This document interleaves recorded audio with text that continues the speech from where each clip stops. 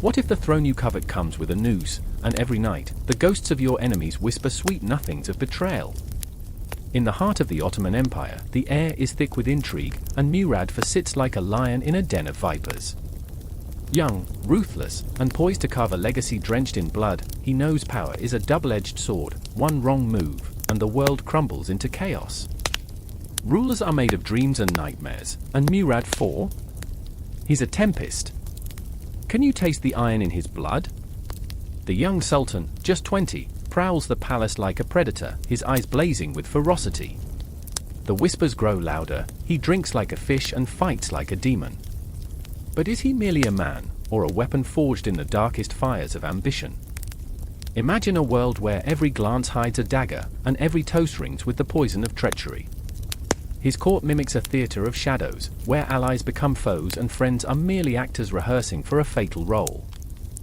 The Sultan's insatiable thirst for control fuels the flames of his own destructive nature. With a penchant for violence and a taste for justice that often borders on tyranny, he crushes dissent with an iron fist. Every sip of wine holds the promise of revelry and the threat of ruin. Dare you raise your cup in his presence? Vivid tales of his exploits ricochet through the market streets. Murad IV, the man who marched to war against Persia, the sultan who dared to reclaim his empire's honor, but at what cost? Soldiers whisper of him like a myth, some claim he's half-god, half-monster. The echoes of battle drums merge with the laughter of courtiers, but beneath the surface, a storm brews. Will his thirst for power lead him to glory, or will it plunge his empire into an abyss of madness? In a land where the past collides violently with the present, the opulence of the palace hides the stench of betrayal. The Sultan's advisors play their parts, each one a puppet master pulling strings, each one a potential assassin lurking behind silk curtains. Murad IV's sword, his most trusted companion, glimmers with the whispers of those it has silenced. Blood ties twist tighter than the labyrinthine streets of Istanbul. Family isn't just blood, it's a ticking time bomb waiting to explode. A reign steeped in chaos, a legacy crafted in shadows. How long can the darkness hide? The air crackles with tension, hope and despair dance an eternal waltz. Can you feel it? The weight of history thrumming beneath your feet as you walk through the corridors of power, where every door could open to treachery or salvation. Beneath the shimmering surface of the empire lies a question that gnaws at the very fabric of existence. Can a ruler with a heart so black ever find redemption, or is Murad IV destined to become a ghost in his own tale? The answers lurk just beyond the horizon, waiting for the brave, or the foolish, to seek them out. The stage is set, the players are in motion. Step carefully, the shadows are hungry. The night was heavy, cloaked in a suffocating silence that swallowed even the faintest whispers of life. A distant clock ticked, each sharp, echoing sound slicing through the darkness like a knife, marking the moments of despair that clung to the air. I remember my mother's breath, shallow and jagged, as she lay there, trapped between the agony of the present and the haunting memories of a past that had long turned to ash. The room was a mausoleum, a sanctuary of sorrow where shadows danced with memories, where ghosts of what once was clung desperately to the corners, refusing to fade. I remember the flicker of the candle, casting trembling light upon her face, the way her skin seemed to gleam with the sheen of sweat and sorrow, a fragile surface just waiting to crack. Her voice, when it came, was a mere whisper, a fragile thread woven with fear and hope. "You must be strong, my love," she said, her eyes blazing with a ferocity that belied her frail body, a warrior trapped in the throes of battle against an unseen enemy. I felt the weight of her words, the unyielding pressure of expectations, the unraveling of dreams that had once glittered with promise. And then there was my father, a silhouette against the backdrop of a crumbling world. He stood by the window, a silent observer caught in the web of his own regrets. I remember the way he clenched his fists, the knuckles pale and straining, as if he was holding the very fabric of life together, afraid that if he let go, everything would unravel. His face was a mask of stoicism, but in his eyes, I saw a tempest, a swirling chaos of shattered hopes and dreams that had slipped through his fingers like sand. "Don't let the darkness swallow you," he murmured one night, barely above a whisper, as if the walls themselves might betray his words. "You're the light, even when the stars hide." Those moments, those fragments, I carry with me like a chain around my heart, heavy yet oddly comforting. The air was thick with unspoken words, the kind that hung just out of reach, taunting my longing for the truth. I remember the night spent huddled in the corner of my room, clutching my teddy bear like a lifeline, the whispers of my parents' arguments seeping through the walls. They were like knives, each word a calculated strike, and I was the unwilling audience to their unraveling, an innocent caught in the crossfire of love turned sour. I remember the smell of smoke, acrid and suffocating, filling our small home, curling around my throat and squeezing. It was the night my father lost his job, his sense of purpose reduced to ashes, floating in the air like the remnants of their dreams. My mother tried to mask the despair with laughter, but it was a hollow sound, a brittle shell that shattered under the weight of reality. "It's just a bump in the road," she said, her smile barely adhering to the edges of her lips, but I could see the cracks beneath it. I watched her eyes, and in them, I saw the reflection of 1,000 worries, the relentless tick of a clock that wouldn't stop, that wouldn't allow us to breathe.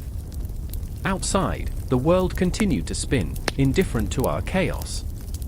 I remember the neighborhood kids, their laughter cascading through the air like a cruel taunt. They played in the streets, their joy a sharp contrast to the heaviness that clung to my heart. I was a ghost among the living, watching from the shadows, yearning to join their revelry but shackled by the weight of my family's turmoil. I remember one boy, his laughter bright, his spirit unbroken, inviting me to join them. But I was anchored by my fear, the unyielding dread that if I stepped into the light, I might be consumed by the shadows that loomed over us.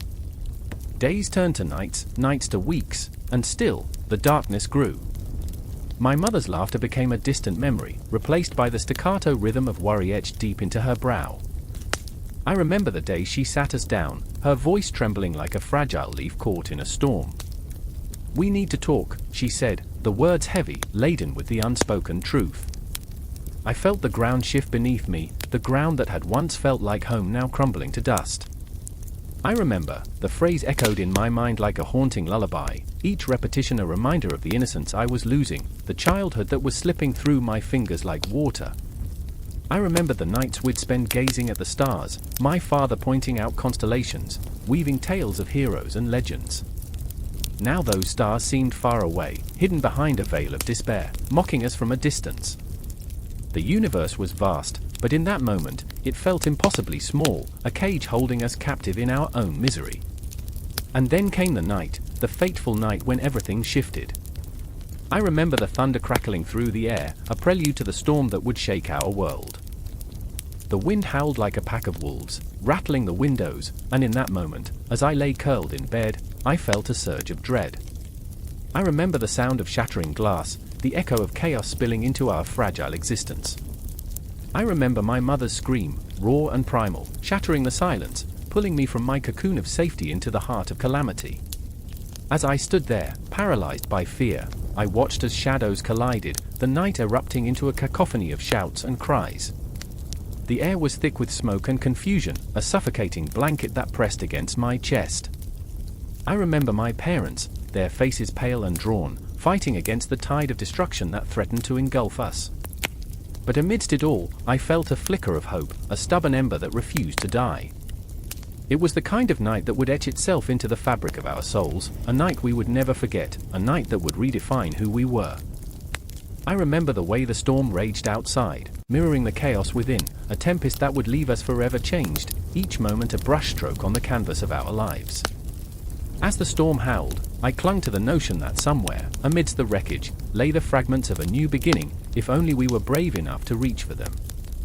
The air was thick, heavy with the stench of burnt offerings and unspoken dread. A crowd gathered, faces taut with anticipation, each heart beating like a war drum, echoing off the stone walls of the castle. I stood at the edge, my pulse a wild rhythm, and I remember thinking, this is how history begins, on the precipice of chaos. The king lay dead, a lifeless form slumped on the cold stones, the crown, his crown, gleaming malevolently in the flickering torchlight, a signal of both power and peril. In that moment, I felt the weight of breaths held, the collective intake of fear and disbelief. Then she appeared, Lady Isolde, her presence a tempest that shifted the very atmosphere. Her dark hair whipped like a banner in the storm, and her eye sparkled with a fierce intensity that drew attention and ire alike. She had always danced on the edges of rebellion, and now that dance teetered on the brink of war. And what did I know of her heart? Only that it had been forged in the fires of betrayal, and in this moment, she looked ready to burn the world down to claim what was hers. The whispers began like a soft wind, murmurs that wrapped around the crowd, curling into their ears and settling in their throats. Who will take the throne? But no one dared to speak it aloud. The specter of the dead king loomed too closely. I could feel the tension, every soul pulling back, every word like a loaded arrow, ready to pierce through the silence. Then, there was him, Prince Alaric, standing apart, a shadow among shadows. His face was a mask, but I could see the tremor in his hands. He had never wanted this. He was the reluctant heir, a boy dressed in the trappings of a king, a crown that felt more like a noose around his neck.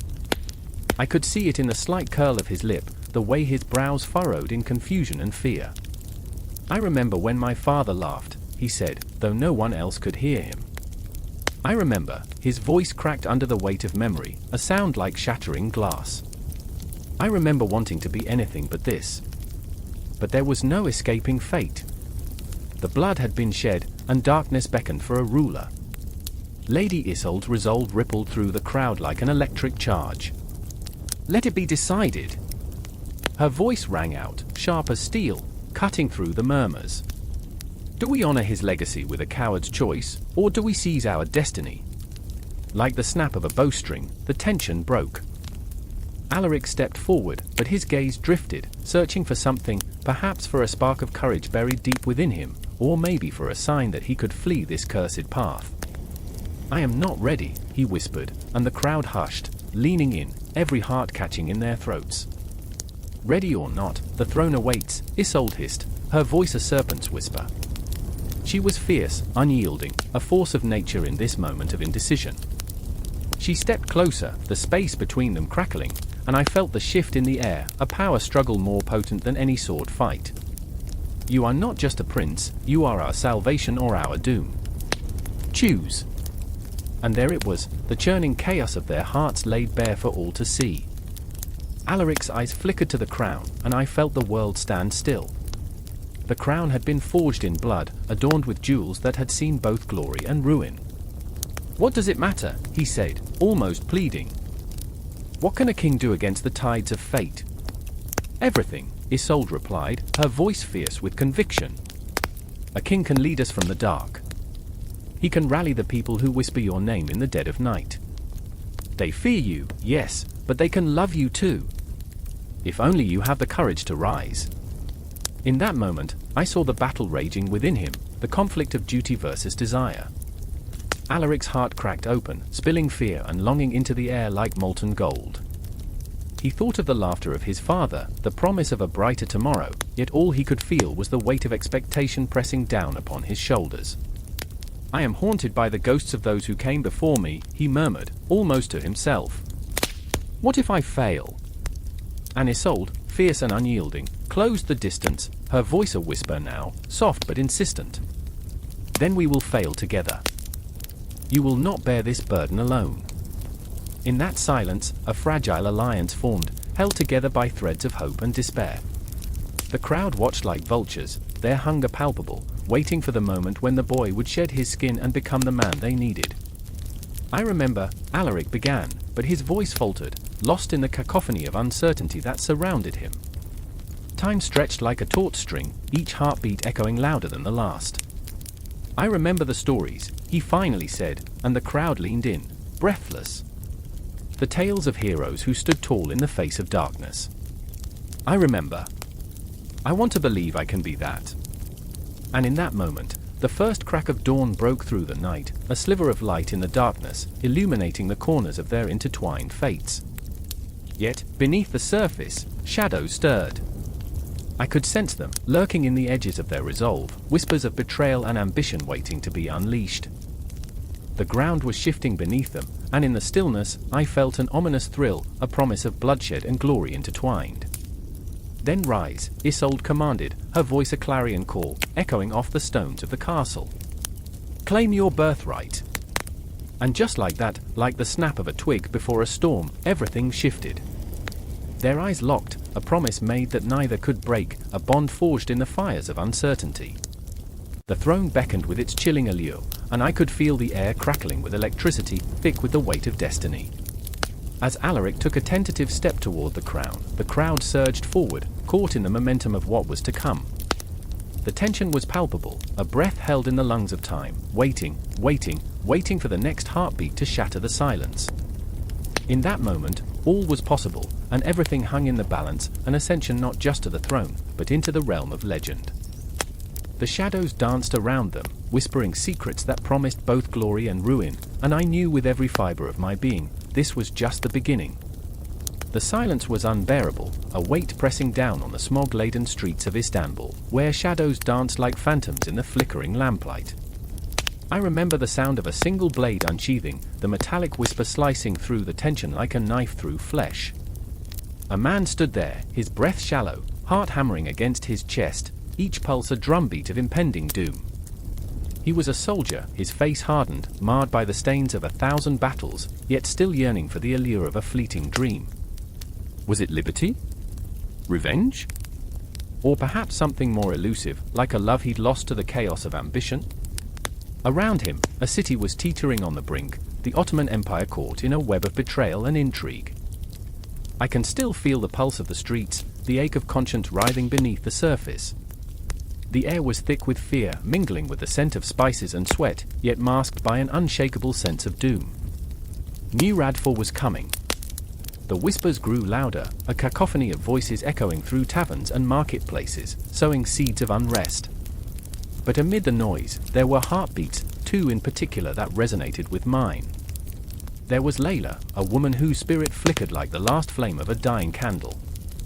She navigated the intricate dance of power, her intelligence a double-edged sword. She had lost her family to the relentless grip of the state, their shadows haunting her dreams, and now she played the game from the shadows, using her beauty not just to entice but to survive. I remember her laugh, a bitter note that lingered in the air, a reminder of a world where laughter was still possible, but only if you could afford the price of hope. And then there was Selim, a young scholar whose heart was bound by chains of loyalty and love, caught between the ideals of reform and the suffocating weight of tradition. He believed fervently in a brighter future, yet in the dim light of day, he was haunted by the specter of the past, a legacy of tyranny that felt inescapable. I remember watching him in the library, surrounded by dusty tomes, his fingers tracing the faded ink as if seeking solace in the words of long-dead thinkers. Each page turned felt like a prayer, desperate and shaky, and every idea a rebellion against the oppressive silence that threatened to consume him. The sun dipped lower, casting long shadows that twisted like the fates of those who dared to dream. Rumors spread like wildfire, mounting tensions between factions, the disillusioned whispers of the Janissaries, the elite soldiers turned restless.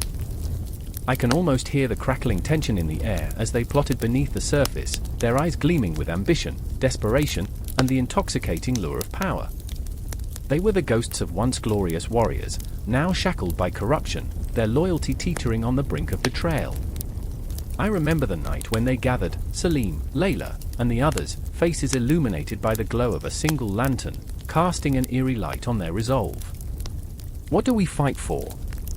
Layla asked, her voice a delicate thread weaving through the murmur of uncertainty. "For a throne built on blood? Or for a vision that lives beyond our own graves?"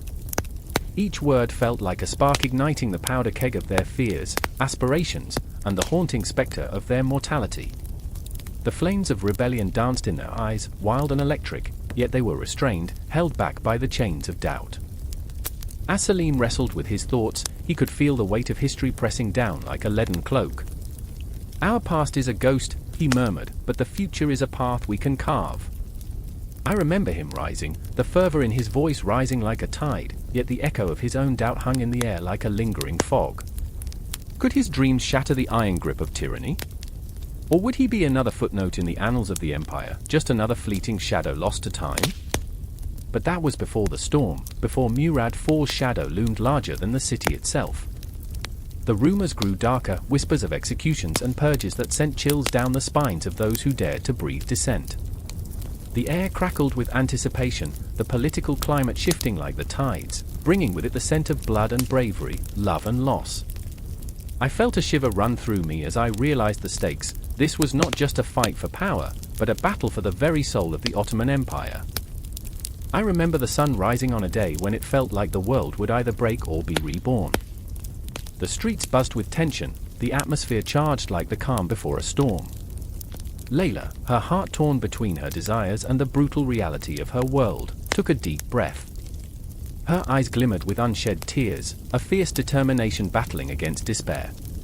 "I will not be silenced," she declared, her voice steady, unwavering. "Not by fear, not by the ghosts of my past." In that moment, I felt the weight of their struggle seep into my bones. It was a haunting symphony of hope and despair, each note striking a chord deep within. The air was heavy with impending conflict, a cataclysm brewing just beneath the surface, waiting to erupt. I could see it, the clock ticking, each second a reminder of the choices they were about to make, the lives they were about to touch, for better or for worse. The faces of forgotten dreams and broken promises lingered in the shadows, and I knew this was merely the beginning.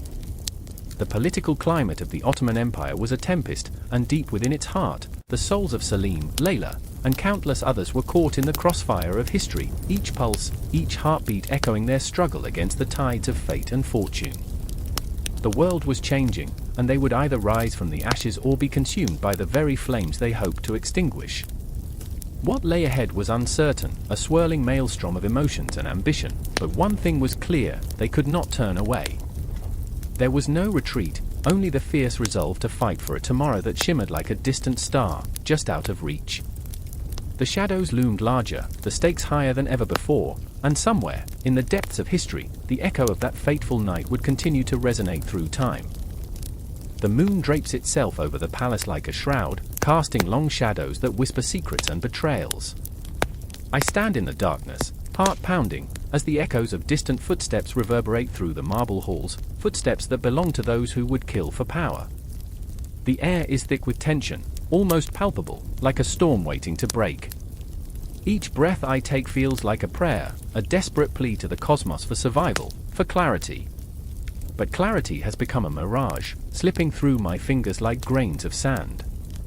Ottoman Sultan, my mother, the very embodiment of resilience, stands before me, her eyes like twin stars, burning, fierce, unyielding. Yet, even in her strength, I see the cracks. I see the worry that gnaws at her, the shadows that flicker across her face, darkening her regal beauty. "You must understand," she whispers, her voice a low tremor that vibrates in the air between us.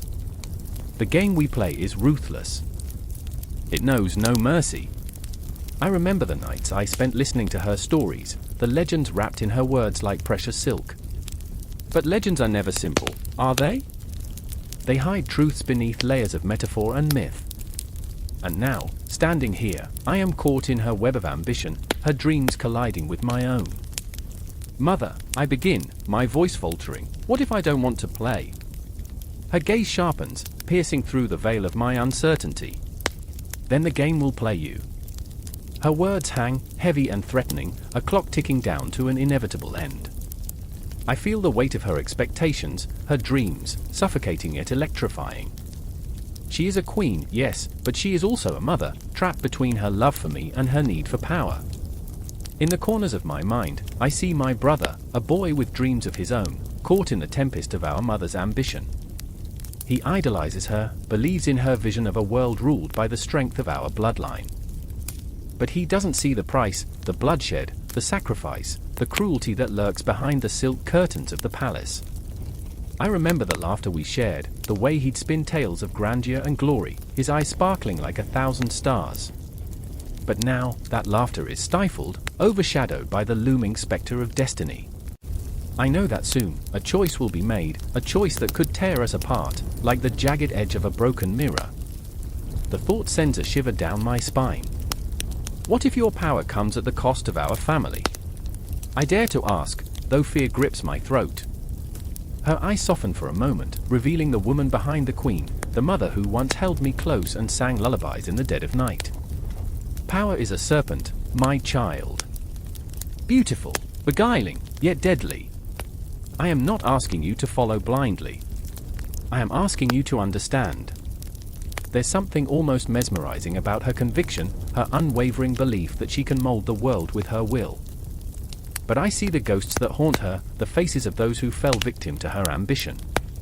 I see the sacrifices etched into her very soul. What will you sacrifice for the throne, mother? The question hangs between us, a blade ready to slice through the thin fabric of loyalty and love. A moment passes, and then she takes a step closer, almost as if she can feel the turbulent current of our shared fate. You think I have not sacrificed enough? Her voice is low, almost dangerous. I have lost husbands, children, friends, all to this throne. A flicker of vulnerability crosses her face, raw and unfiltered like a wound exposed to the air. But power is my only child now. And there it is, the bone-deep truth that lays bare the very essence of Ottoman Sultan. She is a woman forged in fire, a survivor who has danced with death to claim her place in the sun. Yet, in her relentless pursuit of power, I see her slowly becoming an echo of what she once was, her laughter replaced by the cold laughter of the ghosts that trail behind her. Darkness coalesces around us, the palace shifting like a living entity, every wall and shadow laden with history, burdened with the weight of ambition. The air crackles with intensity, the echoes of our whispered truth swirling like a tempest. I ache for her, yet I feel the chains she has wrapped around my own heart.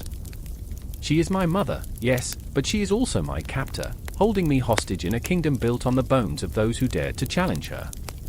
I remember the stories you told me, I confess, the words spilling from my lips like blood. The heroes, the villains, the choices that define us. But now, I wonder, are we the heroes of our own tale, or are we just pawns in your grand design? Her expression shifts, an imperceptible crack in her armor, a dawning realization that the game is no longer just hers. I see it in the way her breath quickens, the way her eyes flicker with something akin to fear. The cosmos itself seems to hold its breath, waiting for the moment when we must face the truth of our lineage, the weight of our choices. In that charged silence, a shared understanding ignites between us. She is torn between the love for her children and the insatiable hunger for power. And I am caught in the storm, the calm before the chaos, feeling the ground shift beneath my feet. The moment hangs, suspended in time, like a pendulum waiting to swing. I hear the distant echo of hurried footsteps, the whispers of conspirators plotting in the shadows. I know that soon, the threads of fate will weave our destinies together in a tapestry stained with betrayal and ambition. The fear clings to my skin, a cold sweat that prickles at the back of my neck. What happens when the game ends, mother? I ask, my heart racing. What do we become when the dust settles?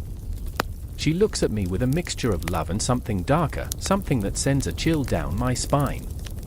That is the question we must answer together. And just like that, the world outside the palace walls slips into chaos, the storm breaking, carrying with it the echoes of our choices, the shadows of our past, and the weight of our future, as if the universe has conspired to remind us that we are all players in this grand, twisted play of ambition. I remember the first time I heard the whispers of the wind through the ancient stones of the castle. It was dusk, and the shadows stretched across the courtyard like long fingers, grasping for something just out of reach. The air was thick with the scent of burning torches, mingled with the sweet decay of the earth below. A chill ran down my spine, an omen, perhaps, of what was to come. The young sultan, barely 17 but already cloaked in the weight of the world, stood at the edge of the balcony, overlooking a kingdom that had once danced to the rhythm of his laughter. Now, silence filled the void where joy used to reign.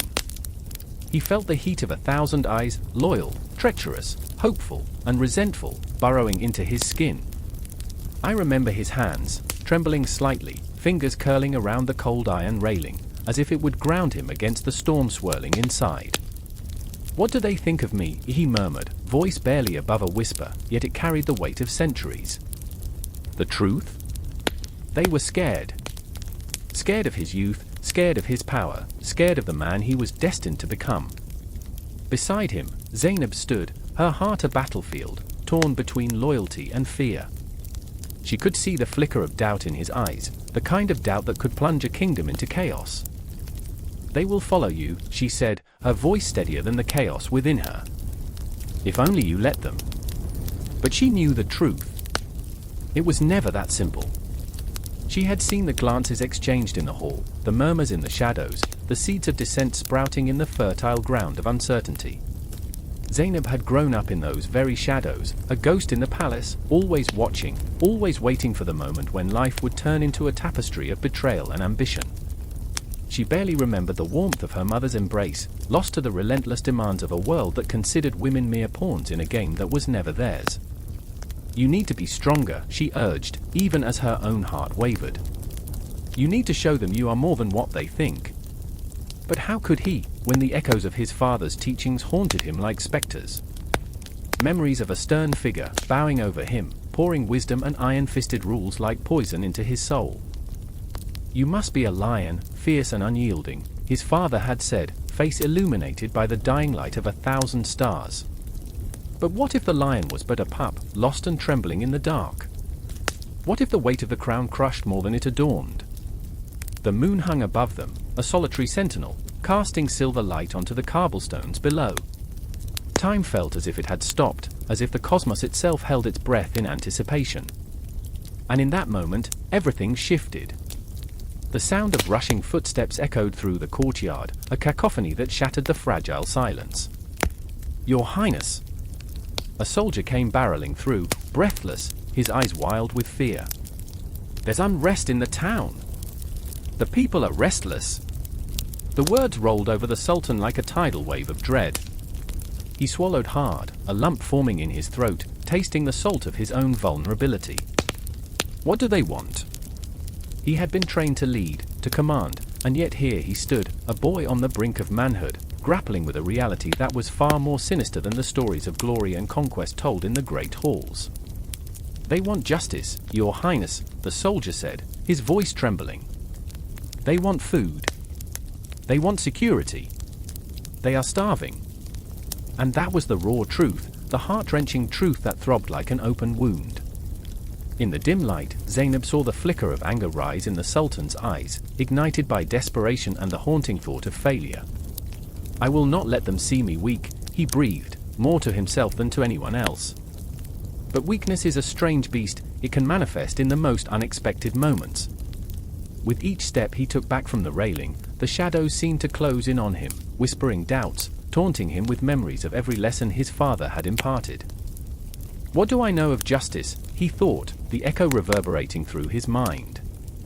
Zainab reached out, her hand brushing against his arm, a fleeting moment of connection that shimmered like a ghost in the night. "You know something of compassion. You know what it means to care." Her voice was thick with urgency, as if she were trying to tether him to the ground before he drifted away, lost in the storm of his thoughts. But even as she spoke, a shadow loomed over them both, an elder on the council, with eyes like storm clouds, filled with disapproval and disdain. "You are not ready," he spat, his presence darkening the very air around them. "You still believe in the stories of kindness and fairness. The people do not care for your dreams, boy. They care for strength." A surge of defiance rose within the Sultan, clashing with the weight of the other's cynicism. "And what of the strength that breaks the spirit?" he challenged, voice cracking with emotion. "What of the strength that crushes hope?"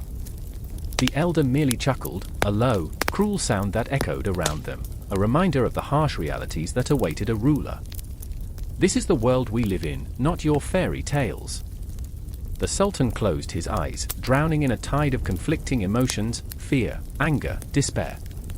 What would it take to forge a path that was both just and strong? What would it take to silence the dissenting voices in his heart? And in that pained silence, an ember ignited within him. He would not be a puppet dancing to the strings of his father's past. He would not allow the shadows to dictate the course of his life. The conflict within him swelled, a raging tempest yearning for release. As the whispers in the courtyard grew louder, the realization dawned, this was not just about him. This was about a kingdom on the brink of collapse, a community aching for change. "I remember the stories," he thought, the embers of resolve igniting into flames. "I remember the way compassion can bind us together. I will not be the prince who shies away from this fight." Standing tall, the young Sultan turned to Zainab, eyes ablaze with determination. "It's time for a new story." And as the moon bore witness to the unfolding drama, the world outside the castle walls began to stir, the echoes of hope mingling with the cries for justice. A confrontation was brewing, one that would shake the very foundations of everything they knew. In that moment, the infinite stretch of time hung in the balance, and as the stars blinked above, they were caught at the precipice of a new dawn, one that would not shy away from the darkness, but rather confront it head-on. The tapestry of their fates was woven with threads of heartache and longing, a canvas ready to be painted anew. With each heartbeat, the world trembled, and the Sultan stepped forward, ready to embrace whatever awaited him. A single candle flickered in a vast chamber, casting trembling shadows that danced like the restless souls of the damned.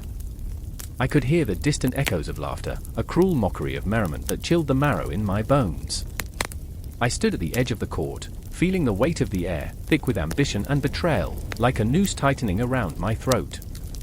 The tension was palpable, almost a living entity, weaving through the intricate tapestries that adorned the walls, whispering secrets to anyone foolish enough to listen.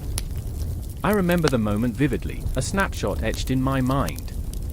Ilara, her dark hair cascading like a waterfall of ink, stood at the center of that grand room, her eyes glinting with a fierce determination that could cut glass. I could sense her fear, throbbing beneath the surface, a fear that clawed at her heart, yet she wore her mask of confidence like a crown. The whispers of the court were wolves, circling, waiting for a slip, a moment of weakness. The weight of their gazes felt like chains binding her. I wanted to reach out, to tell her she was not alone, but words evaded me, they shattered against the stone walls. Across the room, Lord Cedric lingered in the shadows, his fingers tapping a restless rhythm against the hilt of his sword. Oh, Cedric, he wore his ambition like a second skin, a vicious glint in his eye that promised both glory and ruin. Deep inside, he was a tempest of conflict, rage battling against the remnants of loyalty. I could see him calculating, strategizing, piecing together alliances with the precision of a master chess player.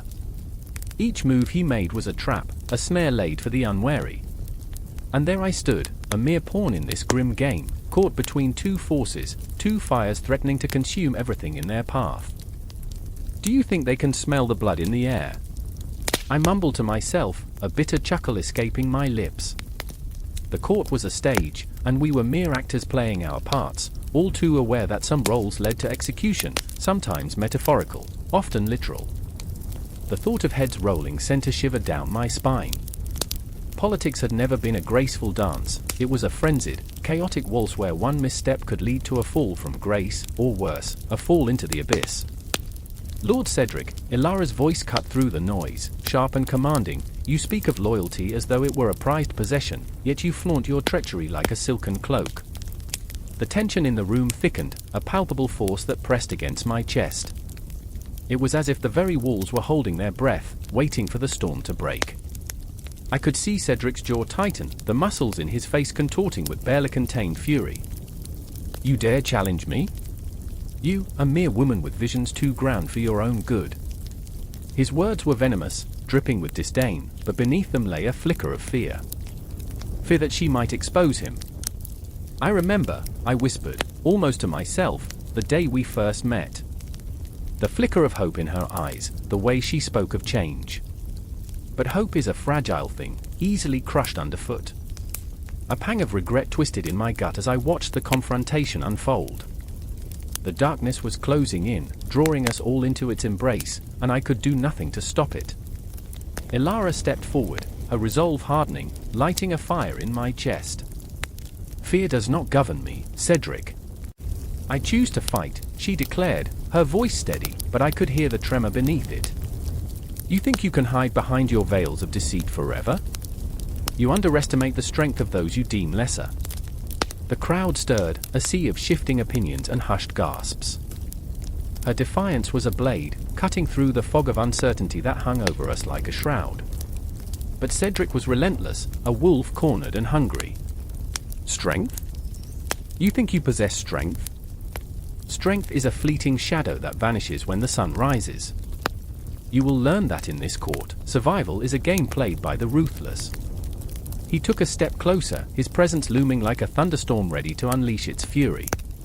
I felt my heart race, anticipation mingling with dread, filling the air with a raw energy. I remember the night my father was executed, I thought, the memory crashing over me like a wave. I remember the whispers of betrayal, the echo of iron against flesh. I remember the blood that stained the cobblestones, the way it seeped into the earth, binding us all in this relentless cycle of power and pain. The ghosts of my past clung to me, their icy fingers gripping my heart. The air crackled as Elara and Cedric stood inches apart, the room holding its breath. I could practically taste the fear, sweet yet bitter, coating my tongue. "This is not just a game of power, Cedric," she countered, her voice low but steady. "This is about soul. About the lives we destroy with our ambition. You think you can keep your hands clean, but the stains will never wash away." At that moment, the chamber door burst open, a gust of wind carrying the scent of rain and inevitability. In stormed the Queen's messenger, his face pale, urgency etched into every line of his body. "The king demands your presence. Now!" The words hung in the air, heavy with the weight of fate, slicing through the tension like a knife. And there it was, the clock ticking in the background, a relentless reminder that time was not our ally. Each moment was a step closer to a reckoning, a confrontation that would either solidify Elara's power or plunge her deeper into the abyss. My heart thundered in my chest as I realized the truth that lay beneath the surface. This was not just about factionalism or court intrigues, it was about survival in a world where trust was as elusive as a wisp of smoke. I watched as Elara and Cedric exchanged a final glance, a silent promise of war that would echo through the halls of history. The candle flickered one last time, then extinguished, plunging us into darkness. As the shadows closed in, I felt the pull of destiny, a tether binding us all to a fateful path that could splinter at any moment. In that silence, I knew we were all ghosts in this game, waiting for the light to return, for the truth to emerge, and for the blood to flow again. And the dance would continue, merciless and eternal. The air crackled with tension, thick enough to choke on, as the sun dipped below the horizon, plunging the city into shadow. The distant clamor of drums echoed like a heartbeat in the silence, punctuating the stillness that clung to the cobblestones. Murad IV stood at the balcony of his palace, hands gripping the railing, knuckles pale, the weight of his crown pressing into his skull like a vice. Outside, the streets shimmered with flickering lanterns, the only light in a darkening world that felt on the brink of collapse. I remember the moment, vivid yet haunting, when the first whispers of discontent reached my ears. They crept like shadows through the marketplace, a slow poison seeping into the hearts of men and women who once looked upon the Sultan with reverence. A soldier, young and wide-eyed, approached me, his voice trembling as he spoke of rebellion. "They want to rise, my Sultan," he said, eyes darting as if a ghost were nipping at his heels.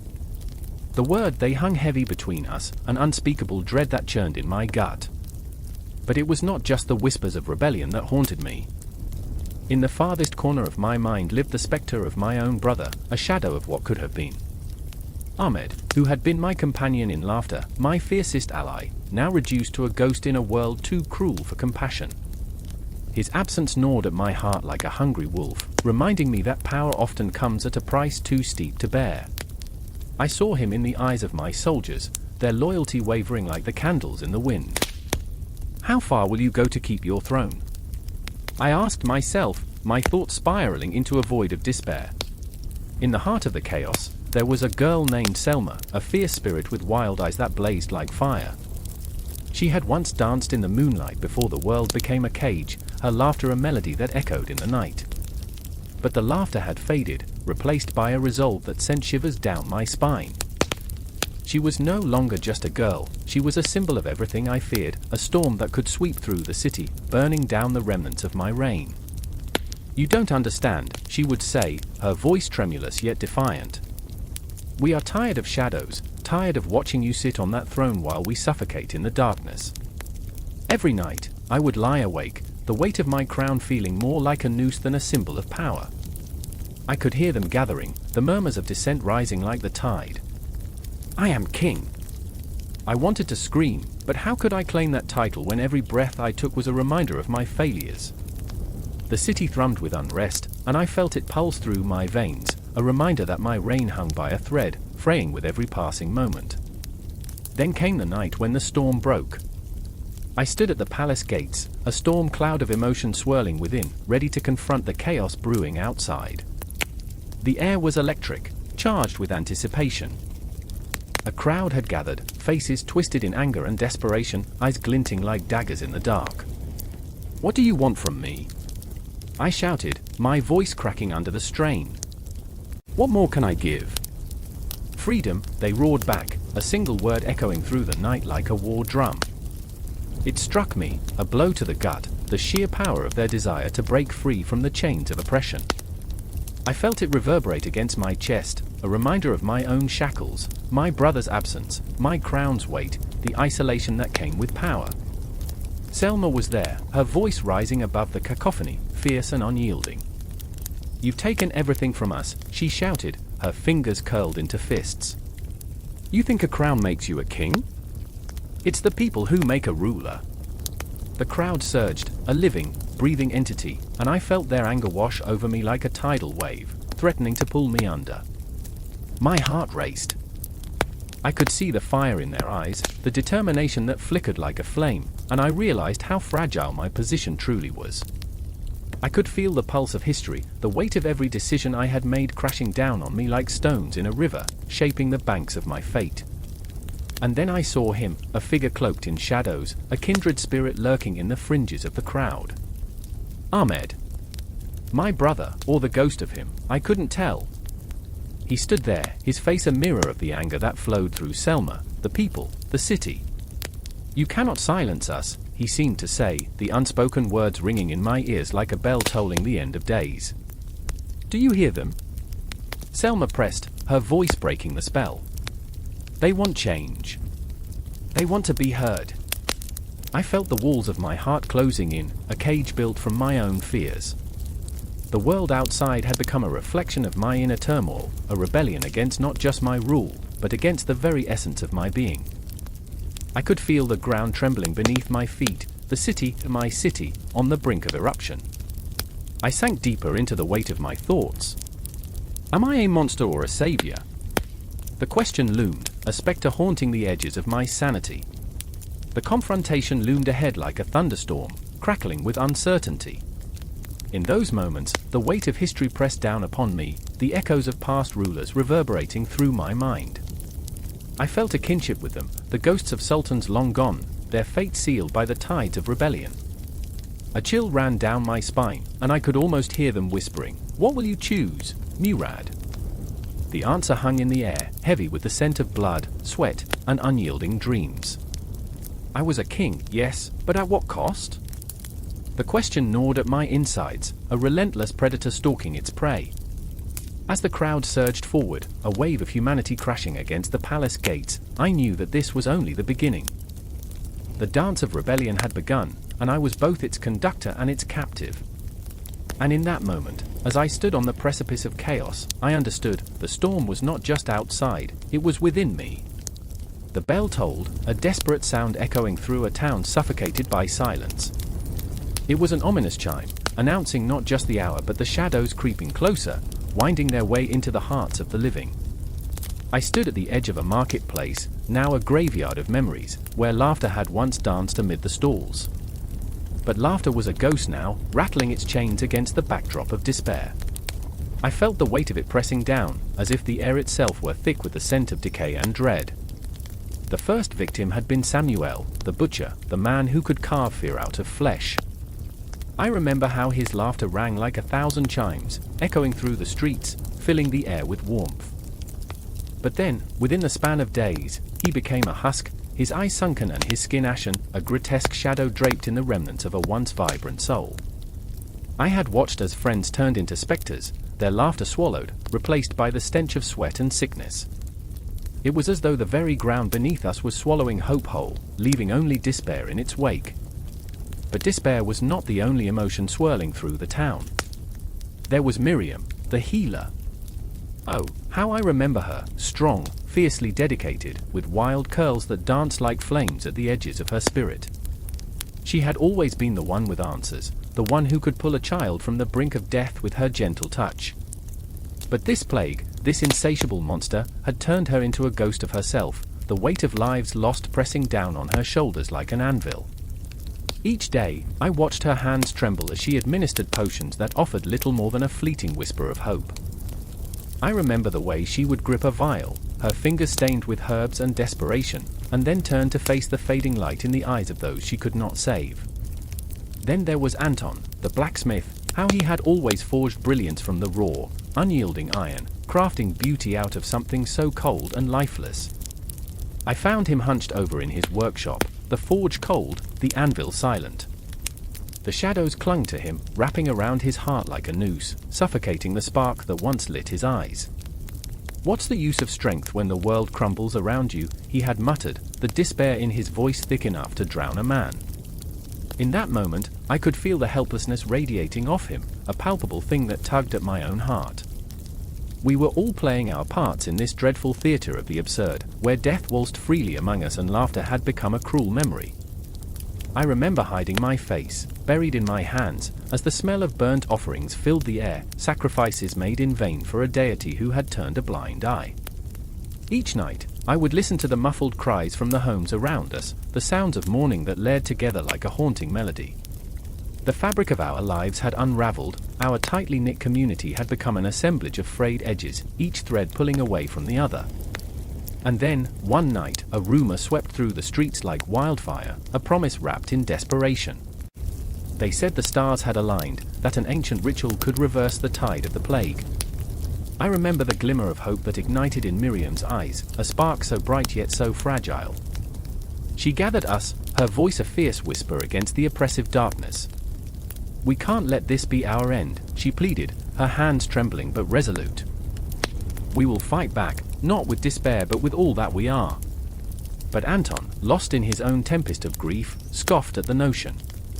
"What are we if not dust awaiting the wind?" he spat, his voice a jagged shard of bitterness. The room hung heavy with his words, I could almost see despair draping itself over each of us like a shroud. I felt the weight of his anger, the pain of his loss cutting deep into the fragile fabric of our unity. The night came alive with the whispers of the damned and the echoes of the living.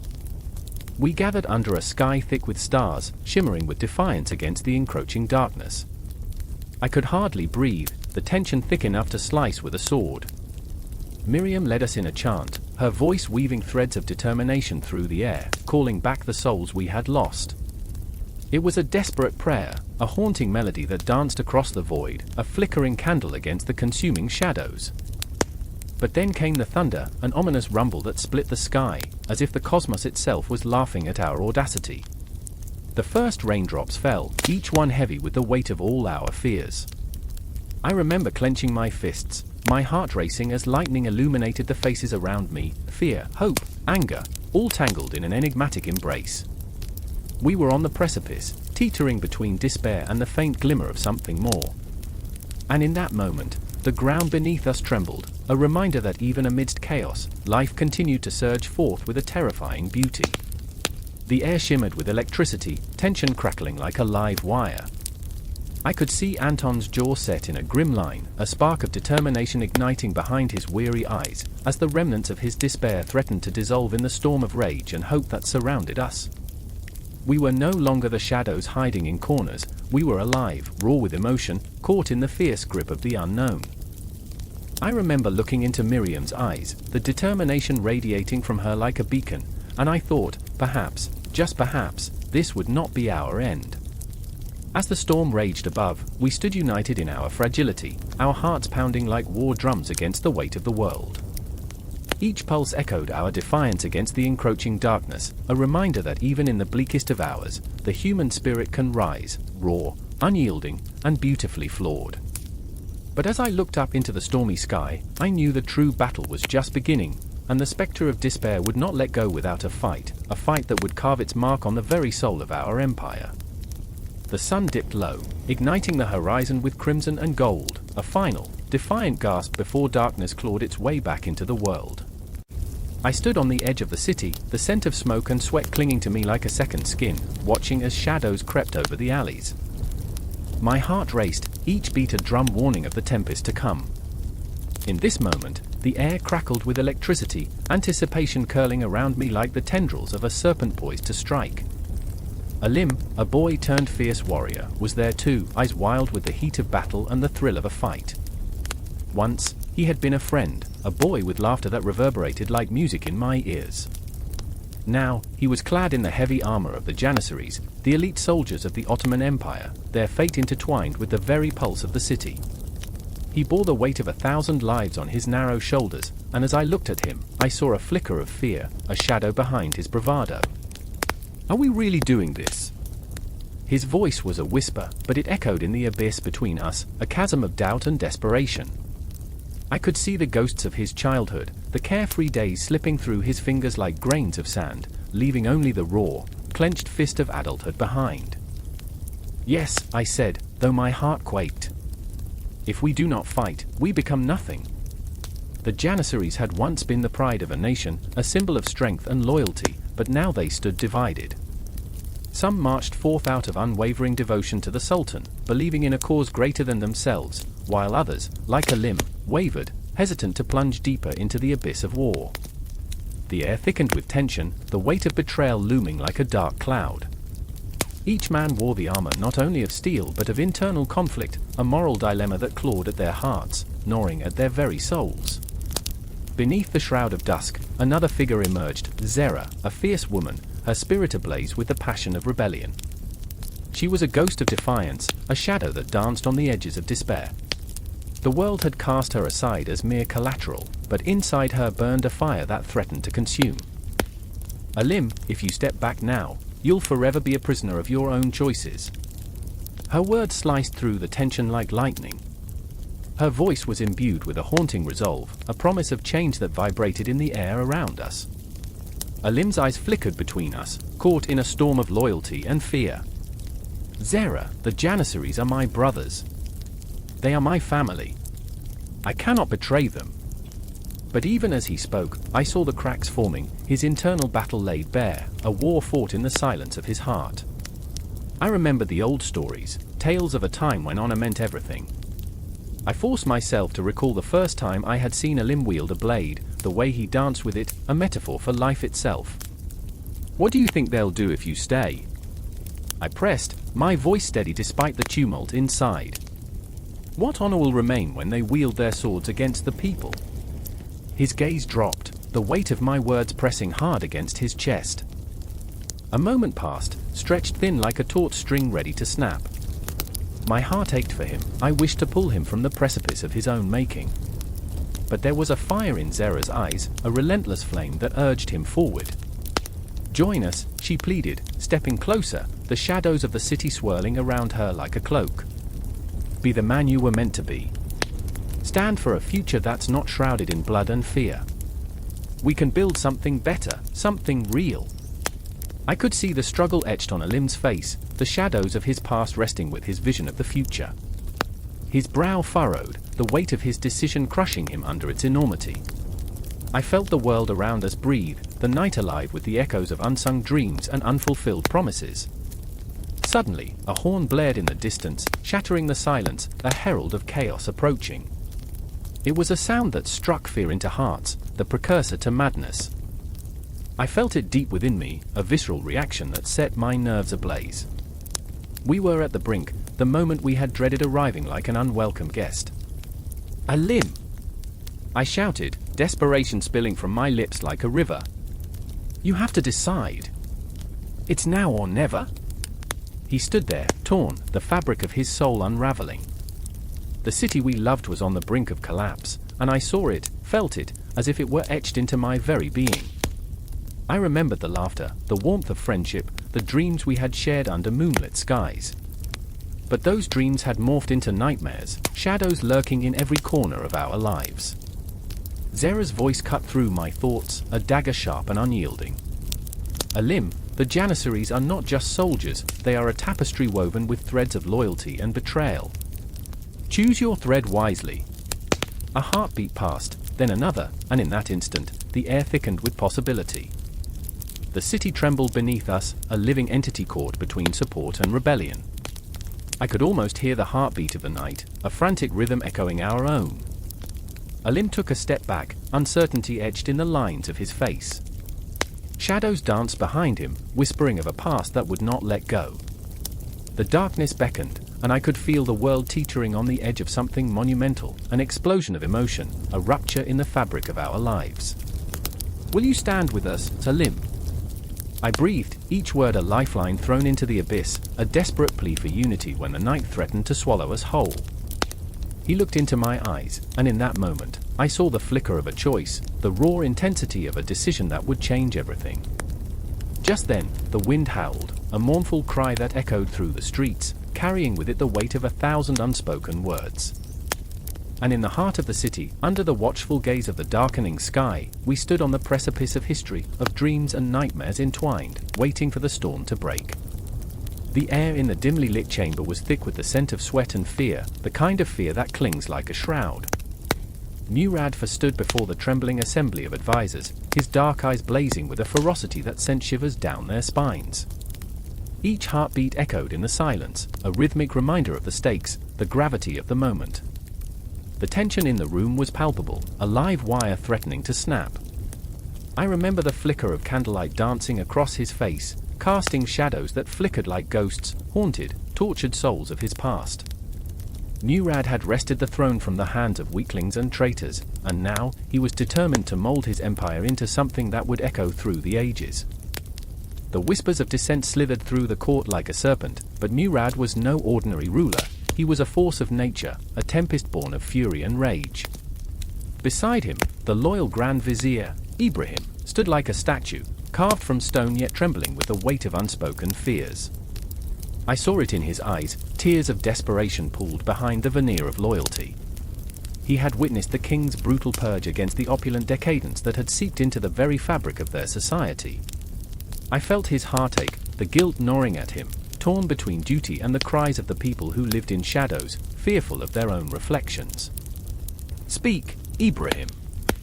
Murad's voice boomed, shattering the fragile stillness like glass.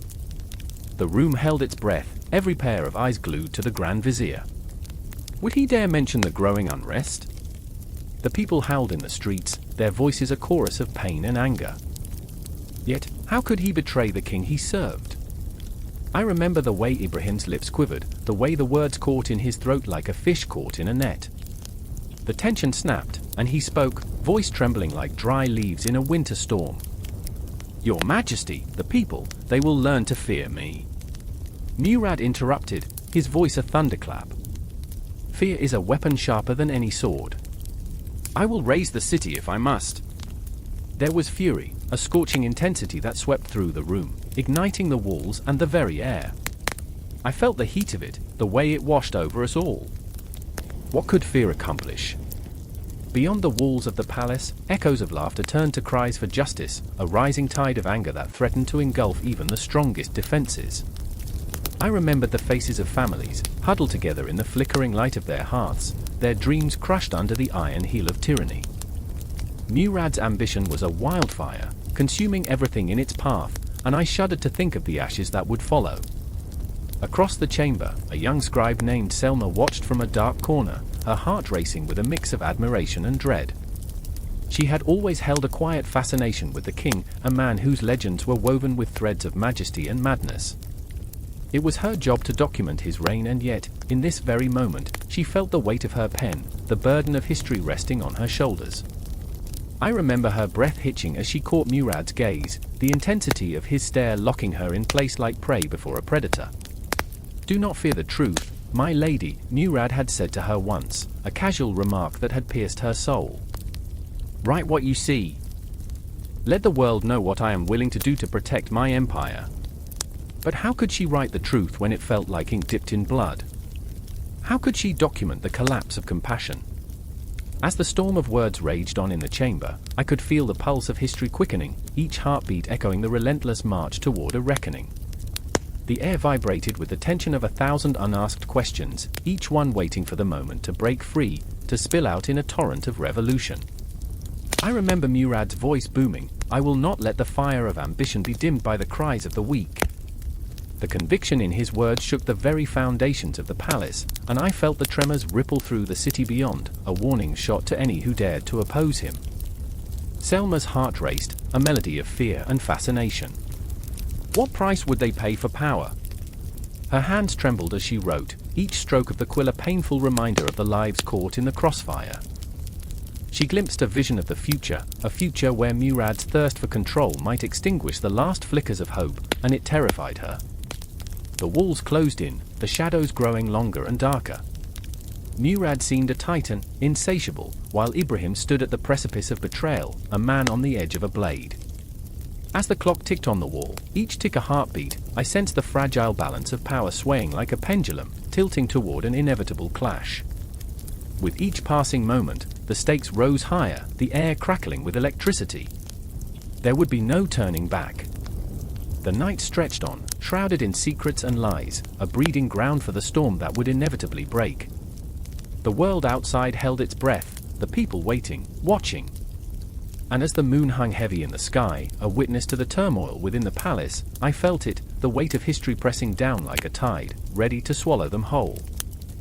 Every soul in that chamber believed in the specter of their choices. They stood at the crossroads, and as I watched, I knew their lives would weave together in a tapestry of conflict, ambition, and the haunting echoes of their desires. The darkness loomed, and in this moment, it was impossible to look away. The night was heavy with the weight of unspoken fears, the kind that pressed against the chest, squeezing the breath out of the lungs. A lone candle flickered in a dimly lit tent, its light casting long shadows that danced like wraiths on the canvas walls. In that stillness, a figure stirred, his face obscured by the deep gloom. Ahmed, a soldier hardened by battles yet tender in heart, gripped the hilt of his sword tighter. He could hear the distant clash of metal, the cries of men, some were cries of victory, others of despair. The smell of sweat and smoke clung to the air, mingling with the tang of blood that seemed to seep into the very earth beneath him. I remember when the sun rose over Tabriz, he whispered to himself, lost in a reverie that made him almost forget the chaos outside. Golden light spilling over the rooftops like a promise. But promises were fickle, and now the sun was swallowed by an encroaching darkness, a darkness that threatened to engulf not just his city, but his very being. Across the tent, a woman knelt, her fingers trembling as she stitched a ragged wound on a comrade's arm. Elham, fierce and unyielding, had always believed in the power of healing, but tonight that belief felt like a fragile thread, fraying under the weight of desperation. She caught Ahmed's eye, and in that moment, the world outside faded, replaced by a shared, silent understanding. They were both fighting against something more than mere soldiers on a battlefield. They were battling the very essence of despair that clawed at their souls. "Do you think we'll survive this?" Ahmed asked, his voice barely a whisper, as if speaking too loudly would summon the grim fate lurking in the shadows. Elham's gaze was steady, piercing through the dark. "Survival is a luxury we cannot afford to question," she replied, but in her eyes flickered a ghost of doubt, a fleeting shadow that mirrored the flicker of the candle. "We fight because we must. Because if we don't, the Safavid Empire will drown us in blood. They will erase us." Ahmed thought of his family, of his mother's warm embrace and the laughter of his younger sister. Would he ever see them again? The weight of his sword felt heavier now, a reminder of the duties he bore. "And if we fail," he asked, the words tasting bitter on his tongue, "what do we leave behind? A legacy of failure? Or a story worth telling?" Eldam countered fiercely, her eyes ablaze. "Do not let fear dictate your heart, Ahmed. We are not mere pawns in this grand game.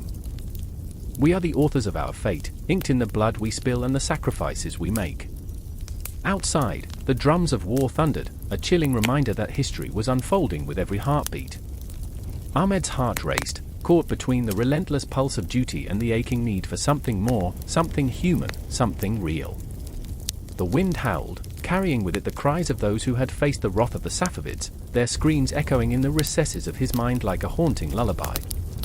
Do you think they understand what they're doing?" he murmured, thinking of the soldiers they faced, their own brothers, once allies turned enemies by the cruel machinations of power. "No," Eldam replied sharply. "They see only conquest, not the souls who stand against them. They are blinded by ambition, just like us, in a way." Ahmed winced, her words cutting deeper than any blade. They were all driven by ambition, desperately seeking meaning in the chaos. But he wanted to be more than a mere soldier, more than a footnote in a bloody chronicle. "I want to be remembered for something good," he confessed, the weight of his longing spilling over, raw and unfiltered. not just as a warrior, but as a protector. She reached across the space between them, her hand brushing against his. Then fight like a protector, Ahmed. Fight like you have a home to return to. The candle sputtered, casting long shadows that danced ominously, and in that flickering light, he saw their reflections, two souls bound by fear and hope, rage and love, poised on the precipice of destiny. The night was thick and suffocating, saturated with the scent of impending doom. Ahmed's grip on his sword tightened, and he felt the pulse of the universe, a heartbeat resonating with those who had come before him, the warriors, the dreamers, the lovers lost to time. I remember, he breathed, his voice barely a whisper, as if uttering a prayer. I remember the stories of my ancestors, the tales of bravery and honor. They fought not for glory, but for the future. Elham nodded, her expression fierce, igniting a spark within him. Then let us make our own story, Ahmed. Let the world remember our names, not as ghosts, but as legends. And in that moment, as the war drums continued their ominous rhythm, the air thick with dread and anticipation, they felt it, a shift, a surge of determination coursing through them. They would not be mere players on the stage of history, they would be the playwrights, crafting a narrative forged in the fires of conflict. The night stretched on, endless and haunting, filled with whispers of courage and the cries of those who fought for a dream that was crumbling yet shimmering, like the dawn on the horizon, just out of reach. But in their hearts, they knew that even the darkest night would give way to light, and in that light, they would find their purpose, their truth. With swords drawn and spirits ignited, they stepped into the darkness, ready to face the storm that awaited them. They were not just fighting against the Safavid Empire, they were fighting for the very essence of life, for every heartbeat that echoed through the ages, for every story that deserved to be told. The battle was not just for survival, it was a battle for identity, for legacy, a fight that reverberated through time and space. And as they stepped out into the chaos, the world held its breath, teetering on the edge of fate, waiting to see what story would unfold. The air crackled with tension, thick as smoke swirling around the crumbling minarets of Baghdad. It was a soundless night yet bursting with the whispers of 1,000 fears. I remember the silence just before the storm, a hush that settled over the city, heavy and ominous, as if the very stones of the walls held their breath. I stood there, heart racing, the distant echo of boots marching like thunder across the cobbled streets, reverberating in my chest. The siege of Baghdad was not just a moment in history, it was a living nightmare, a throbbing wound that would scar the earth forever. Amidst this chaos, I saw her, Zura, a fierce flame of defiance against the encroaching darkness. Her eyes sparkled with determination, yet they flickered with fear, like the last candle in a storm. She clutched a small dagger, its blade glinting in the dim light, a symbol of her unyielding spirit. "We cannot let them take our home," she said, her voice a trembling anchor in the tempest. I could feel the weight of her words hanging in the air, heavy and electric, shaking the very ground beneath us. And yet, there was Amir, her elder brother, a man caught in the ripples of doubt. His heart, once a sanctuary of hope, now felt like a lead weight dragging him into despair. "Zura," he whispered, his hands trembling. "It's too late. We cannot fight an army. We have to lose everything we love to save what we can." The flicker of his spirit dwindled like a dying ember, casting shadows of regret across his face. I could see the ghosts of those already lost dancing in his eyes, their silent screaming echoing through the chaos of war. The night air turned colder, and I thought about the city, the heartbeat of civilization, now reduced to a battlefield. I remember the laughter echoing through the bustling souks, the vibrant colors of spices and silks that used to dazzle the senses, now faded, dulled by fear and bloodshed. Where once children played, now shadows skittered, chased by the wind, leaving echoes of innocence shattered, fragments of joy scattered like glass across the cobblestones. Zura stepped forward, her shoulders squared against the impending storm. "If we hide, we will be lost. We cannot let fear dictate our fate." She was fire and fury, a beacon in the dark, daring the night to consume her. "I'd rather die fighting for what is ours than live as a ghost in our own home." A rallying cry, a desperate plea, it ignited something in Amir, a spark of resolve flickering in his stormy gaze. But I felt the cold weight of time pressing against us, a relentless clock ticking away the seconds of our lives. The stars above, indifferent witnesses to our plight, shimmered in the abyss of night, reminding me how vast and cruel the cosmos could be. I could almost hear their mocking laughter, a reminder of how insignificant we were, mere specks in the grand tapestry of existence. As the moon cast a silver hue over the desolate streets, hints of distant flames began to peep from beyond the horizon, a warning of the firestorm to come. All around us, the shadows grew thicker, morphing into grotesque shapes that whispered tales of doom. Each rustle of leaves sent shivers down our spines, each distant cry a reminder of the fragility of life. I could almost taste the fear, metallic and bitter, mingling with the scent of despair. Do you remember the stories of our ancestors? Zera's voice sliced through the tension, a lifeline in the storm. They fought for their dreams, for the future we now hold. They did not back down. I could see her heart racing, her passion lighting up the darkness, illuminating the haunted faces around us. But Amir's face was still a mask of uncertainty, a vulnerable soul caught between bravery and survival. I remember, I whispered, the words thick in my throat. The tales of heroes battling against the tides of fate, of cities rising and falling like waves in the sea, I felt their weight, their truth echoing in the hollow spaces between us. Those stories were our lifeblood, binding our past to this moment. And yet, I also remembered that every hero had a cost, every victory marked by the scars of betrayal and loss.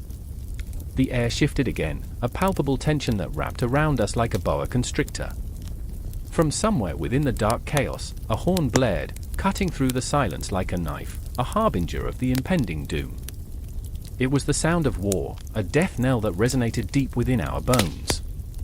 I could feel the tremors of the ground as the enemy approached, the rhythm of their march swallowed by the cacophony of impending violence. Zera's gaze locked onto Amir's, an unspoken pledge passing between them. "We either stand together or fall alone," she declared, her voice unwavering. I could feel the warmth of their bond, a fragile, flickering flame against the tempest, yet somehow, it felt stronger than the walls of our beloved city. I wanted to believe them. I wanted to believe that love could conquer the darkness. But doubt gnawed at my heart, whispering its insidious lies.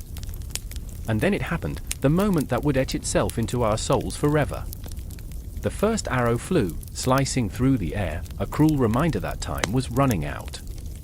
I remember the way it hung there, suspended, before piercing through the flesh of a man, his scream swallowed by the night. It was a haunting melody, one that would echo in my mind long after the blood had dried. Chaos erupted, a symphony of terror. Zera charged forward, a whirlwind of fury, while Amir hesitated, torn between the instinct to protect her and the urge to flee. I stood frozen, paralyzed by the agony of indecision, helpless to intervene. Time splintered into fragments as I witnessed their struggle, their love battling against the cruel architecture of fate. I remember the clock ticking mercilessly, each tick a countdown to the inevitable. The battle raged, shadows coiling and twisting, engulfing us in an inferno of despair. I could hear the cries of the fallen mingling with the laughter of the ghosts who once roamed these streets. My heart raced, a wild beast clawing at the walls of my chest, desperate for escape.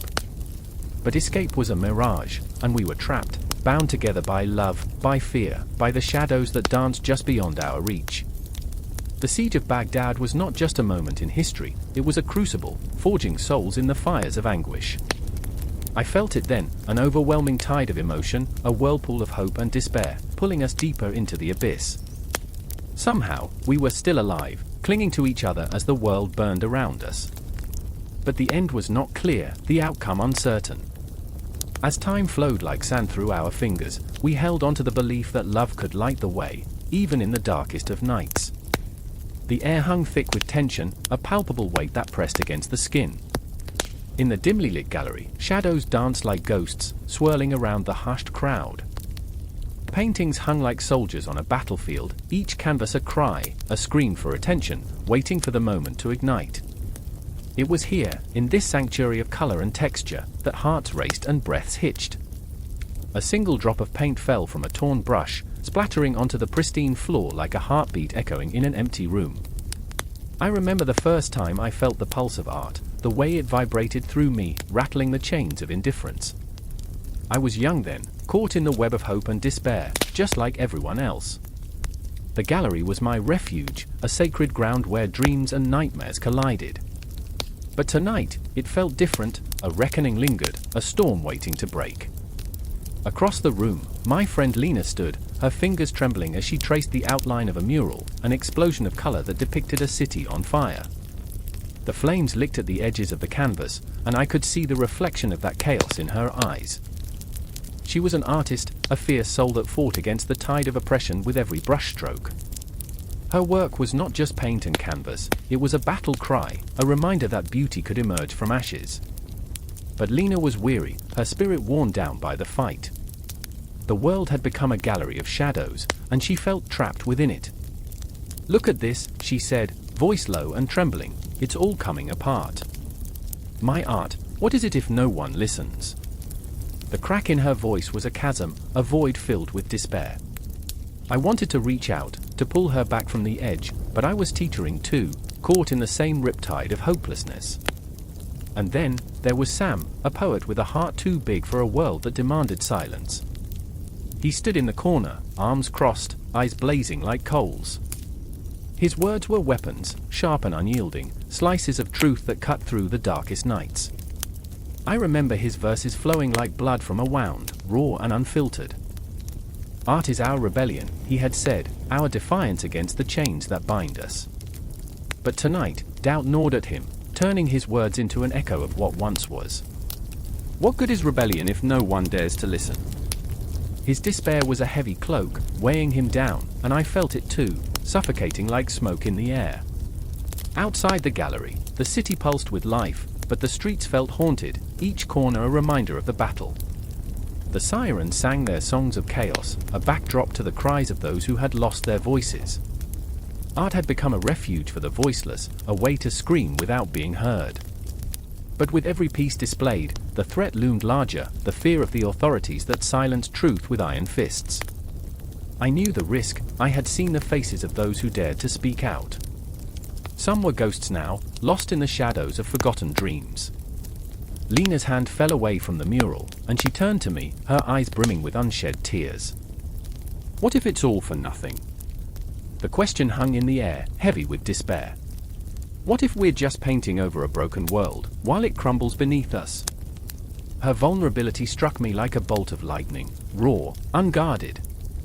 I wanted to tell her that art was a weapon, a force that could shift the tides, but the words died in my throat. The gallery door swung open, and a rush of cold air swept through, carrying with it a handful of fear and uncertainty. A figure emerged from the shadows, a silhouette enveloped in darkness. It was a curator, a keeper of secrets, but tonight he was a harbinger of dread. His voice pierced the silence, a whip crack of authority that sent shivers down my spine. "You must leave. This is not a safe place." Panic rippled through the crowd, hearts pounding in unison. I felt it in my bones, the weight of 1,000 unspoken truths crashing down. Would we run? Would we hide? But Sam stepped forward, his voice rising above the din of fear. "Art is alive. It breathes, it fights. You can't silence us." His words were a spark igniting a flame, and for a moment, hope glimmered like a distant star. Lena grabbed my hand, her grip fierce, desperate. "We can't let them take this from us, our voices, our stories. They're trying to erase us." And in that moment, I felt the swell of emotion, a tidal wave threatening to consume us all. I remembered the faces of those who had fought before us, artists, rebels, dreamers, who had poured their souls into every stroke, every line. In the chaos, I glanced at the mural again. The flames danced, wild and untamed, as if beckoning us to join the fight, to embrace the art that thrived in resistance. Time stretched and twisted around us, each heartbeat a drum echoing the call to arms. This was more than a gallery, it was a battleground where art and culture collided with politics, each fighting for dominance. Together, I whispered, the word fragile yet powerful. "We fight together." Lena and Sam nodded, their eyes reflecting the flicker of determination igniting within. The air crackled with possibility, and as the shadows loomed closer, we stood, united in our shared belief that art could transcend the darkness. A scream erupted from the crowd. Was it fear, or was it a song of defiance? the line blurred.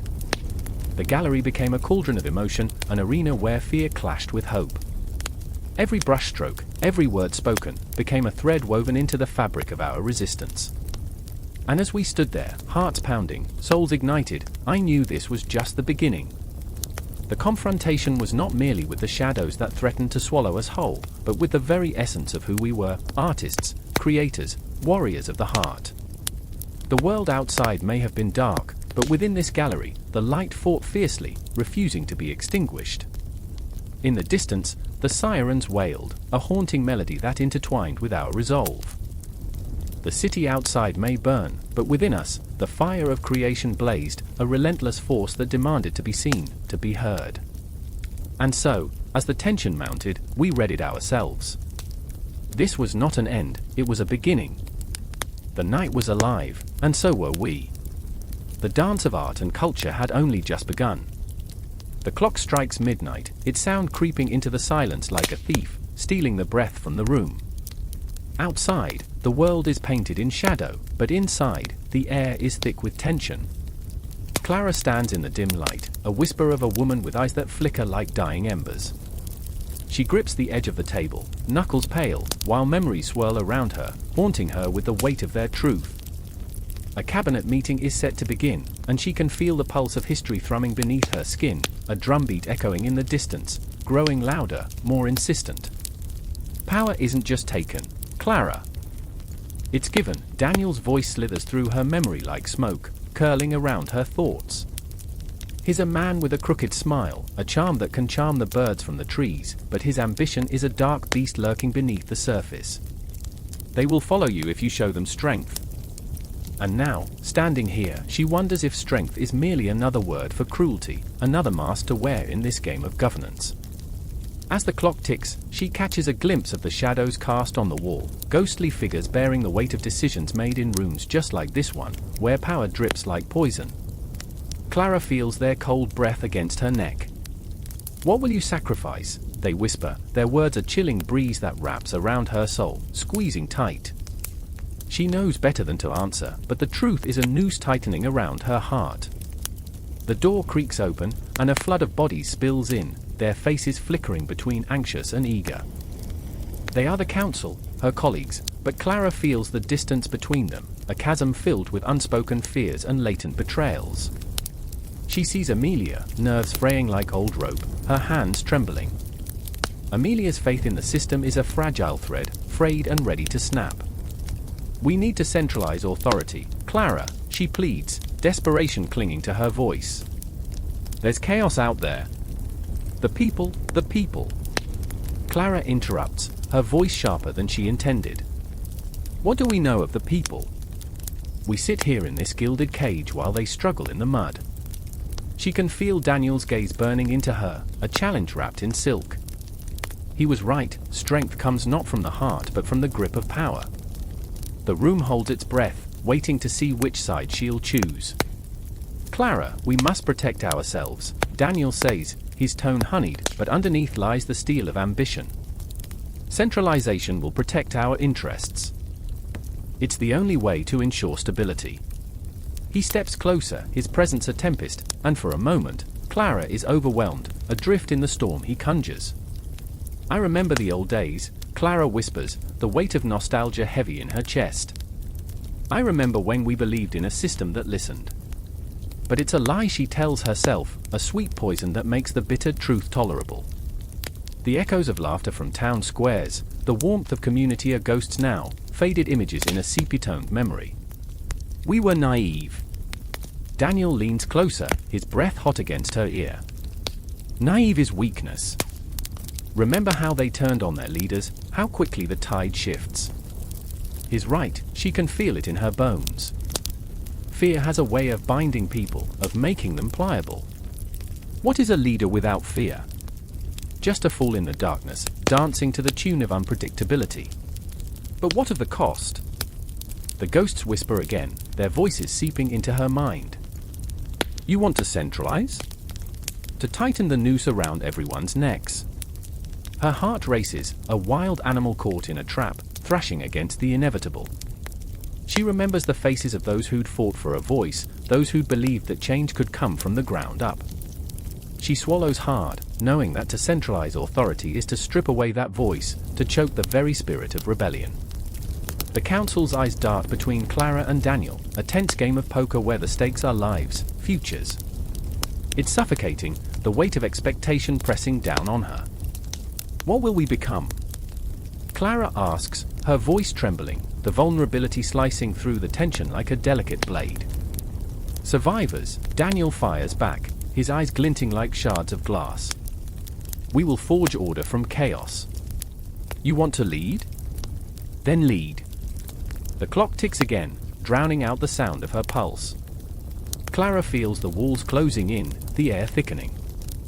And what if order means the death of hope, she whispers, the words escaping her lips like a cry of a wounded bird. Hope.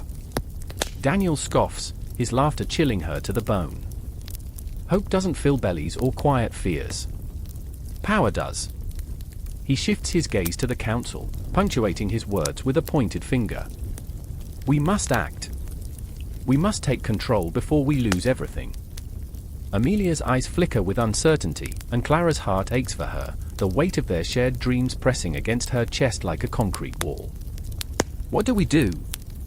Amelia's voice trembles, a fragile thing on the brink of shattering. In that moment, Clara realizes the truth of it all.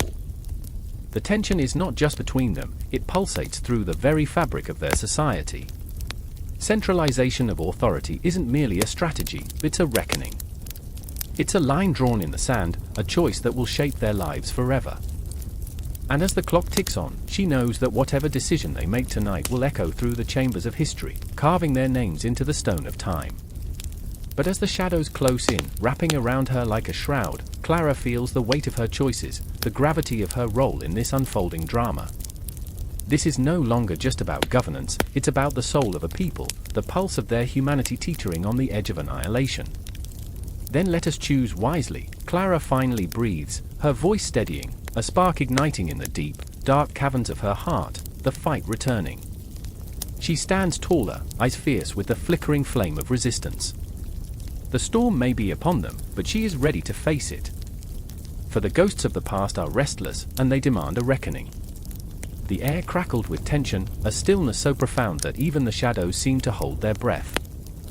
In the half-light of the crumbling chapel, the flickering candles cast ghostly figures on the stone walls. The scent of damp earth and burnt wax clung to the air, mixing with something far more suffocating, the weight of belief. It was a sanctuary, yes, but also a battleground, the sacred ground stained with the ugly scars of conflict. I remember the day he walked in, eyes blazing, heart full of righteous fury. Jenna's voice trembled, breaking the silence like a fragile glass shattering on the floor. She stood at the altar, her hands clenched into fists, knuckles white against her skin. The rage simmered beneath her surface, threatening to boil over, drowning out the whispers of doubt that echoed in her mind. Across the room, Marcus leaned against the stone column, his brow furrowed with a blend of sadness and disbelief. His faith had always been a refuge, a comforting embrace in the chaos of the world. But today, it felt like shackles, binding him to a doctrine that was tearing his community apart. You think you're fighting for God, Jenna, but you're just fueling the fire.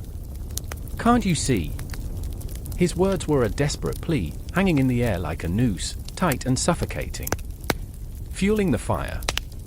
Jenna snapped, her voice rising. You call it fire, I call it a reckoning. We've let them walk all over us for too long. It's time to take a stand.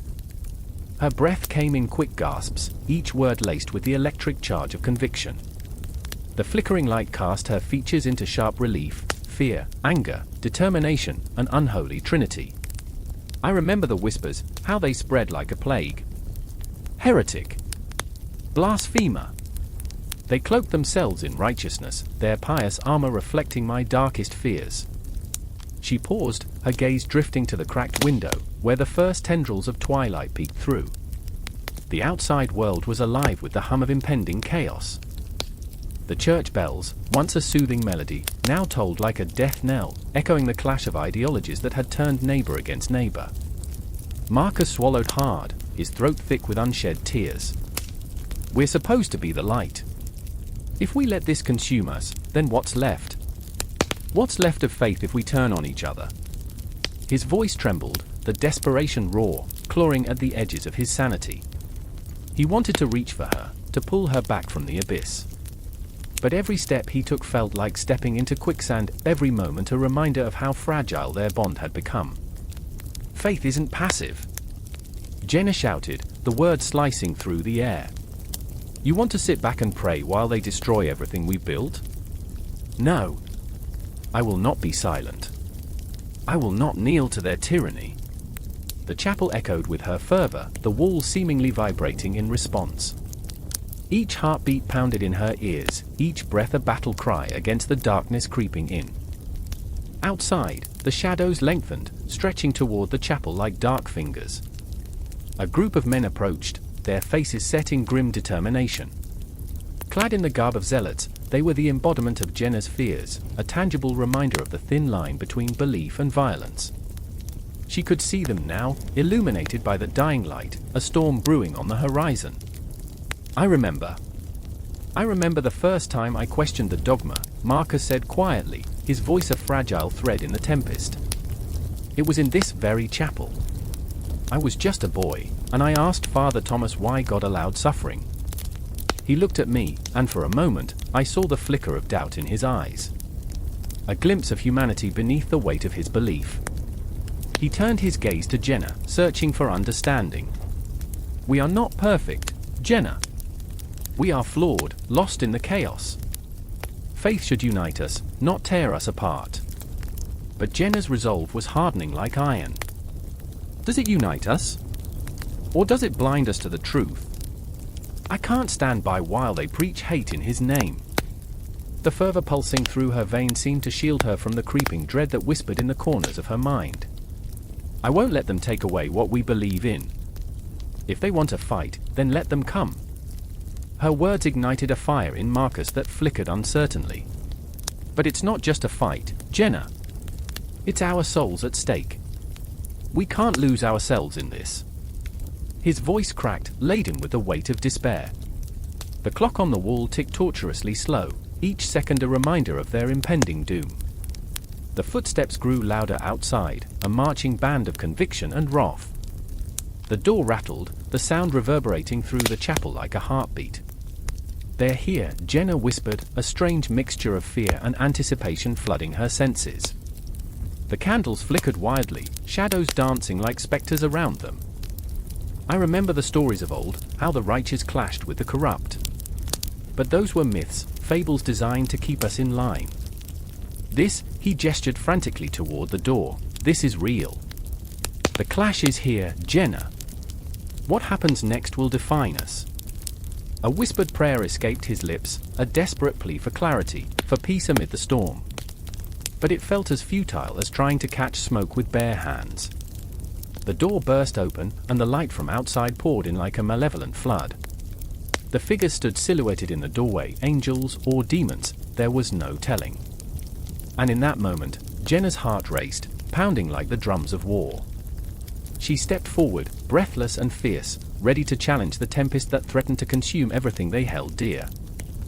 And as the clash of beliefs erupted around them, the chapel became a crucible, a place where faith and doubt would dance dangerously close, where the lines between conflict and collaboration blurred into something primal and raw.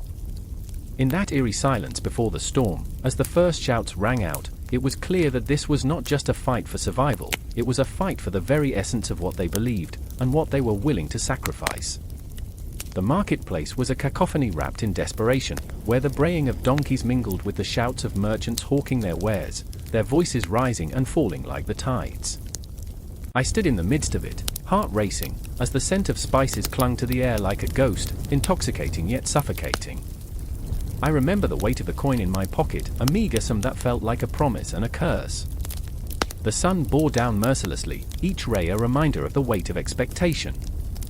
I was a mere speck in this vast, dusty labyrinth of trade and turmoil, but I felt every pulse of the Ottoman economy spiraling into chaos. Fatima, with her fiery spirit and dreams as vast as the skyline of Istanbul, had once believed she could rise above the clamor. She had a vision, a plan to feed her family through the very spices that danced around us like old friends. But today, the shadows were closing in. I saw her, haggard and worn, fingers trembling as she negotiated with a grim-faced merchant.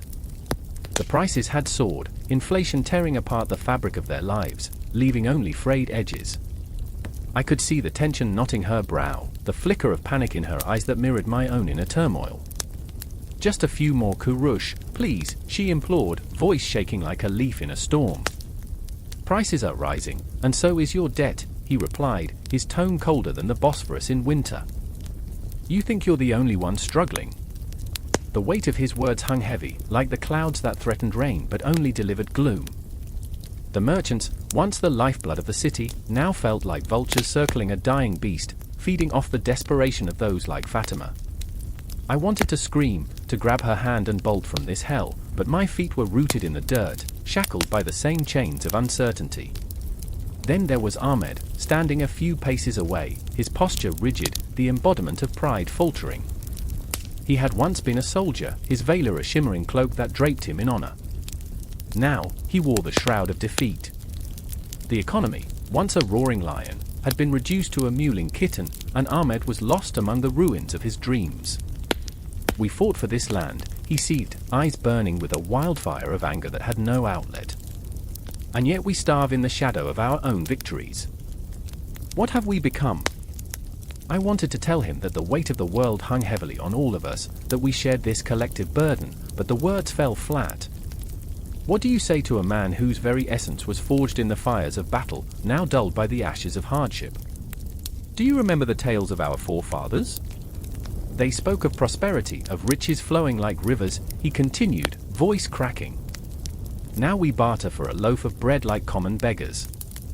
I remembered the stories, the shimmering fantasies that danced on the tongues of those who had come before us. But those tales felt like distant stars, beautiful, yet utterly unreachable. The ghosts of the past lingered in the air, reminding us of what we once had. As the day wore on, the tension in the marketplace thickened, wrapping around us like a suffocating shroud. Fatima and Ahmed, two souls intertwined by fate, faced the unbearable reality of an economy crumbling under the weight of corruption and greed. I could see the fear flickering in their eyes, the realization that survival meant sacrificing pieces of themselves, one dream at a time. Then came the shouts. Rude, jarring, like thunder cracking through a silent night. A group had gathered, their voices a mixture of outrage and despair, rising like the smoke of a distant fire. "We will not accept this," a man shouted, his fists clenched like stones. "We demand fair prices. We demand respect." My heart raced as I felt the tremors of their resolve. It was infectious, a wild spark catching flame in the hearts of others. Fatima, her eyes wide, seemed torn between fear and fervor. Ahmed, though weary, stood taller, his spirit igniting with the fervor of his past. I watched as they were drawn into the fray, pulled by the tide of collective anger. But what could they hope to achieve? The shadows loomed larger as merchants huddled together, exchanging glances that spoke volumes, fear and contempt mingling in the air. The gap between the wealthy and the struggling had widened into an abyss, their pleas echoing into the void. I felt the weight of time pressing down on me, a relentless clock ticking away, each second a reminder of our vulnerability. As the crowd surged, I edged forward, my body screaming to join them, but my heart wavered. What if this was a futile attempt? What if they were merely shadows battling phantoms? The cries for justice swirled around us, a symphony of shared anguish, but deep within my chest, I felt a flicker of hope. Maybe, just maybe, they could awaken something long dormant, the spirit of resistance, the flame of change. And then, with a sudden, stunning clarity, I understood, this was not just about the economy, it was about our very souls. Each shout, each plea was a heartbeat in a sickened body, desperate for revival. The streets of Istanbul had seen many things, but never before had I felt the pulse of a movement stirring beneath our feet. The sun dipped lower, casting long shadows that danced among the cobblestones, and I knew then that Fatima, Ahmed, and I were part of something larger than ourselves, a reckoning that would ripple through the ages. the ghosts of our forefathers whispered through the marketplace, urging us to reclaim our destiny. In that moment, as the tide of change surged around us, I took a step forward, heart pounding, ready to embrace the chaos, ready to face the unknown. The economy of the Ottoman Empire was on the brink, and so were we. The air thickens with the stench of smoke and fear, a choking, acrid wave swelling around the narrow streets of Istanbul as the sun sinks beneath its horizon. A wild cacophony erupts, voices piercing the night, yet it feels like a funeral dirge, a chilling anthem for what is about to unfold. The echoes of glass shattering and the frightened whispers of women clutching their children paint a vivid picture of a city on the brink. Murad IV stands at the heart of this tempest, eyes ablaze with an intensity that could ignite the very sky. He is a king, yes, but more so a relentless force, a furious storm, driving out vice as if it were an unholy spectre haunting the vibrant veins of his beloved city. I remember the night perfectly, the moon a ghostly witness suspended in the sky. I was hiding in the shadows, breath shallow, heart pounding, as Murad soldiers moved like hawks among the throngs of terrified citizens. The taverns, once vibrant with music and laughter, now stood ominously silent, their doors barricaded, their windows shattered. I could hear the cries from within, a child's wail here, a woman's scream there, each sound piercing through me like daggers. There was a boy, Jakub, barely 10, who had escaped the chaos outside. His eyes were wide, reflecting the flickering flames of a nearby fire, and he clutched a half-empty bottle, trembling as if it contained both his solace and his doom. "They're coming," he shouted, but the words turned into a whimper as he pressed himself against a wall, desperate to vanish. I could almost taste his terror, feel it curling around my own gut. I knew that look, it haunted my dreams. The face of innocence betrayed by the world's cruelty. But it wasn't just Jakub in peril. Elif, the tavern keeper's wife, stood at a crossroads, torn between duty and desperation. Her husband, a gentleman, now cowered in the shadows, paralyzed by fear. "We can't do this," he whispered, the crack in his voice more pronounced than the crack in the barrel beside him, its precious contents pooling like lost hopes on the ground. But Elif, fierce and unyielding, knew the price of compliance. She had seen friends dragged from their homes, their screams swallowed by the night, and she could not allow the darkness to consume them too. "Give it to me," she pleaded, reaching out for Jakub's bottle, her hands trembling. "We'll hide it. Let them take the rest." For a moment, time suspended. The world outside fell away, and all that remained was the pulsing tension of the moment, the decision that could shatter or save them. A heartbeat echoed, mine, theirs, a collective rhythm of fear, despair, and the flickering hope of rebellion.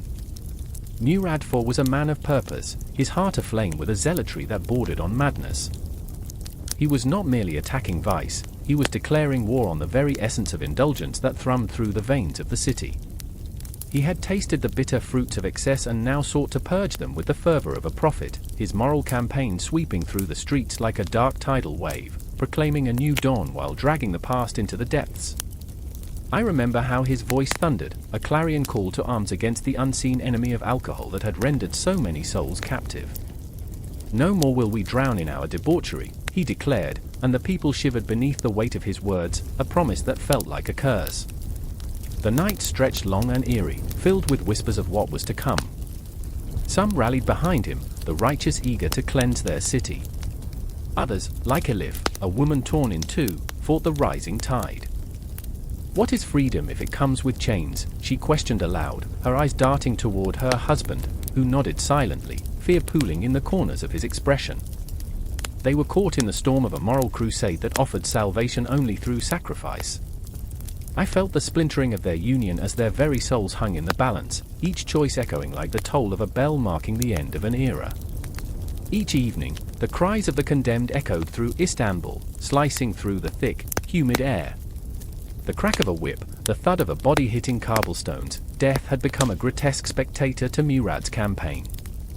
I found myself lurking in the shadows, a raven among the hallowed crows, watching as the streets transformed into a macabre theater of retribution.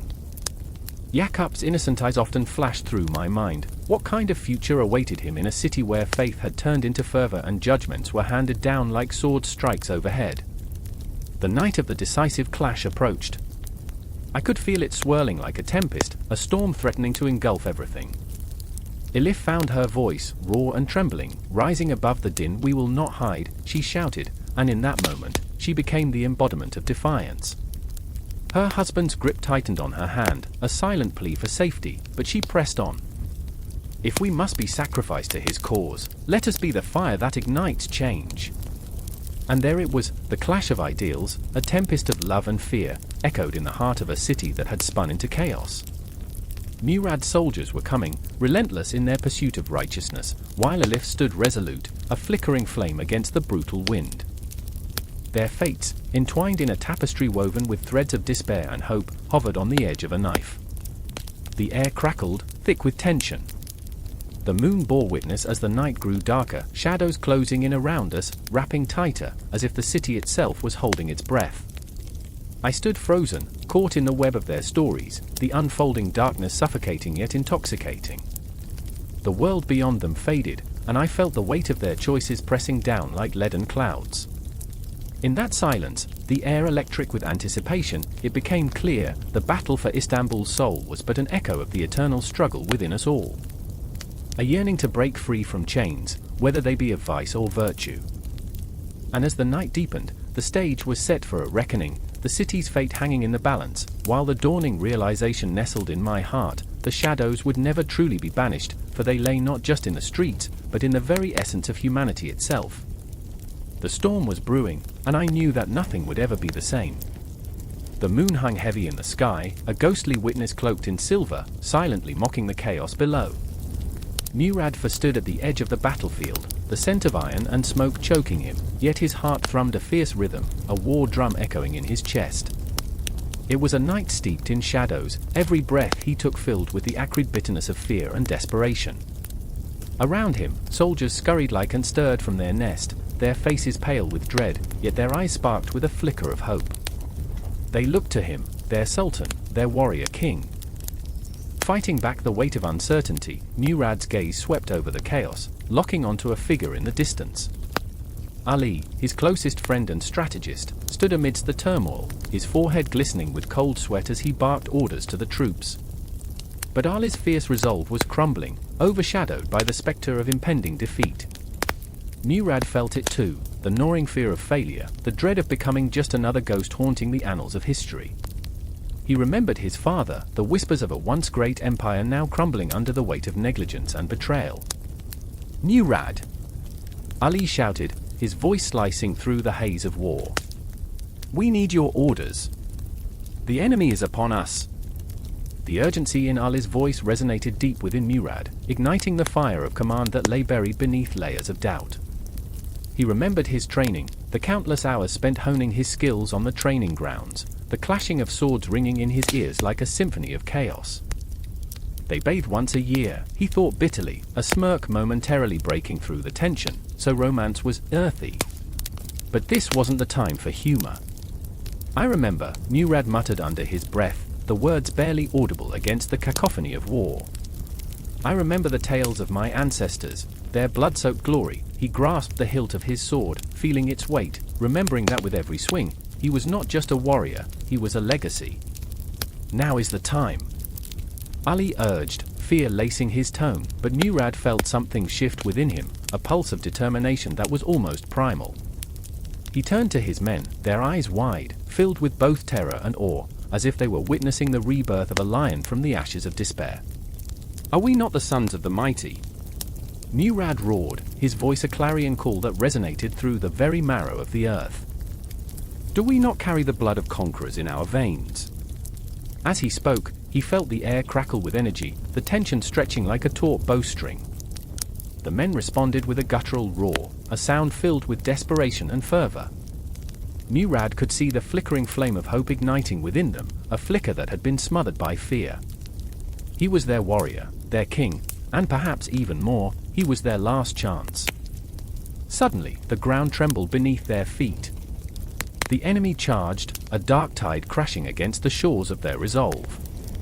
Murad's heart raced, his vision narrowing to focus solely on the enemy's advancing ranks. He felt the fear surge within him, a shadow creeping in to claw at his spirit. But he shook it off, channeling it into a resolve so fierce it could split the night. "Forward," he commanded, his voice a tempest. He surged ahead, sword raised, the steel glinting under the moonlight like a beacon. With every step, he felt his men rallying behind him, their spirits rising as if they were caught in a rising tide, crashing against the walls of despair. The clash of metal echoed like thunder, a symphony of chaos as swords met flesh, splattering the ground with the crimson of life. Murad moved like a whirlwind, each swing of his sword fueled by a desperate need to protect those who stood beside him. He fought not for glory, but for Ali, whose eyes were locked onto his, filled with a mixture of admiration and unspoken fear. "Murad! Watch your left!" Ali warned, but the words came too late.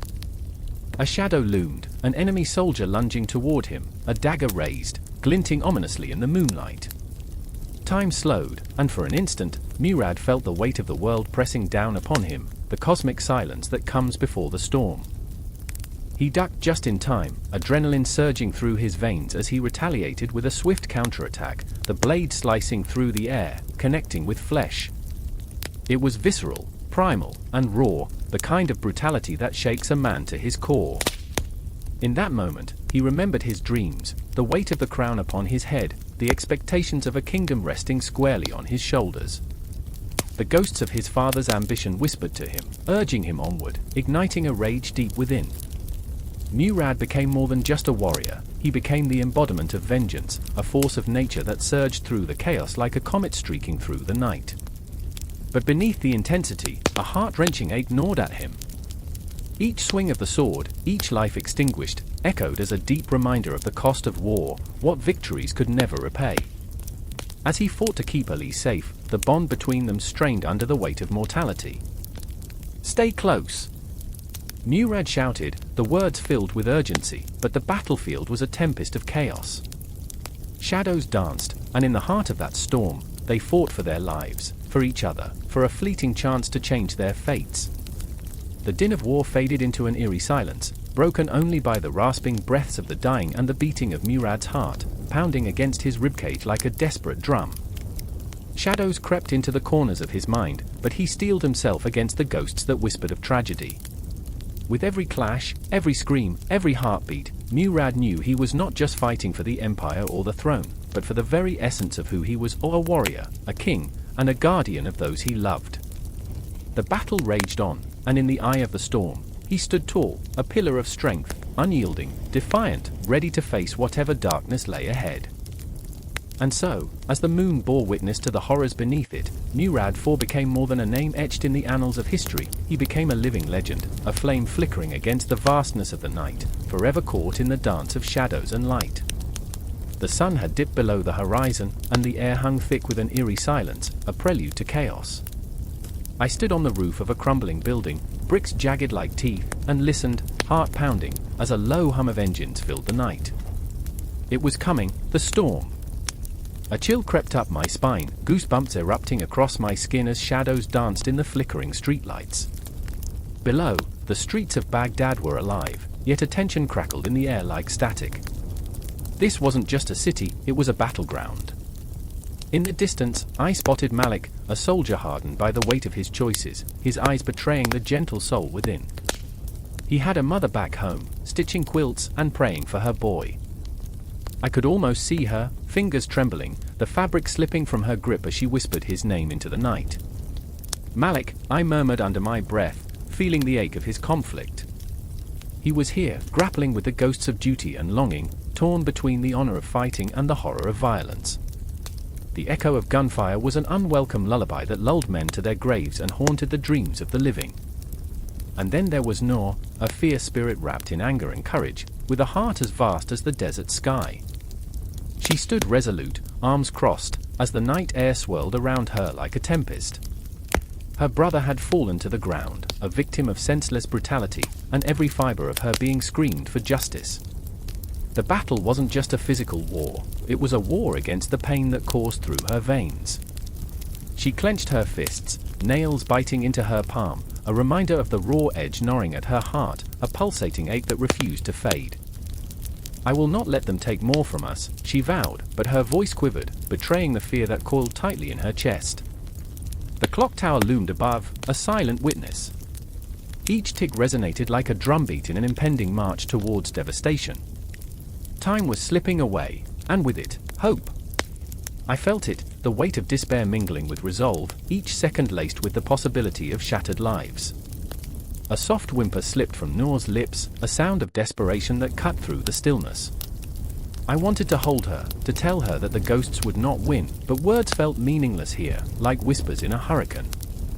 I remembered the dreams we had before all of this, dreams of laughter echoing through sunlit streets and moonlit dances by the Tigris. But those days felt like distant stars, flickering on the edge of a cruel universe. What have we become? I thought, watching as Malik's hands gripped his rifle tighter, knuckles white with strain. He wasn't just a soldier, he was a son, a brother, a friend. And yet, he was a weapon, forged in the fires of conflict, aimed at the very heart of the city he once roamed freely. Then came the first explosion, a thunderous roar that shattered the silence and sent shards of fear into our bones.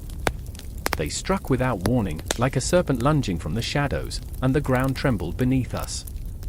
I could see the flames licking the night sky, painting it orange, a grotesque masterpiece of destruction. Malik flinched, his eyes wide, not at the chaos but at the realization of what we were about to witness.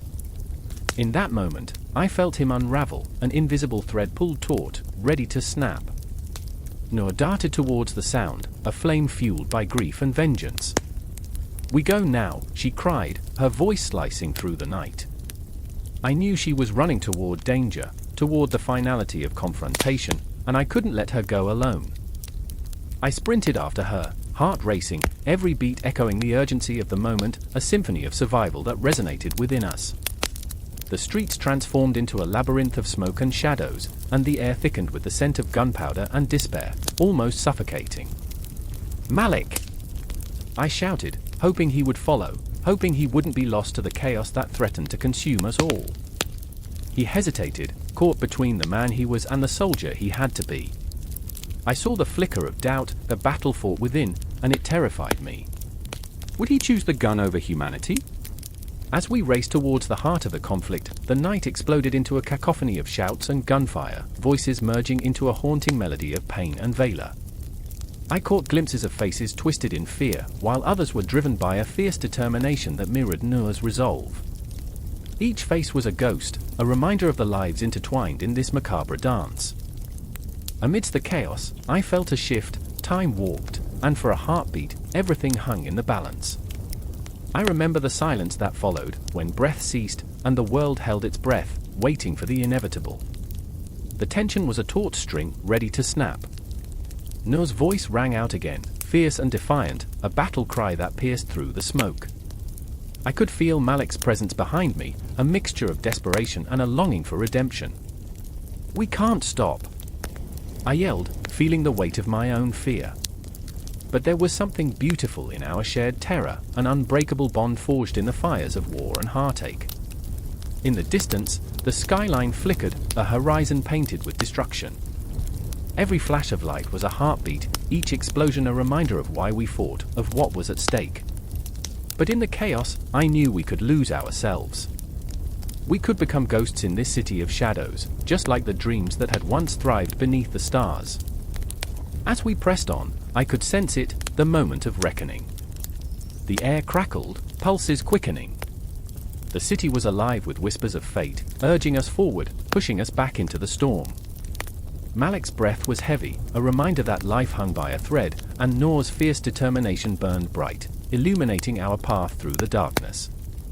The battle had begun, but this wasn't merely a fight for control, it was a fight for redemption, for tears that had soaked the earth, for dreams that longed to rise from the ashes. We were not just soldiers, we were souls entwined in a dance of chaos and courage, spiraling toward a climax that would tear the night apart, leaving only fragments of who we once were, and who we might still become amidst the ruins. The air hung thick, laced with the bitter scent of smoke and the metallic taste of despair. I stood there, heart pounding, as whispers of the past clawed at my mind. The echoes of gunfire had settled into a haunting silence, but the ghosts of the Baghdad campaign danced before my eyes, each face familiar yet forever changed. A child's laughter, once innocent, now twisted into a chilling reminder of what was lost. I remember the moment the city fell, a cacophony of chaos and victory, and yet here I was, feeling the weight of its hollow triumph. Rummy leaned against a crumbling wall, his face a canvas of grief and anger. "We liberated them," he muttered, eyes glistening with unshed tears. "We took it all, but at what cost?" The truth hung heavy between us, a suffocating shroud. He was a soldier, a fighter, yet all he could see were the ruins, the lives shattered like glass beneath our boots. I wanted to reach out, to tell him it was okay to feel this way, that his rage was justified, but the words were trapped in my throat, stuck behind the barricade of my own confusion. And then there was Layla, her spirit as fierce as the fire that had consumed her home. She stood defiant, a storm in human form, her voice a whip crack of reality. "You think you've saved us? Look around." Her hands waved toward the debris, the remains of dreams and hopes, a theater of ghosts playing out their final act. "You've given us nothing but rubble and memories." I could see it in her eyes, the flicker of resilience fighting against the tide of despair. She had lost everything, her family, her past, her future. Yet there she was, a warrior in her own right, refusing to let the darkness swallow her whole. I remember the night we arrived, the sky a tapestry of stars overshadowed by the smoke that curled like fingers around our throats. It was a beautiful, tragic sight, an elegy sung to a city that had seen too much. Beneath the facade of victory, I felt a tremor of fear, an undercurrent of something sinister. The victory flags waved, yet the ground beneath us trembled, echoing the cries of those we had failed to save. I could hardly breathe, each inhale stinging like betrayal. Each heartbeat was a reminder of the line we had crossed, the innocence lost. Rummy turned to me, his voice quivering. "What now?" It was a question that echoed through the hollow shell of the city. "What now?" The answer felt elusive, a wisp of smoke that slipped through our fingers. We had taken the territory, yes, but at the cost of our souls.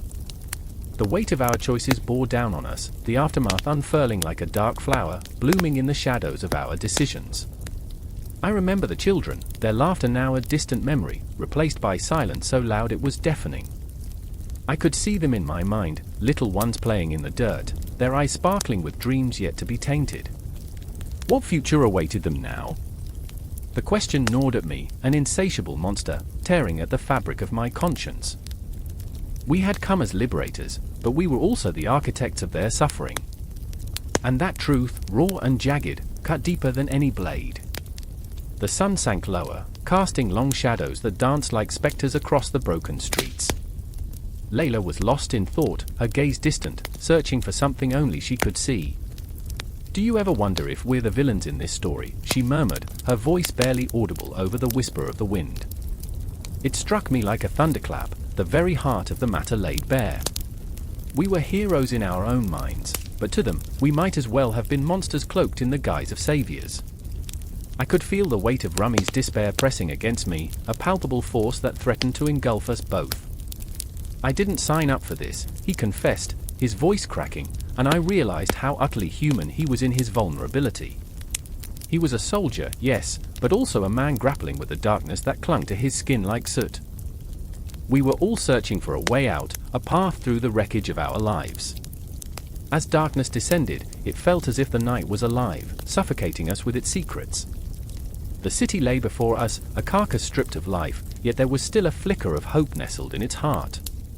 I could see it in Layla's determination, the way her spirit refused to be extinguished. "We will rebuild," she declared, her voice cutting through the heaviness of the air. "We will not let them win." It was a battle cry, a promise wrapped in defiance, and it ignited something within me. In that moment, I understood. This was not just about territory gained or lost, it was about the people we had encountered, the emotions we had stirred.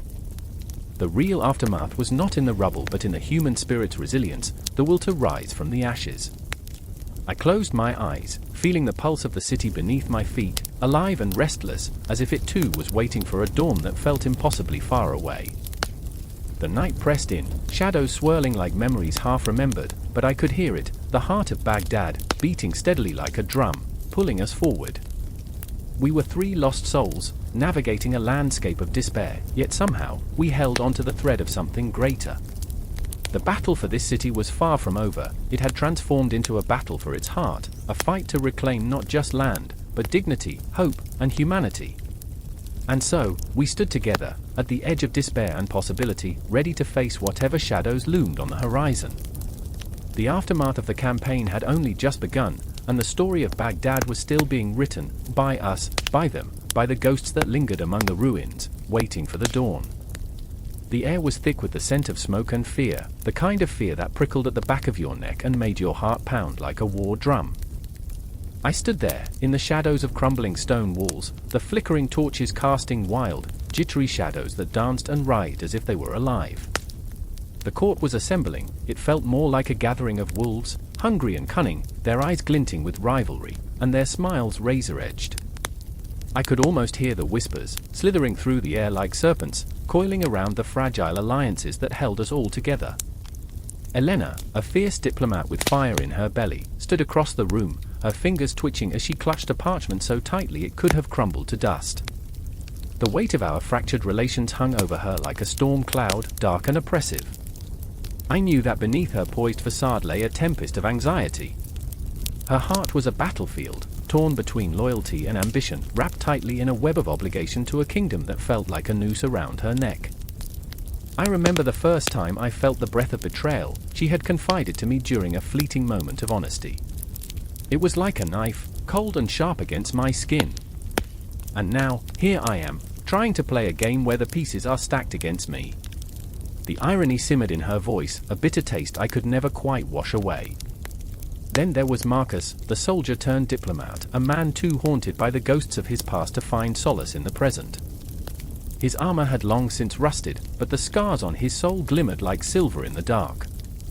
He paced the chamber, every step heavy with the weight of decisions that could set kingdoms on fire. I watched him, each furrow in his brow a crack in the facade he wore to protect himself from the world. "Do you ever wonder," he said, voice rough like gravel, "if all these alliances are just transient whispers in the wind? One moment, they rally behind you, and the next, they're cutting your throat." His gaze bore into me, igniting an understanding that ran deeper than mere words. The tension crackled in the air, electric and palpable, as the representatives of France and Spain arrived, their eyes flashing with a blend of suspicion and intrigue. They, too, were players in this wicked game, dressed in finery that belied their true intentions. The air thickened as they approached, skin adorned with silk, hearts armored in ambition, while their minds twisted with the lure of betrayal. "Let's make this quick," the French envoy, a slick man with a smile that promised both charm and treachery, drawled, drawing the room's attention. His voice was smooth, like honey, but I could see his teeth glinting like knives.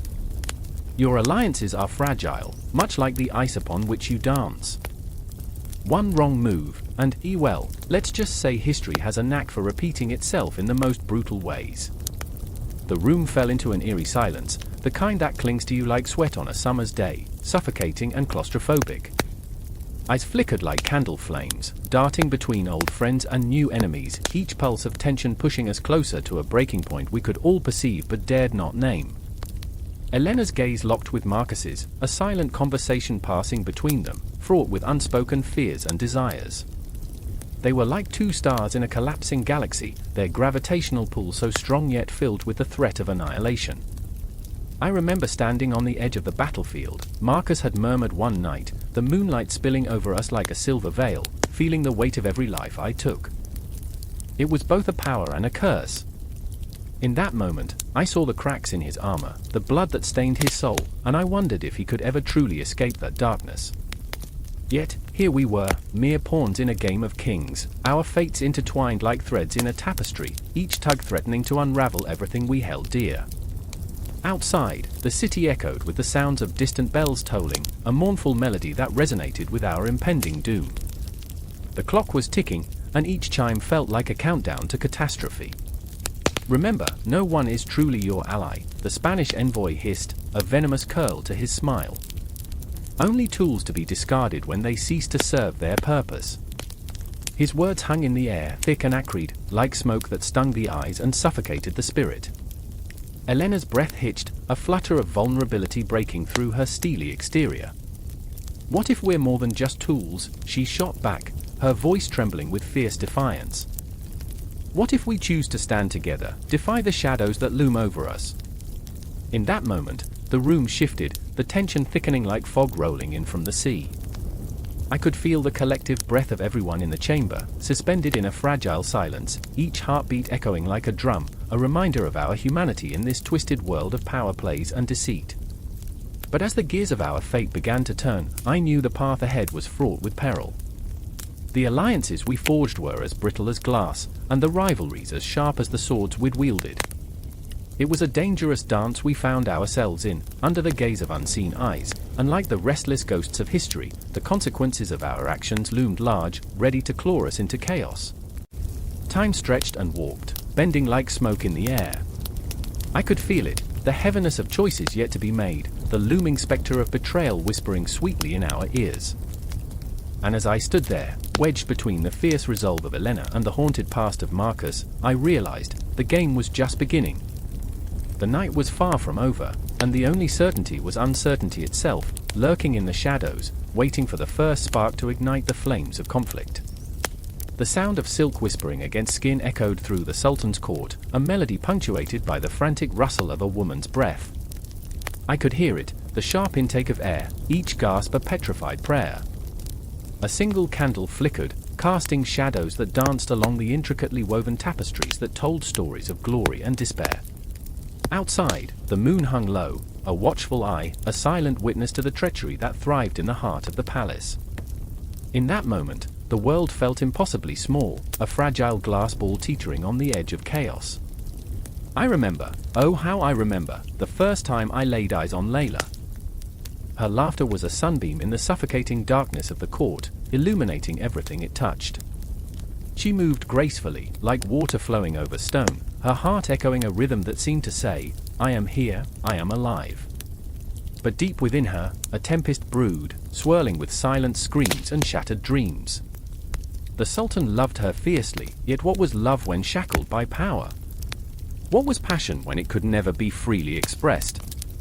They bathed once a year, so yes, romance was earthy, to say the least. But it was a laughter wrapped in despair, a joy colored with the shadows of unattainable freedom. Then there was Fatima, a woman shaped by the steel of her resolve. She wore her scars like armor, each one a testament to her battles.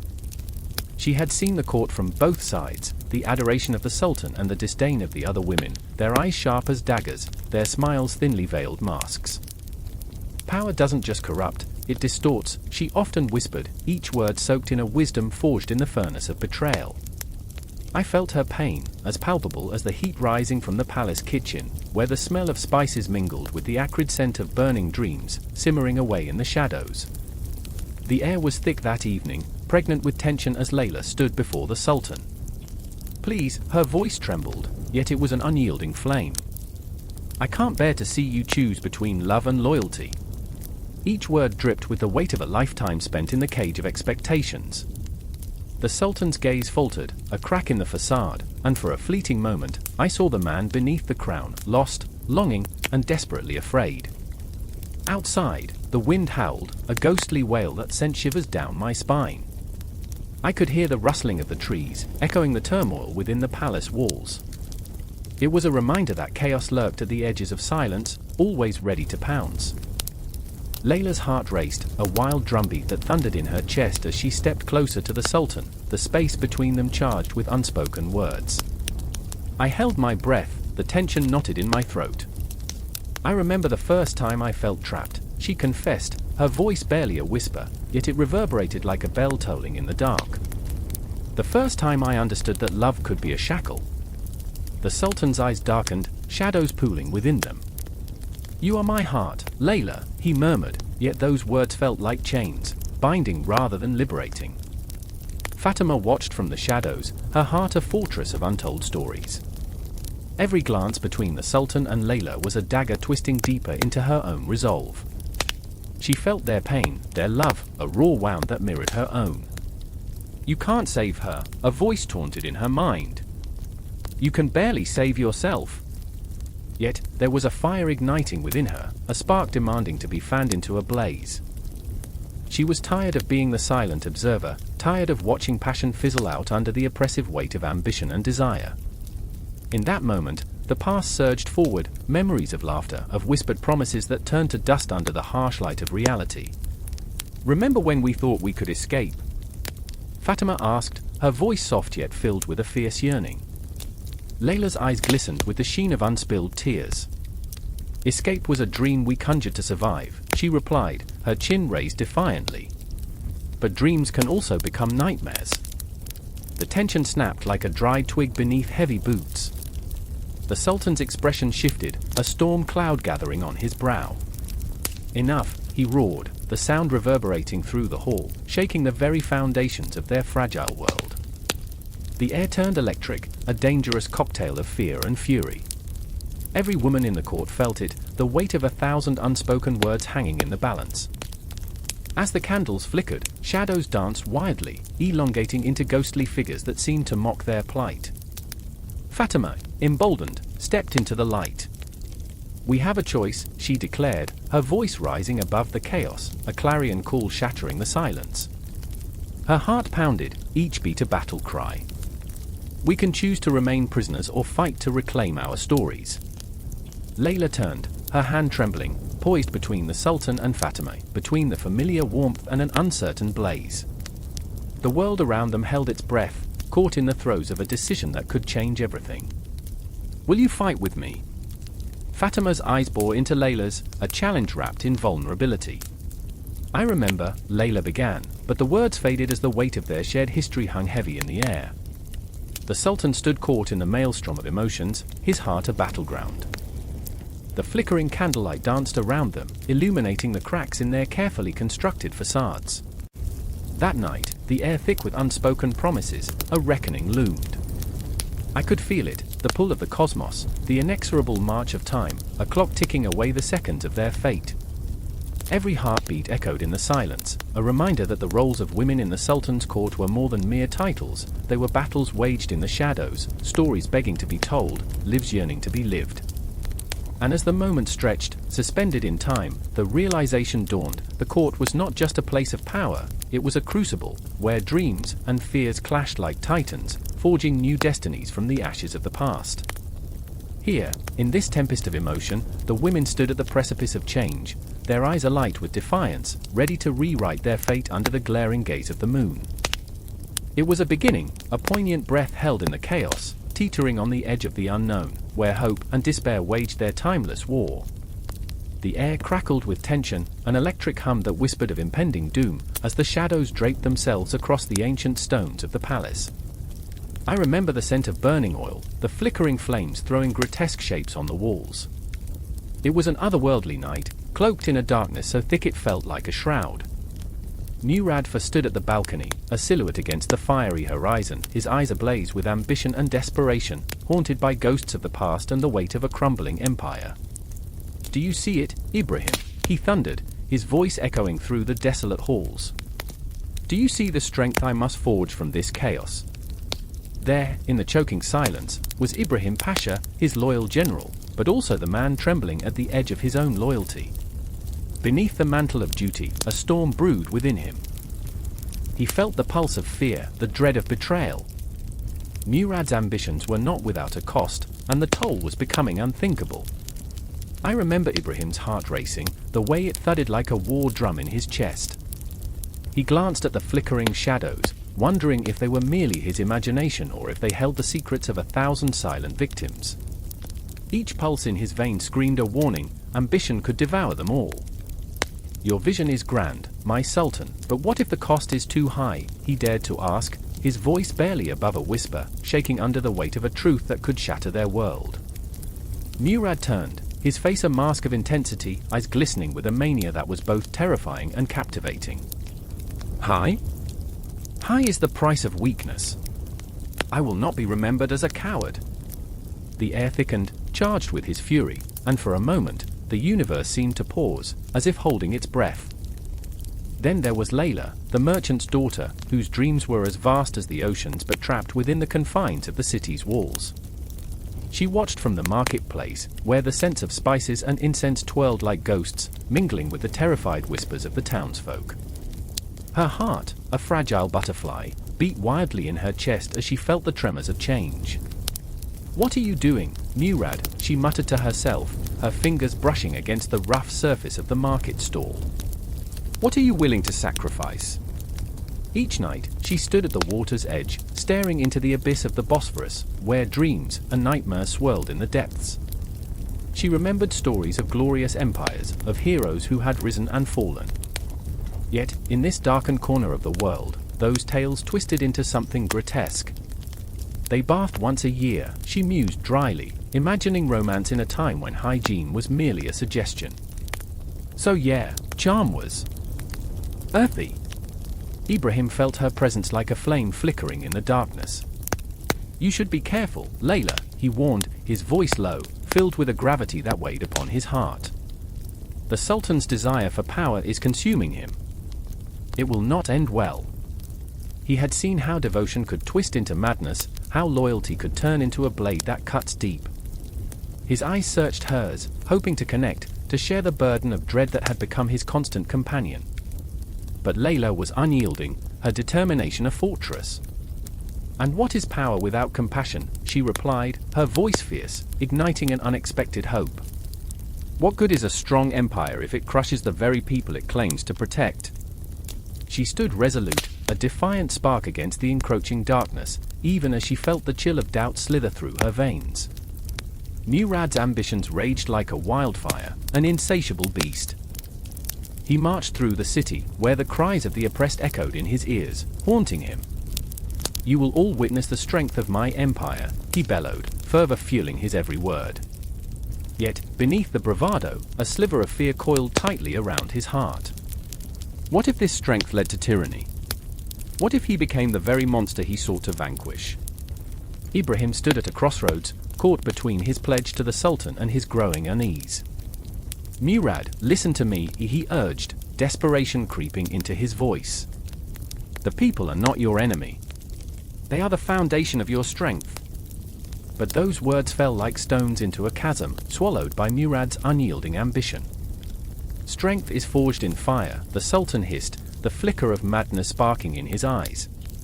"I will cleanse this city. Those who oppose me will pay in blood." A chill swept through the air, heavy with the scent of iron and ash. Ibrahim's stomach knotted at the thought, visions of the innocent flashing before his eyes, mothers clutching their children, fathers pleading for mercy.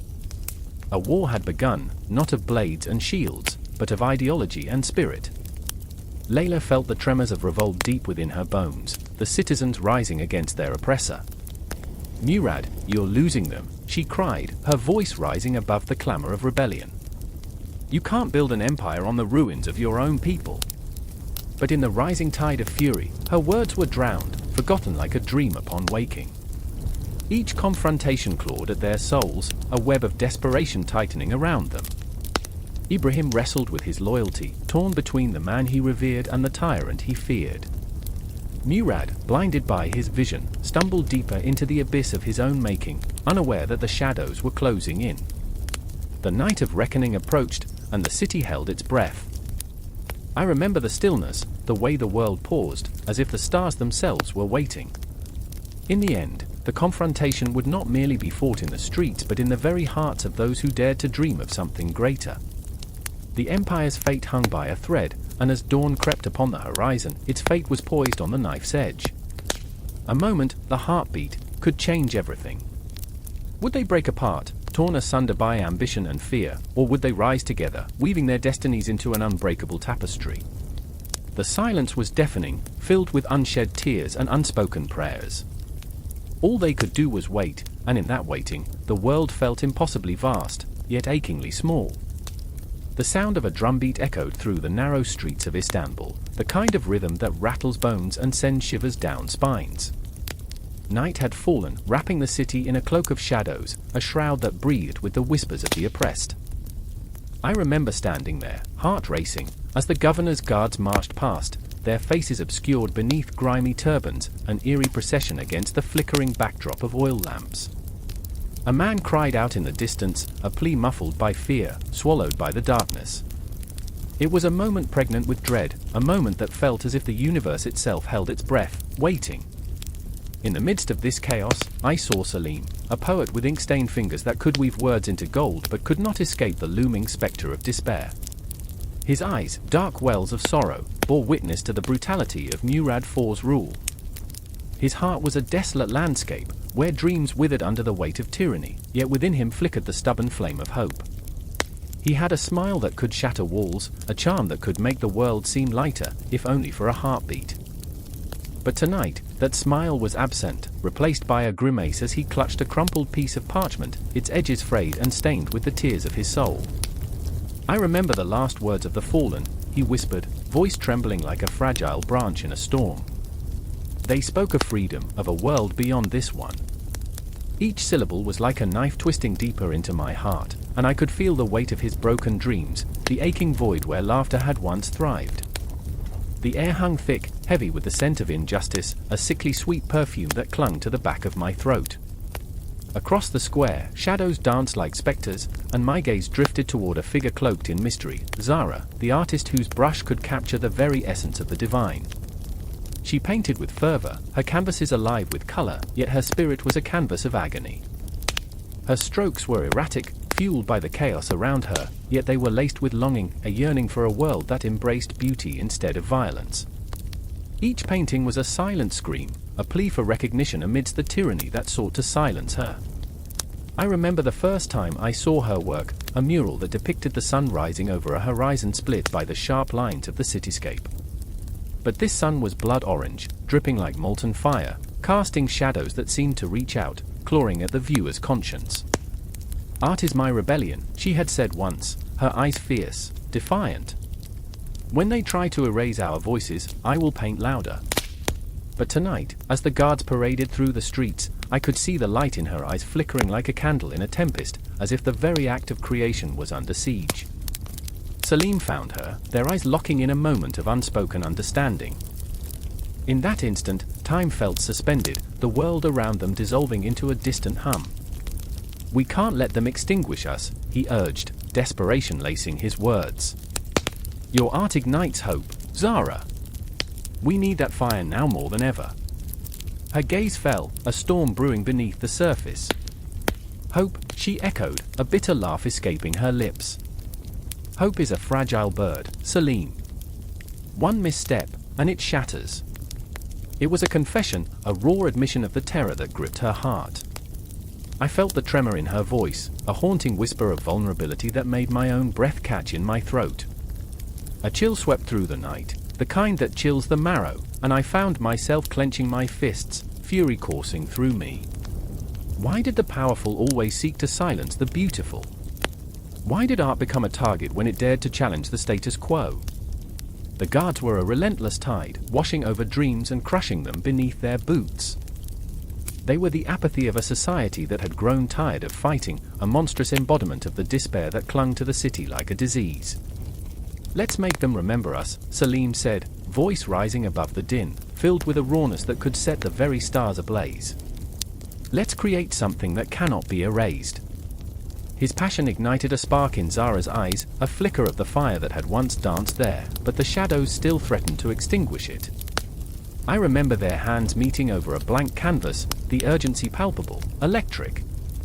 It was a moment of reckoning, a fragile alliance formed in the shadows of oppression, each brushstroke a silent act of defiance. With every sweep, they poured their souls onto that canvas, the colors swirling in a tempest of emotion. It became a testament to their struggle, a portrait of a world yearning for liberation, a scream against the suffocating silence that threatened to swallow them whole. But just as they began to lose themselves in their art, a shriek pierced the air, a woman dragged from her home, her cries echoing through the night, a chilling reminder of the stakes. The guards, relentless and merciless, were tearing families apart, erasing lives with the swipe of a sword. In that moment, the canvas felt heavy, the colors darkening like the horizon before a storm. "We can't just stand by," Zara said, eyes fierce, yet tinged with fear. "They'll come for us next." The clock ticked ominously, each second a reminder of mortality, of dreams that could be snuffed out like a candle. I could see Salim's heart wrestle within him, caught between the desire for change and the instinct for survival. "We will face them," he said, voice low, a vow wrapped in desperation. If not for ourselves, then for those who cannot speak. And thus, the night thickened, shadows swirling like ghosts of their pasts, entwining their fates in a tapestry woven with threads of fear, passion, and an undying need for expression. They stood on the precipice of something monumental, a revolution forged not with swords but with art and words, each heartbeat a declaration of existence in a world that sought to erase them. As the guards' footsteps drew nearer, the air crackled with anticipation. The haunting melody of fate played on, binding them together in a moment that felt both infinite and fleeting, an explosion of color in a world shrouded in gray. The city, once their cage, now felt like a canvas, begging to be painted in vibrant defiance. And I, a mere observer, stood transfixed, caught in the web of their struggles, their passions intertwining and lighting the way forward as the shadows loomed ever closer, pulsating with the promise of confrontation. Time swirled and twisted, each heartbeat echoing like the distant drums of revolt, as they prepared to unleash their story upon a world that threatened to forget their names. The air was thick with the acrid scent of smoke, the kind that seeped into your skin and clung like a persistent memory. Murad IV stood at the edge of the crumbling palace, his hands trembling. Behind him, the ghostly silhouettes of former glories rose like specters against the night sky, arches, columns, and domes that had once whispered tales of beauty and power. Tonight, they screamed of decay, of chaos, of a legacy teetering on the brink. He could hear the distant clash of swords, the cries of men, the wails of women dragging their children to safety. And yet, in that moment, he knew the true battle lay within him. I remember the first time I laid eyes on the grand architecture of Istanbul. The way the sunlight danced upon the golden tiles, how the towering minarets pierced the heavens. I remember feeling small, insignificant against the backdrop of such human ambition. But ambition can twist, can darken, can turn into something monstrous. Murad's eyes flitted from the palace to a nearby alley, where a figure stood, cloaked in shadows. It was Zeynep, a woman whose spirit burned brighter than any flame. Her face, pale and streaked with soot, held a fierce determination. She had seen too much, had lost too much. "What are you doing here?" Murad's voice cracked. There was fear wrapped in desperation, a longing for connection amidst the rising tide of despair. "I came to find you," she said, her voice low, steady. "You aren't safe here. You need to leave." But where would he go? The city, once a sanctuary, had turned into a labyrinth of betrayal. He could hear the whispers, the rumors swirling like ash in the wind. Murad IV was a tyrant, he had executed countless foes, silenced dissent with a heavy hand. And yet, he was a man caught in the grip of a power that felt both intoxicating and suffocating. His heart thundered. He wanted to be both savior and destroyer, a paradox wrapped in flesh. "I cannot leave," he said, the weight of the world pressing down on him. "The streets must be purified. They must feel the weight of fear to know the strength of my rule." Zeynep's eyes turned stormy. "At what cost, Murad? You talk of purification but only bring death.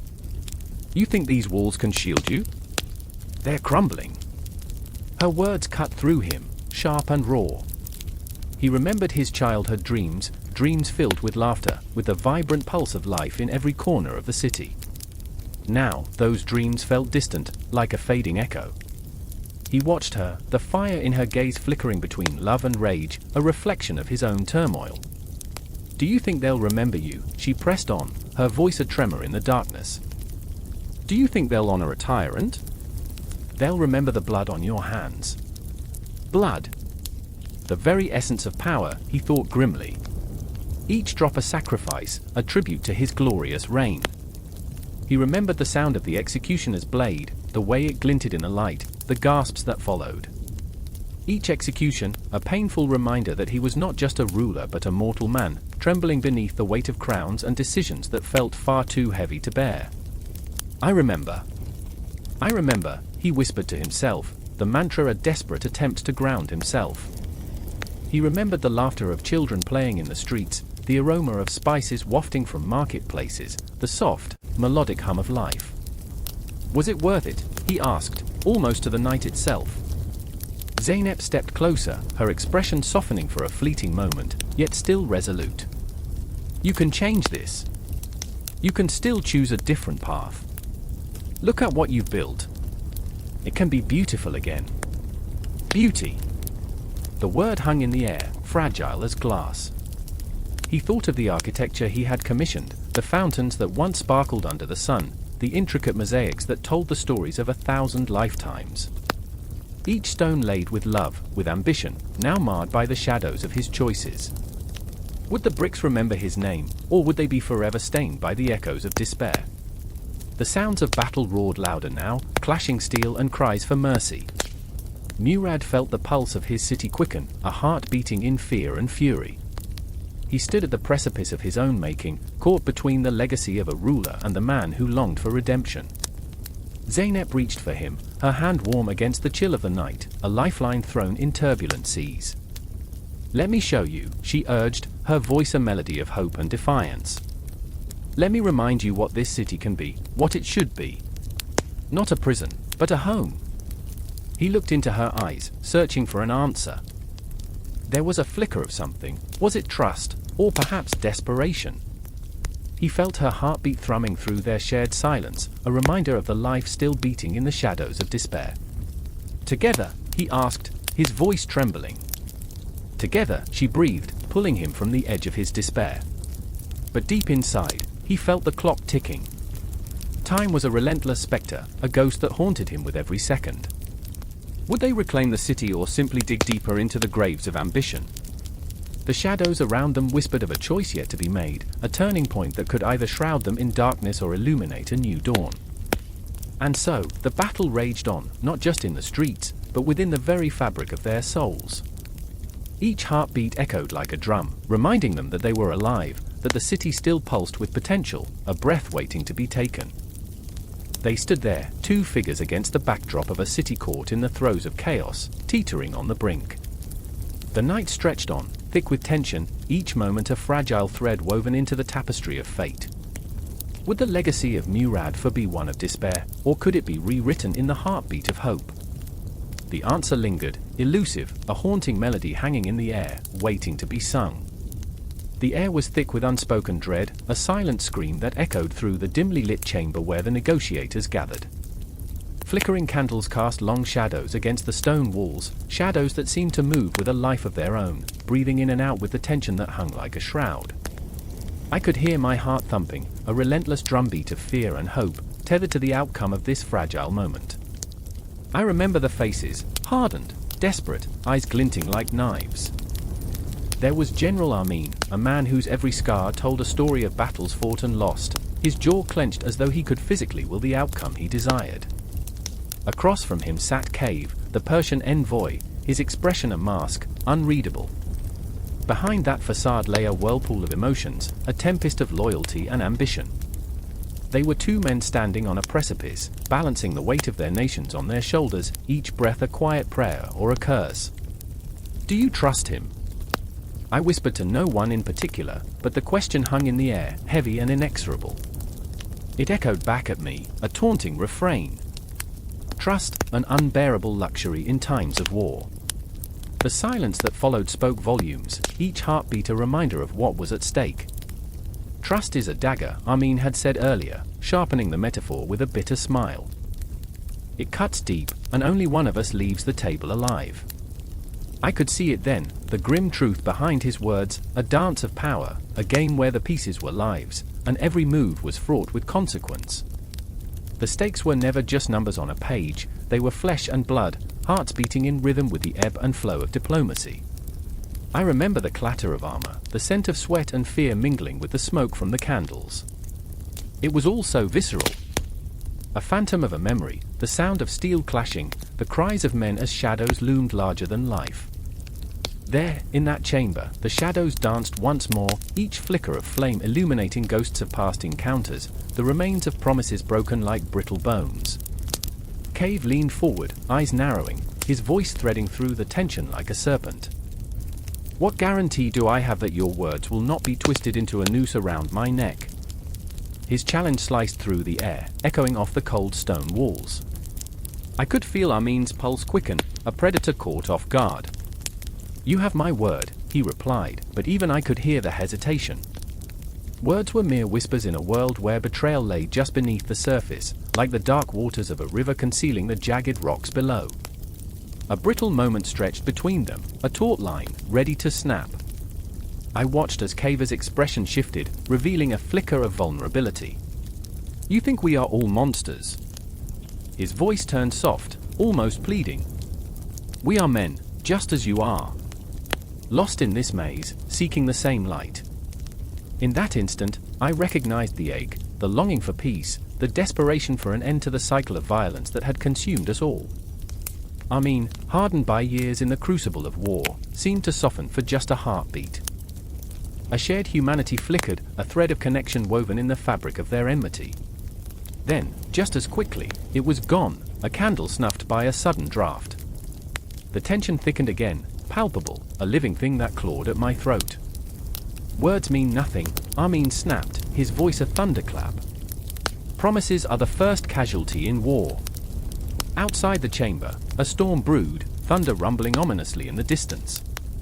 I could feel the storm brewing within each man, simmering dangers, unspoken fears, the weight of history pressing down like a fever dream. Caver's eyes darkened, shadows gathering in the corners, and I knew this was no longer just a negotiation. It was a crucible, a test of wills where the very essence of their beings was laid bare. I remember the fleeting moments of silence, the heavy breaths that felt like an eternity. The chamber held its breath, waiting for the next move, for the unthinkable to occur.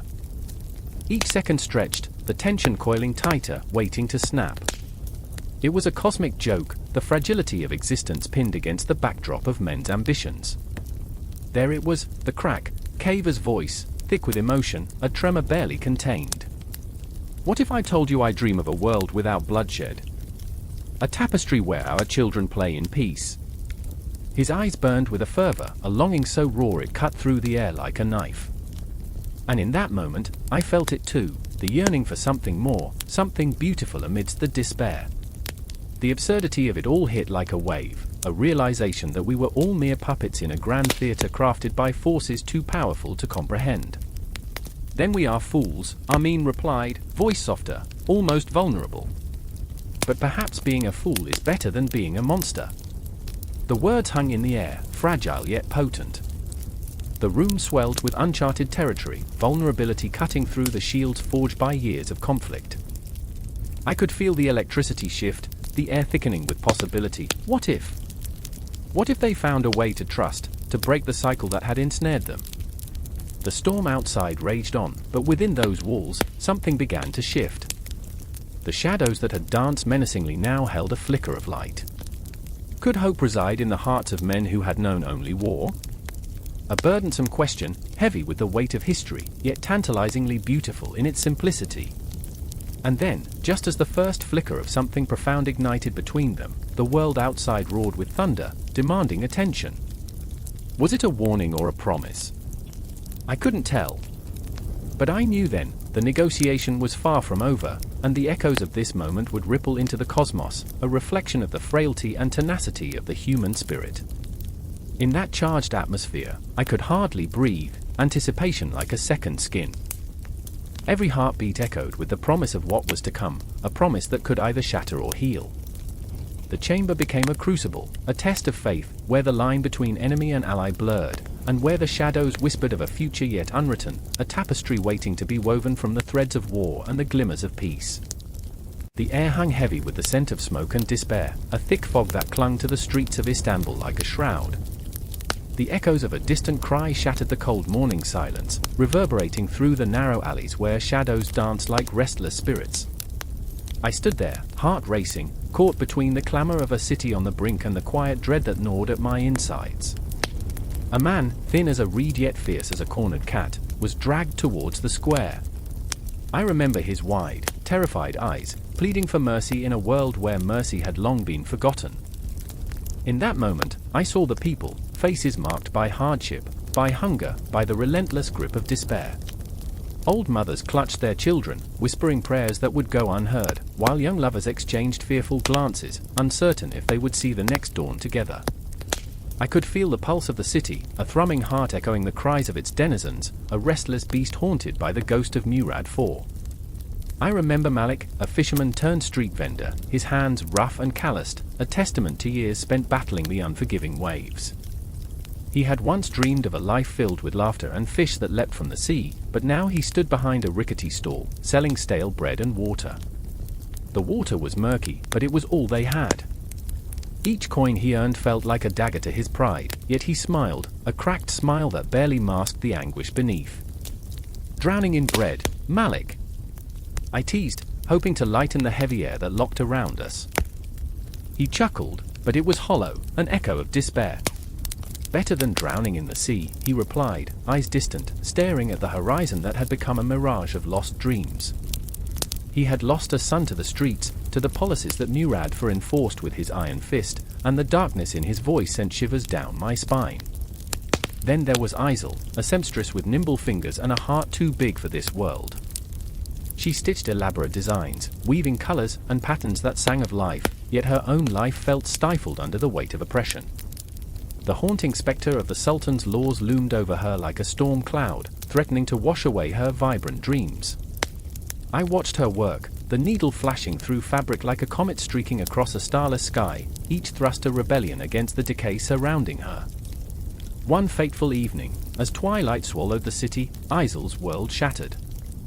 The Sultan's guard stormed through the streets, their boots echoing like thunder, rattling the very foundations of her existence. They demanded tribute, each household forced to empty its pockets, its heart. Isel had nothing left to give, her meager earnings already spent on bread for her ailing mother. The guard's laughter cut like a blade, and I could see the fear clawing at her throat, choking her voice before it could escape. "Your mother's life or your pride, Isel?" they jeered, their eyes glinting with cruelty. She stood frozen, the weight of their demand heavy on her small shoulders, each second a lifetime of agony. I remember the moment she broke, her resolve crumbling like dried leaves underfoot. "Take me," she pleaded, the sound of her voice sharp and raw. "Let her live." But they took her instead, dragging her away into the night, the shadows swallowing her whole. The city held its breath, a collective gasp that echoed through the empty streets.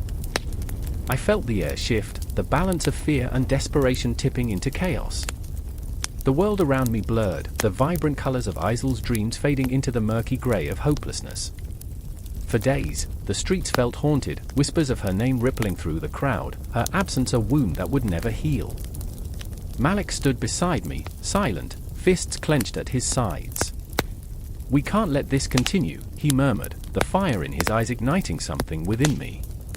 A rebellion brewed, a longing for change that coursed through our veins like a river of molten lava. I could see it in the faces of those around us, the flickers of anger that danced like flames brought to life by the wind. Time passed like a thief in the night, stealing away our resolve but never our memories. Each day grew heavier, each sunrise a reminder of what we had lost. I remember sitting beside Malik, the two of us sharing a stale loaf of bread, our laughter mingling with the distant cries of the city. But the laughter felt like a mask, a thin veil that barely covered the despair. "We have to fight back," I whispered one night, shadows playing tricks on our minds. "If we don't, who will?" Malik nodded, but his eyes clouded with fear. The Sultan's wrath was a hurricane, we were mere leaves, tossed by the winds of fate. "Isel might be gone, but her spirit is still with us," he said, the conviction in his voice a flicker of light in the darkness. "We can't let them break us. We fight for her, for all of us. For every parent who has had to choose between their child's life and their own pride." As the days turned into weeks, whispers of resistance spread like wildfire through the quarters of Istanbul. The common people, once broken and defeated, began to rise, emboldened by the ghosts of those lost. A spark ignited within us, each heartbeat a drum, calling for justice in a land where justice had become a distant memory. Standing at the edge of the city square, the weight of our choices pressing down like a heavy cloak, we prepared for the impossible. Shadows loomed, the night thick with anticipation, yet there was a flicker of hope, a reminder that in the darkest of times, even the tiniest spark can ignite a revolution. And so, we marched forward, hearts pounding, spirits entwined, ready to confront the very ghost of Murad IV that haunted our streets. Each step echoed with the cries of those who came before us, dreams interwoven in the fabric of our fight. We would not just remember Isel, we would become her, her spirit living on in the hearts of the brave, in the souls of the forgotten. The clash of our reality with the might of the sultans will loomed, a storm brewing on the horizon. The confrontation awaited us, an inevitable clash of despair and resilience. The city held its breath, the past mingling with the present, as we stood poised on the edge of a revolution. I felt Malik's hand grip mine, and in that moment, I knew our fight had only just begun. The air crackled with tension, the Sultan's chambers felt like the eye of a storm ready to unleash its fury. Shadows danced on the walls, flickering under the weight of whispered secrets. I could hear the heartbeat of the palace, thump, thump, thump, like a war drum, echoing through the dimly lit corridor. My pulse quickened as I approached the heavy wooden doors, decorated with intricate carvings that told stories of love, betrayal, and ambition. The scent of spiced incense hung heavy, wrapping around me like a shroud, suffocating yet intoxicating. Inside, he stood with his back to me, silhouetted against the dying light of a sunset that spilled through the slatted windows. The Sultan, cloaked in lavish silks that glimmered like fire, was a man of contradictions, powerful yet vulnerable, feared yet profoundly lonely. His shoulders sagged under the weight of an empire, but what crushed him more were the ghosts of relationships past, hovering like specters, reminding him of every choice that had led him to this very moment. I remember the first time I met him, an encounter that felt electric, full of promise and peril. His piercing eyes were pools of midnight, and they seemed to hold the universe's secrets, yet in them flickered a flame of despair. I remember how he laughed. It was a soft sound, rich with warmth, but also edged with a bitterness that suggested joy was a fleeting visitor in his life. We both wore masks, the Sultan and I, but beneath them, the truth lay bare, twisting like vines that would strangle our hearts. And then she entered, the harem's favorite, Amina, radiant and fierce as a summer storm. She was everything I wasn't, her laughter was a melody that could lift the heaviest heart, but in her eyes, I saw shadows of confusion and hurt, mirrored reflections of my own soul. The moment their gazes locked, the air shifted, electric and charged, a palpable tension that filled the room and seemed to warp time. "Your Highness," she said, her voice steady but the tremor beneath betrayed her. "We need to talk." The words hung between them like a sword poised to drop, and I felt it, the weight of her heart aching within her, a burden she carried like a crown of thorns. "You think we can talk," he replied, sarcasm lacing every syllable, masking an ocean of pain. "What is there to discuss?" I remember the way the silence stretched, a taut wire ready to snap. Amina, fierce and proud, took a step forward, her hands trembling slightly. "You can't keep shutting me out. You're the Sultan, yes, but you're also a man. You bleed, you feel. He cut her off, his voice rising like a wave crashing against the shore, filled with desperation and anger. "Feel what?" The weight of a crown that suffocates or the loneliness that wraps around me like a noose. The air turned thick with sorrow and truth. Amina's breath hitched, and I felt my heart clench. She was not just a woman in love, she was a warrior, battling for his soul while he fought against the very nature of his existence. I remember the way the light caught the tears in her eyes, shimmering like tiny stars in a darkened sky. "I did not choose this life for you. But you must choose me, or you will lose everything, your heart, your humanity." His expression faltered, a flicker of vulnerability breaking through the hardened facade. The Sultan turned his back to her again, shoulders tense, battling an internal tempest. I could almost see the cogs turning in his mind, the weight of decisions that could change the course of history. Time stretched, and I felt the breath of the cosmos on my skin. Each tick of the clock reverberated through the room, a reminder that moments are ephemeral, easily lost in the hands of those too afraid to grasp them. "Is it too late?" he whispered, barely audible, as if the words were a confession, a plea to the universe. "No," Amina responded, stepping closer, her voice fierce yet tender. "But you must open your heart, even if it breaks, again." The intensity of the moment wrapped around us, a tangible force pulling us into its depths, and I felt my own heart aching for both of them. Their love was a battlefield, fraught with loss and longing, a tangled mess of passion and duty, and in that space, I became an unwilling witness. The walls of the Sultan's chamber seemed to close in, and I could feel the air growing heavier, thick with unspoken words. I glanced at the ornate clock on the wall, its hands ticking mercilessly, a reminder that time waits for no one. The past loomed like a shadow, whispering its regrets, teasing with what could have been. And then, the confrontation reached its zenith. The Sultan spun around, his eyes ablaze with an intensity that could light the darkest of nights. "You don't understand, Amina. I am not just a man, I am a ruler. The lives of millions rest on my shoulders, and I can't afford to be weak." Her response was instantaneous, a guttural response that seemed to resonate with the walls. "And what about your life? Your happiness? The man I love? You're a shell of a ruler without love. You're nothing without it." In that moment, everything hung in the balance. The world outside the palace continued to spin, but inside, time stood still. Each heartbeat echoed louder than the last, a countdown to something inevitable and earth-shattering. The silence returned, thick and oppressive. I watched as the Sultan's face crumbled, the mask shattering. I saw the man, the boy lost in a world that demands strength above all else, yearning for connection, terrified of the vulnerability it would demand.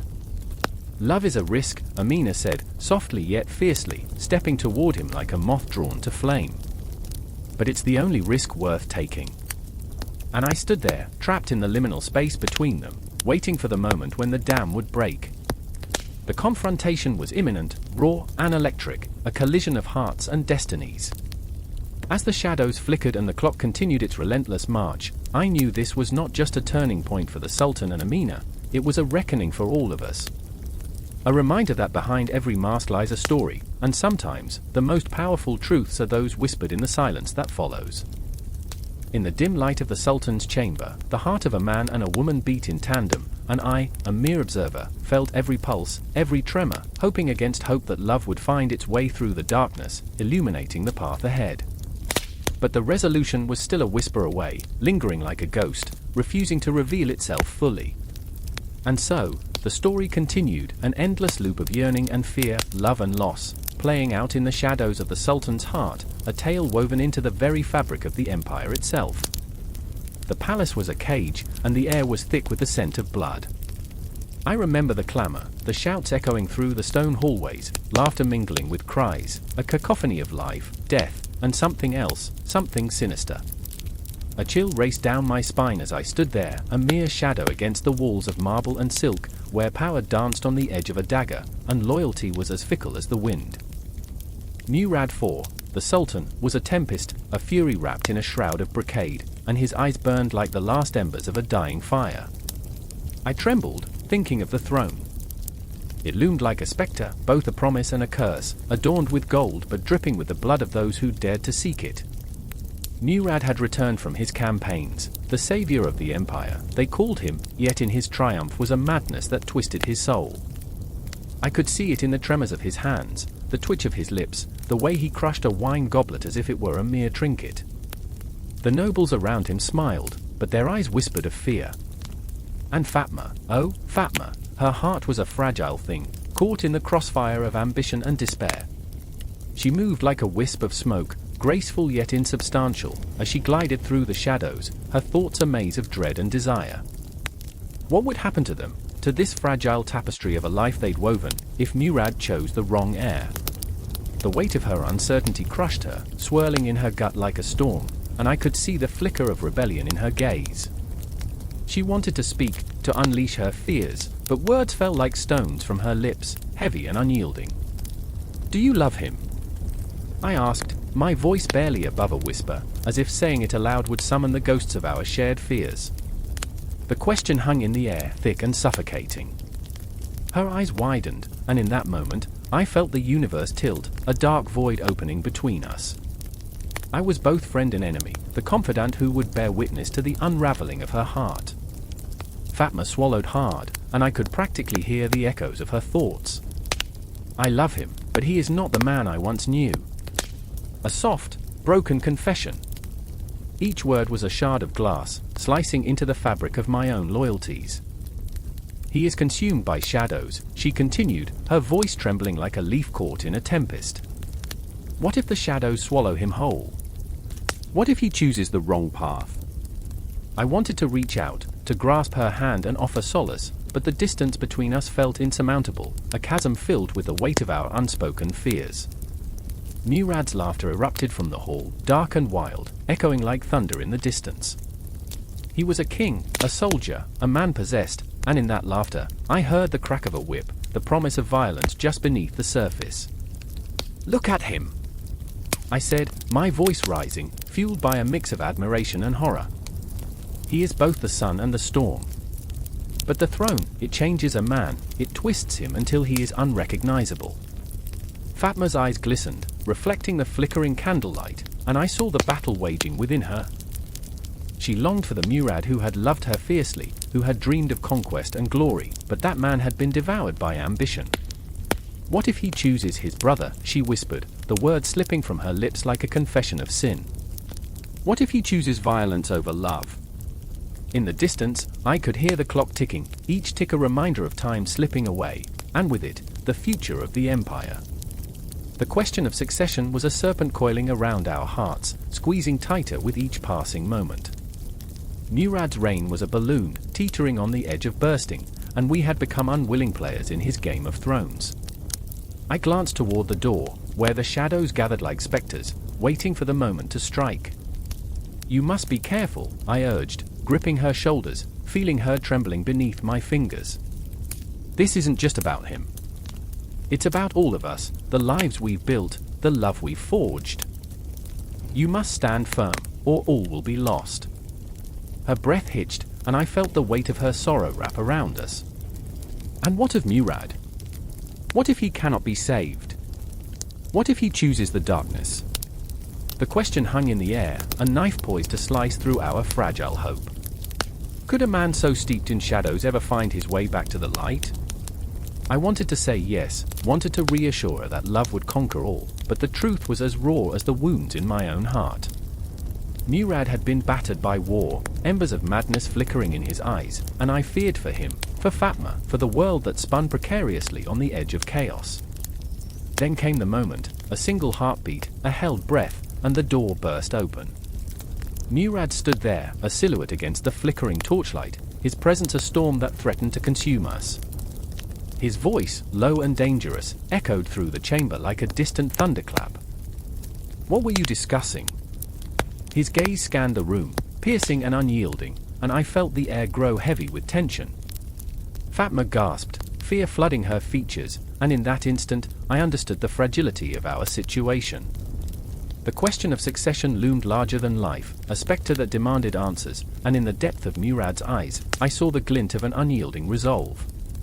"I will choose," he declared, and the world stilled, holding its breath, bracing for the storm.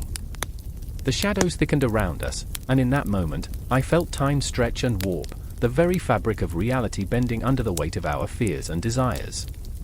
The question lingered, unresolved, aching like an open wound. What would tomorrow bring? What sacrifices would be made in the name of power and love? The tension crackled, raw and electric, and I could only stand helplessly at the precipice of fate, knowing that whatever storm brewed next would change us all. The future was a clock ticking down, each tick a heartbeat, each moment weighted with the specter of loss. There were no easy answers, only the shadows lurking at the edges of our souls, waiting to claim us. The air was thick with smoke and the echoes of chaos. I could barely breathe, but it wasn't just the acrid scent of burning wood that gripped my throat. It was the dread, the piercing fear that roamed the streets like a predator, hungry for blood. I stood there, my heart slamming against my ribcage, fists clenched, watching the shadows flicker in the orange haze. The flames danced, and in their light, I saw Ibrahim. He was a silhouette against the inferno, a reckless comet streaking across a once peaceful night. I remember thinking how small he looked, so fragile in his defiance. My younger brother had always been too bold for his own good, and now, as the world crumbled around us, he was ready to ignite something far more dangerous than fire. Ibrahim's laughter cut through the night, a jarring sound that sent shivers down my spine. "Come on, Sami. We can't just let them take everything." His voice rang out, full of a wild energy that felt like a challenge. It was intoxicating and terrifying, both pulling me in and pushing me away. I wanted to scream at him to stop, to turn back and save himself. But I was paralyzed by the fear of losing him, the weight of the choice that hung heavy between us. I remember the first time I saw the spark in his eyes, the relentless fire. He was no more than 10, standing up to a gang of older boys who had mocked our family's name. The way he faced them, fists raised and chin lifted defiantly, filled me with a mix of pride and dread. Even then, I knew the world was not kind to those who dared to challenge it. And here he was again, teetering on the edge of madness and heroism, leading us both toward destruction. In that moment, everything fell silent. The world narrowed to just the two of us, the crackling flames and the distant shouts fading into a haunting stillness. I saw the fear in his eyes, masked beneath adrenaline but raw and unfiltered. Ibrahim was scared, but he'd never admit it. "We have to fight back," he insisted, his hands trembling slightly. I wanted to reach out, to steady him, but my body felt like lead. "Fight back?" I spat, my voice thick with disbelief. "With what? Stones and words? You think they'll listen?" But he didn't hear me, he never did when his mind was set. I watched him turn away, determination morphing into something darker, something that made my skin crawl. And then, a flash, a brief moment of clarity amidst the chaos. I remembered the stories our father used to tell us about the great heroes who stood against tyranny, who rose up and struck down the oppressors. But those legends were just that, stories cloaked in glory. They didn't tell of the blood, the sacrifice, the hollow laughter of the dying. They didn't whisper about the ghosts that would haunt you long after the cheers faded. Ibrahim was a dreamer. He wore his heart on his sleeve, but dreams are dangerous things. They lead you down foggy paths where reality twists and flickers, like the flames before us. I felt my stomach churn. "Ibrahim, please," I pleaded, my voice cracking. "You're not a hero. You're my brother. Don't throw yourself into the fire." He turned back, eyes glistening with a mix of anger and hurt. "I'm not afraid, Sami. Aren't you tired of being afraid?" I could see the steel in his gaze, the flicker of hope that could either be his salvation or his undoing. His words bore into me, igniting an internal war I had long tried to bury. But fear is a cruel master. I could taste it, bitter and metallic, like blood on my tongue. I remember how it felt to lose someone, our mother, slipping away like shadows at dusk. I had promised myself I wouldn't let it happen again, not to him. Suddenly, a crash, a door splintering under pressure. The invaders had arrived, their shadows blotting out the flames. I could see their faces, twisted with rage and greed, and my heart raced like an animal caught in a trap. "We have to go!" I yelled, but Ibrahim stood rooted, as if caught in an unseen web spun by fate. "Not yet," he shouted, eyes wild. "I won't run. We have to stand our ground." In that moment, I recognized the desperation in his voice, a raw, pulsing energy that clawed at my chest. The clock was ticking, each second a heartbeat thudding ominously against the night. I could almost hear the ghosts of our past whispering warnings, the echoes of distant laughter faded into screams. With every breath, I felt the weight of our choices bearing down on us. I wanted to reach out, to pull him back into safety, but he was already slipping away, a comet blazing with fury, leaving nothing but ash in its wake. Then came the realization, a terrifying clarity. This wasn't just about fighting, it was about Ibrahim rising into a darkness that he couldn't comprehend. I saw visions of him falling into despair, swallowed by the night. The world around us blurred, and all I could think about was the inevitability of loss, the specter that hovered just out of reach. "Fight or flight," I whispered, the words tasting like ash as I spoke them. And in that moment, under the weight of his resolve, I recognized our fates intertwined, two souls dancing on the precipice of destruction. Before I could stop him, Ibrahim surged forward, a flash of rebellion, a cry to arms, and I felt the ground shift beneath me. My heart raced into a frenzy, a desperate plea trapped in my throat. I could do nothing but watch as he hurled himself into the fray, a small figure against the storm, a spark amidst the gathering darkness. As their roars filled the night, I stood paralyzed, my heart torn between terror and pride. between the memory of laughter shared in sunlight and the specter of heartbreak looming in the shadows. I was left standing amidst the chaos, caught between the ghosts of what once was and the terrifying promise of what was to come. I remember it vividly, the moment I lost him, the moment I lost a part of myself.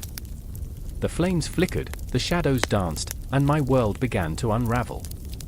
The echoes of his laughter haunted me, a faint melody fading into the darkness, and all that remained was the chilling silence that wrapped around me like a shroud. The candle flickers ominously, casting a trembling dance of shadows across the stone walls. Silence wraps around the room like a shroud, thick and suffocating, broken only by the quickening breaths of the court's most dangerous players. I sit in the corner, heart racing, eyes wide as I witness how power twists and contorts in the hands of the desperate. A lone figure stands at the center, a once cherished ally now an enemy cloaked in deceit. I remember the first time I met Lord Eldrick, his laughter like a warm summer breeze, his promises like sweet honey. But now, the very air is thick with betrayal. You think you can turn the tide against me? His voice drips with venom, sharp enough to draw blood. He holds a crumpled parchment, a death sentence disguised as a decree, and I can almost taste the fear wafting from those gathered. The court is divided, a festering wound of ambition and desperation, each faction eyeing the other with suspicion. I can feel their glances, daggers veiled beneath polite smiles. Across the chamber, Lady Seraphine shifts nervously, her fingers twisting the delicate chain around her neck. She's a creature of the night, mysterious, alluring, yet so painfully human. I remember when she confided in me her hopes of uniting the factions, of building a future where alliances were forged through trust, not bloodshed. Yet here she stands, her resolve crumbling as the stakes rise higher, the air electric with tension. "You're all playing a dangerous game," she whispers, her voice trembling like a leaf in the wind. I want to reach out, to comfort her, but I know that in this court, compassion is a weakness, a gaping wound. The clock ticks, each second echoing like a death knell. I glance at the ragged faces surrounding us, betrayal painted across their features, hearts heavy with secrets. I notice old Lord Hargrove, his eyes clouded with regret, once a powerful ally now reduced to a pawn. "What have we become?" he murmurs, and it feels like a prayer, a lament for lost ideals. I share his despair. We're all trapped in this web, each thread spun from whispers and lies, each alliance a fragile facade ready to shatter. Suddenly, the air crackles, the tension palpable as Eldrick takes a step forward, his shadow stretching like a sinister omen. "You will regret underestimating me," he growls, and I feel the weight of his threat settle like a stone in my stomach. The room is a pressure cooker, emotions bubbling just beneath the surface. I can almost hear their hearts, racing in unison, fear, ambition, rage. I remember the day I thought we could change the world. Hope was a delicate flower then, one I cradled in my hands. Now, it lies trampled beneath the boots of our ambition. Seraphine's gaze meets mine across the room, a flicker of something, fear, desperation, perhaps even sympathy. It pierces through the gloom, and I think of the dreams we once shared. "We can't let it end like this," I want to shout. But my voice is a ghost, lost in the chaos. Around us, the factions stir, whispers turning to shouts, alliances fraying like old ropes. "You're all fools," someone screams, and chaos erupts like a caged beast released. I remember the first time I felt the sharp sting of betrayal. It was a day like this, the air thick with promises unkept. I had believed in a future where we stood united, where old grudges faded into the ether like the night. But as the factions collide, chaos erupts, and the room plunges into disarray, I see that dream slip away, a wisp of smoke fading into the darkness. "Stand with me!" Eldrick bellows, his voice rising above the din, commanding attention. Power is a drug, intoxicating and blinding, and the air smells of desperation as he beckons those hungry for victory. I feel the pull of his words, the seduction of promises unspoken, but I can't let it cloud my judgment. The room spins, shadows melding into one another, and I'm suffocated by the weight of choices unmade. Seraphine moves closer, her presence a lifeline amid the storm. "We must choose," she whispers urgently, though her voice trembles. "They will pick us off one by one, and we'll be lost in the chaos." Her fear is palpable, a living thing between us, and I feel it clawing at my insides. We're at a crossroads, and the darkness beckons, but I refuse to succumb. I remember the moments of laughter we shared, the dreams we dared to forge. Don't let them take that from us, I plead, urgency twisting my heart. The factions are colliding like a thunderstorm, and I know that soon, blood will stain the stones. I glance at Eldrick, his expression twisted in anger and desperation. You think you're invincible? I want to scream, but my voice is swallowed by the roar of conflict. The scent of iron and sweat fills the air, and I can almost taste the fear, thick and bitter like ash. Time stretches, each second a lifetime as I stand frozen between them. The room pulsates with raw energy, a living entity that thrums with the weight of betrayal, ambition, and despair. The factions are not mere groups, they are families, each person a heart beating in sync with the others, yet now tearing apart, unraveling like threads from a tapestry. I breathe in the chaos, the urgency, and the heartbreak, and I know that choices must be made, alliances forged or torn asunder. The ghosts of our past hover close, whispering warnings and promises, truths and lies. I remember, I murmur, lost in the tumult. I remember the laughter, the fleeting moments of joy in a world drenched in shadows. I remember the dreams we spun together, fragile yet beautiful. But now they slip away like sand through my fingers as the factions surge, a tide of fury and desperation. Each heartbeat echoes the reality, allegiances may shift, but the heart remains a battleground where loyalty and betrayal dance in a deadly embrace. The confrontation looms, a storm on the horizon, and I feel it deep in my bones. The court is on the brink of chaos, and as the factions collide, the echoes of our choices will resonate long after the dust settles. There is no turning back now, only the raw, unyielding truth that in this game of power, love is a weapon, loyalty a liability, and hope a flickering candle in the encroaching dark. The palace is a breathing creature, its walls exhaling whispered confessions of power and desperation. Shadows stretch long in the flickering candlelight, flickering like the pulse of a dying heart. Murad IV sits upon his throne, but it's not the regal sight of a sultan that commands attention. No, it's the shuddering breath, the damp sheen of sweat on his brow, the tremor in his hand as it clutches the ornate armrest, knuckles white as he battles the specter of his own frailty. I remember the day the whispers grew into roars. The city outside the grand walls of Topkapi was ablaze with unrest, and the echoes of discontent invaded the palace like a spectral army. Murad IV, fever-ridden and gaunt, was a king stretched too thin, caught in the relentless grip of ill health, his body a war zone while his mind spiraled into the depths of shadows. Each cough was a crack of thunder against the stony silence of his advisors, each gasp an unspoken plea for strength he no longer possessed. And there was Qadir, the vizier, a man of sharp wit and sharper desperation, who felt the icy fingers of fear clutching at his own throat. He stood there, eyes darting between the king's failing form and the ever-growing mob outside, a beast hungry for change. The weight of the empire pressed down on him like a leaden shroud, and he wondered how long he could keep it together. "Sire, you must," he began, but the words hung in the air, heavy with the scent of unfulfilled commands. Murad's glare sliced through Qadir's hesitation like a blade. "What, Qadir?" His voice was a cracked whisper, a shadow of authority that sent shivers down spines. "What can I do? I am a king shackled by this wretched body." The vulnerability in Murad's voice shattered the silence, and Qadir felt a tremor of empathy, a flicker of shared humanity. Both were trapped in a labyrinth of expectations, each man wrestling with the weight of a crown that felt more like a noose tightening with every labored breath. Outside, the night breathed chaos, the distant clamor of protesters rose as a surge of turbulent waves crashing against the shores of a crumbling empire. Murad could hear the cries, the fervor of the people, and they clawed at the fibers of his being. He wanted to stand, to rise, and declare his will against the tide, but his body betrayed him.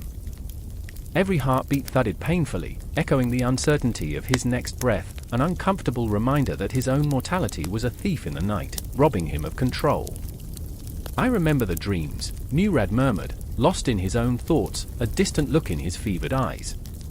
"They come to me like ghosts, whispering promises of power and the weight of my failures. I am king, but I am also a man." Qadir, watching, felt a surge of protectiveness for this tortured soul. He was no mere advisor now, he was the anchor in a storm, the shield against the impending tempest. And yet, as he looked into Murad's eyes, he saw the flicker of rebellion, the flicker of a man who would not yield without a fight. The candles flickered with a mind of their own, casting grotesque shadows that danced across the walls, a macabre ballet of uncertainty. "My lord," Qadir pressed, desperation creeping into his voice, "the people will not wait. They yearn for the strong hand you once wielded. You must rise. You must reclaim your throne." But the king's laughter was hollow, a broken sound that echoed in the chamber. "A strong hand? Qadir, I can barely lift my own." Murad's eyes darted towards the window, half open, where the wind carried the scent of smoke and fear. "What is strength without health? What is a throne without a king?" Qadir stepped closer, a companion in the labyrinth of despair. "You are more than your body, sire. You are the heart of this empire. You can lead us through this." The urgency in his words dripped with the sweat of anxiety, a lifeline thrown into the churning sea of Murad's uncertainty. But Murad IV turned his back, the weight of his crown pressing down like an anchor pulling him into darkness. "Every day, I feel the shadows closing in. I am a wolf without teeth, Qadir." His voice cracked, vulnerability laid bare.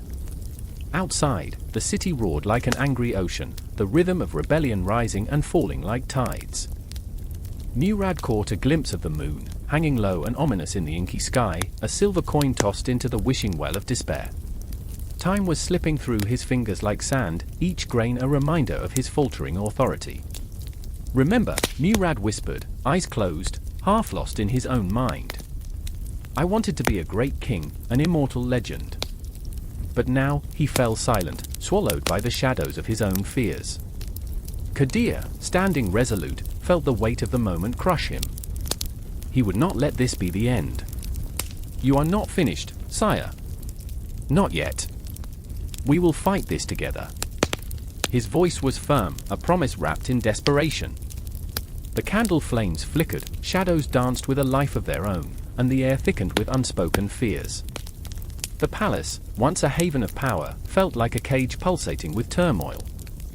Murad, lost in his own battle, felt a surge of something deep within, a flicker of defiance ignited by Qadir's unwavering belief. Qadir's determination surged against the backdrop of uncertainty. Each heartbeat echoed with the rhythm of fate, propelling them toward an unseen climax. The city outside roared for a leader, and Murad felt the weight of their hopes suffocating him, an invisible noose tightening with each passing moment. In that eerie silence, amidst the shadows and flickering light, the confrontation between frailty and ambition hung heavy in the air. Murad IV, the king defined by his health issues, faced his reflection, a broken warrior in a timeless battle against the ghosts of his own making. He was a man caught in an intricate web of power and vulnerability, and as the night deepened, it all teetered on the edge of an uncertain, spine-chilling climax that would shape history itself. The night was a black canvas, interrupted only by the flickering torches that cast long, wavering shadows across the castle walls. I stood at the window, feeling the chill seep through the stone. The weight of silence pressed down, thick and suffocating. Outside, the moon hung low, a ghostly eye watching the land, and I could hear the distant howls of wolves echoing through the night. They were hungry, like me. I remember the blood on my hands, the faces of the fallen flitting through my mind like moths to flame. I remember the faces, but could not name them. The cost of power was a tapestry woven from the flesh and souls of the damned.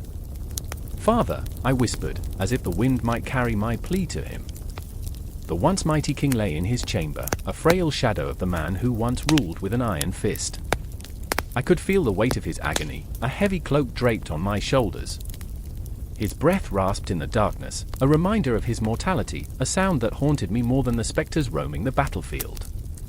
I turned to Clara, my sister, who leaned against the wall, arms crossed, her fiery spirit now dulled by despair. Once vibrant, her eyes now held storms within them. "He's dying," she said, voice barely a whisper, yet it echoed through the silence like the tolling of a bell. "When he goes, what will become of us?" "Hope," I said, the word tasting foreign on my tongue. I remembered the feasts, the laughter, the love that once filled these halls. Now, shadows danced in the corners, whispering secrets I dared not hear. I could almost see the memories of our childhood flitting away, like the last embers of a dying fire.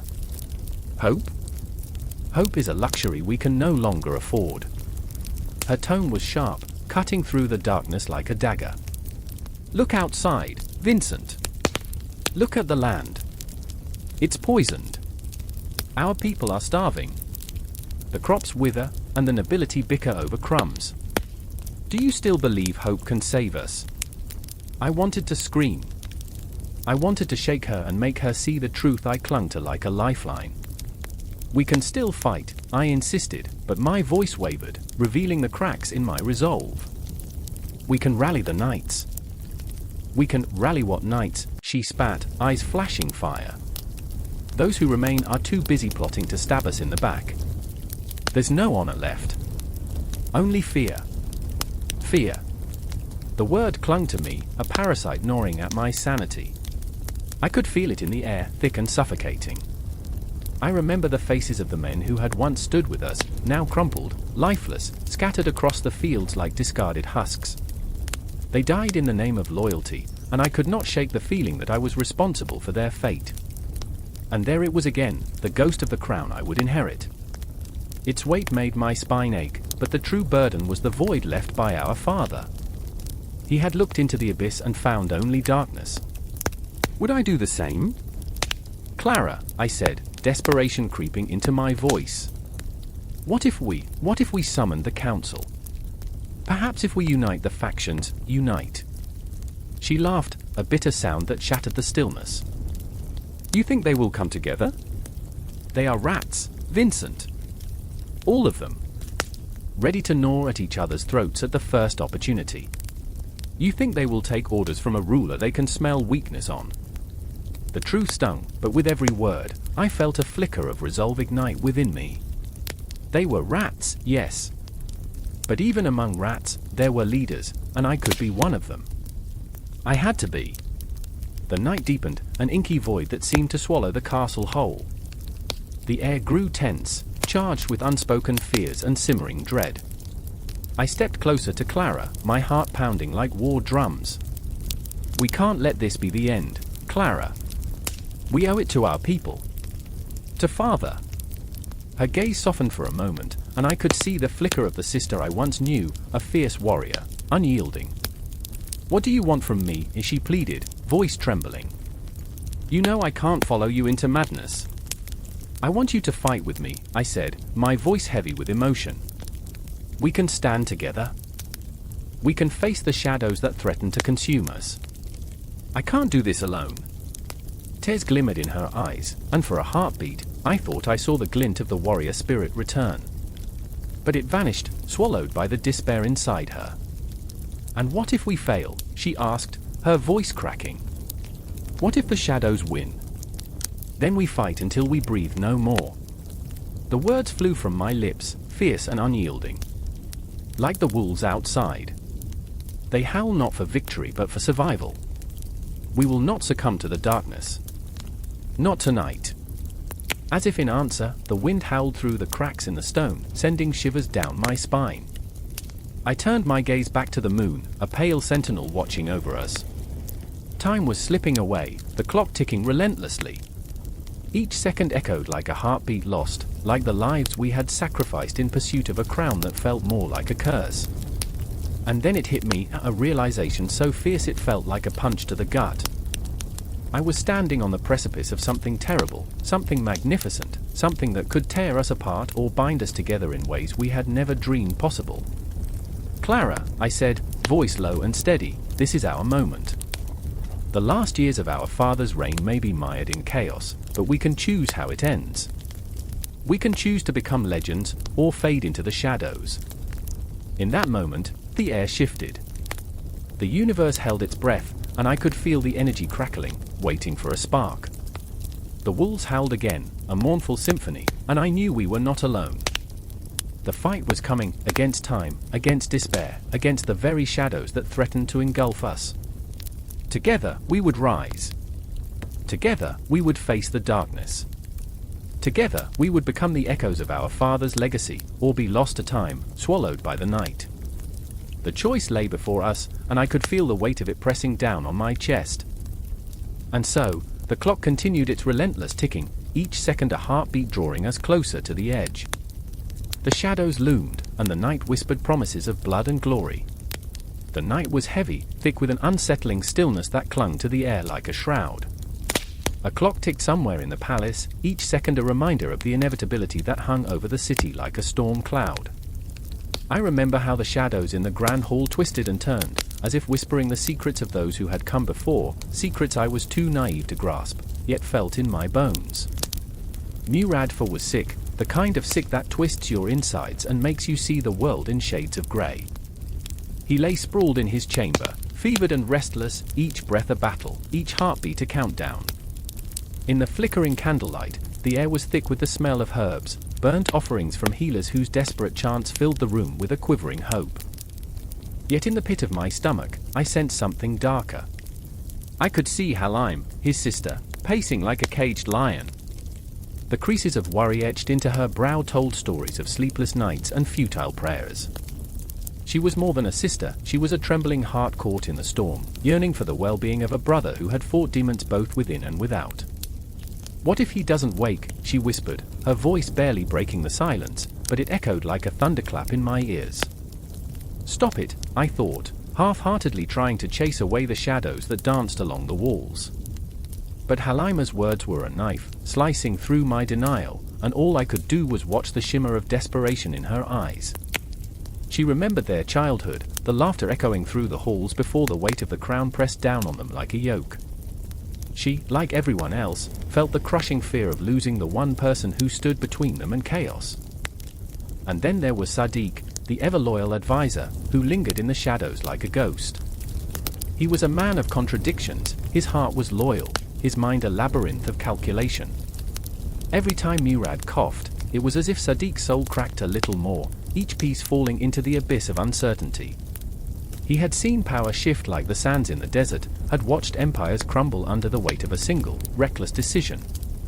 In that dim light, he was a man weary of the burdens he had chosen, eyes glazed with the weight of impending doom. If he dies, he murmured to no one in particular, the city will burn. Outside, the streets of Istanbul pulsed with life, unaware of the tragedy brewing within the palace walls. I could hear the distant laughter of revelers, the clinking of glasses as they celebrated a night that felt too cruelly alive for those of us gripped by shadows. The moon hung low, a silent witness to what was unfolding, and I could feel its ghostly gaze upon us, a reminder that time was slipping away like grains of sand through desperate fingers. As the hours wore on, Murad's moans became a distant echo, piercing through the walls of my mind, morphing into a symphony of dread. I wanted to scream, to tear through the fabric of reality, a reality that felt increasingly fragile. I remember pressing my hands to my ears, trying to drown out the sound of a world that continued to spin while we were trapped in this moment, this agonizing moment. Halim was silent now, her eyes glazed over, staring into nothingness, as if hoping to catch a glimpse of the brother who had once filled her life with laughter, before the shadows swallowed him whole. And then, a sudden shift in the air, a gasp that swept through the room like a gust of wind. Murad's body convulsed, and I felt time fracture like glass. Memories of a young boy, innocent and wild, flashed across my mind. Remember! I wanted to shout. Remember the dreams of conquest, the laughter that filled the corridors. But they were just that, dreams. We were living in a nightmare, and Murad was the embodiment of our collective fears, our hopes, and our failures. Sadiq stepped forward, his voice trembling. "Majesty," he whispered, but the tremor in his voice betrayed him. There was no denying it now, the air was thick with the silence of despair. Murad gasped, and in that moment, I knew the truth, we were all ghosts in the palace, haunted by the spectre of what we could lose. The weight of power, once a gilded crown resting comfortably on his brow, had become a noose, tightening with every breath he took. The city outside was a distant memory, a world untouched by grief. Here, in this chamber, time was standing still, suspended in a moment of unbearable tension. And then it happened. A shudder, a final gasp. The silence that followed was deafening, a void that swallowed everything, rendering us paralyzed, as if we stood at the precipice of an abyss that reached beyond the stars. Halima's hands flew to her mouth, stifling a scream, while Sadiq fell to his knees, defeated. There was a crack in the universe, a rupture that sent shockwaves through the very fabric of our souls. I felt the ground beneath me tremble, as if the city itself were mourning. I wanted to run, to escape the anguished tableau that encircled me, but there was nowhere to go. I was chained to this moment, this haunting realization that we had all been waiting for something we could not prevent. Murad IV was gone, and with him, the fragile dream of a stable empire. As the candles flickered, shadows crept closer, coiling around our hearts. The city outside continued its dance, unaware that a crown had fallen, a legacy shattered, and the shadows would soon know their name. I remember the ache in my chest, the agony of loss that would linger long after, a reminder of a world that had shifted, irrevocably, into darkness. A cold wind howled through the ancient streets of Istanbul, carrying the scent of smoke and fear. In the shadows of the crumbling walls, a figure trembled, clutching a dagger, its blade glinting like a sliver of moonlight. It was Ahmed, a soldier in the service of Sultan Murad IV, his heart pounding with a fear that twisted his gut tighter than the grip of death itself. The night was alive with whispers of revolution, echoes of a city on the brink, of something monumental. I remember the moment vividly, the taste of dread mixed with anticipation. Murad IV, the fierce ruler who had wrested control of a crumbling empire, sat atop his throne with eyes like storm clouds, lightning crackling behind the shadows. His reign was painted in blood and terror, a masterclass in fear. He hunted down the corrupt and the complacent, turning the streets into a crucible where loyalty was forged in fire or extinguished in darkness. But fear was not the only thing that gripped the city. Across the damp, cobbled streets, Isel, a woman of resilience forged in the fires of loss, stood before a crowd, her voice rising like a phoenix from the ashes. "We cannot live in chains," she cried, her words piercing through the tension like a dagger. I remember feeling the electric pulse of her fervor, a heartbeat that resonated through gathered souls, igniting something primal and wild.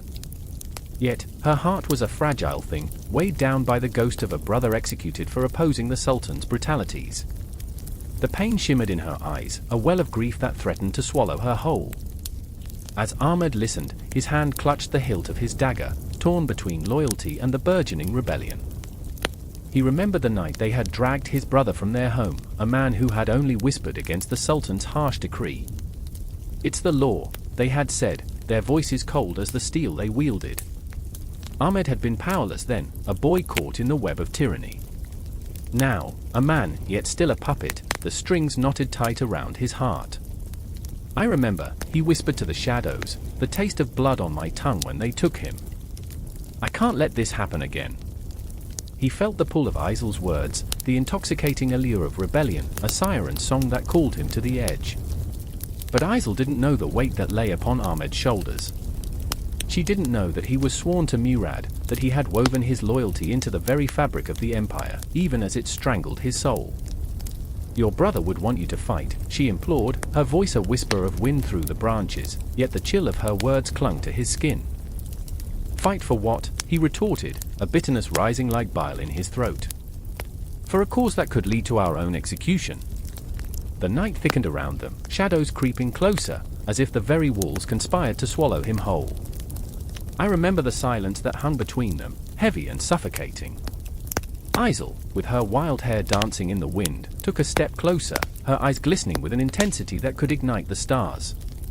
"What is the price of our silence?" she asked, her voice trembling yet steady. "What is the cost of our complacency? If we do nothing, we become ghosts in our own lives." Ghosts. The word echoed in the depths of Ahmed's mind. He had felt like a ghost for too long, haunting the shadows of a life half-lived, shackled by fear. He longed for freedom but feared the light. The air crackled with tension, a storm poised to break.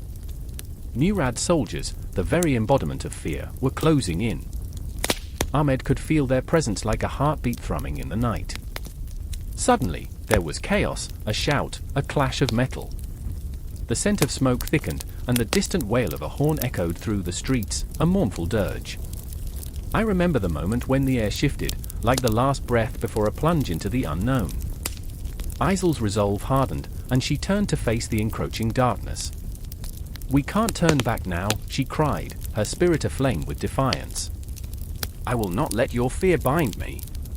But Ahmed, caught between two worlds, felt his heart fracture. He wanted to leap into the abyss with her, to feel the thrill of rebellion pulse through his veins. Yet he was rooted in loyalty, a soldier torn by the weight of duty.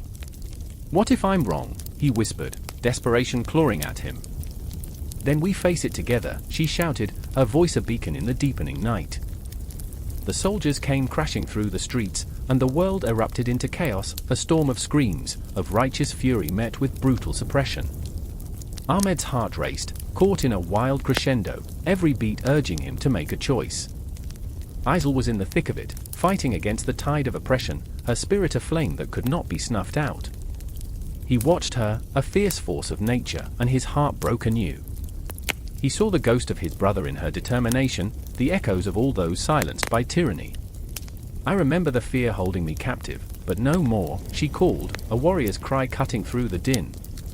And in that moment, something shifted within Ahmed, a crack in the armor of his loyalty, a fissure through which hope seeped.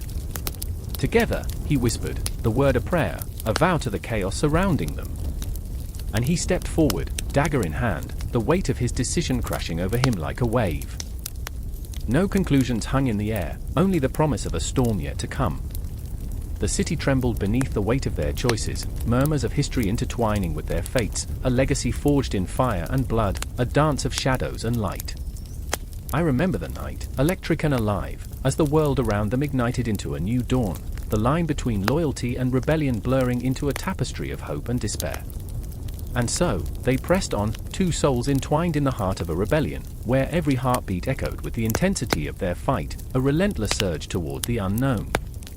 The legacy of Murad IV loomed like an ominous shadow, a reminder that in the game of power, the cost is often life itself. Yet in that precarious balance, hope flickered like a candle, stubborn and fierce, refusing to flicker out. The night was suffocating, thick with the kind of silence that stretches until it snaps. Murad IV stood on the balcony of an opulent palace, the moon a ghostly sentinel in the midnight sky, casting silver shadows across the marble floor. Below, the streets of Istanbul pulsed with a restless energy, whispers of discontent swirling like the smoke from the opium pipes that filled the air with a sweet, intoxicating despair. He could feel it in his bones, the tension, the uncertainty, the impending chaos. His heart raced. Was it fear? Or was it something more primal, a recognition of the weight he bore as the Sultan, a crown that felt more like a noose? He could hear the echoes of 1,000 conversations, hushed but urgent. The city was alive, but he was a ghost, trapped in a body that felt too heavy, too human. Every night, he wrestled with the shadows of his own making, haunted by the specters of power and betrayal. Across the palace, in the dim light of a flickering candle, the figure of an officer loomed. Ibrahim, a man who walked the line between loyalty and fear, his loyalty a currency that could flip with the turn of a coin. His eyes, dark pools of desperation, met Murad's.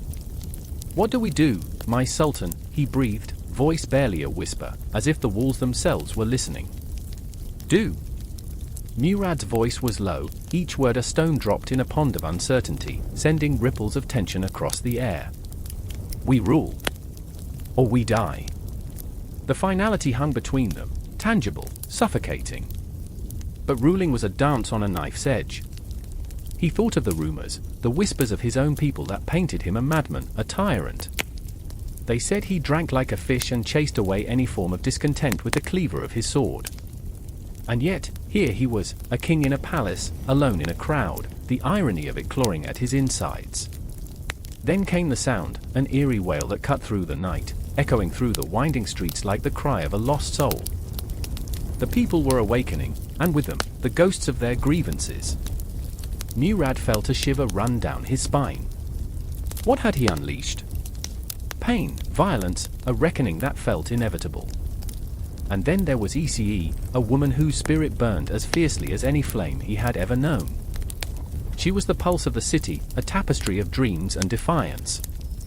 Their eyes had met once, amid a sea of faces in the marketplace, where she bartered spices and laughter like currency. She was the embodiment of everything he could not touch, a symbol of the life he could never have. Now, her image haunted him like a lost melody, a song that echoed in the silence of his heart. Murad, her voice rang in his mind, sharp and clear. What have you become?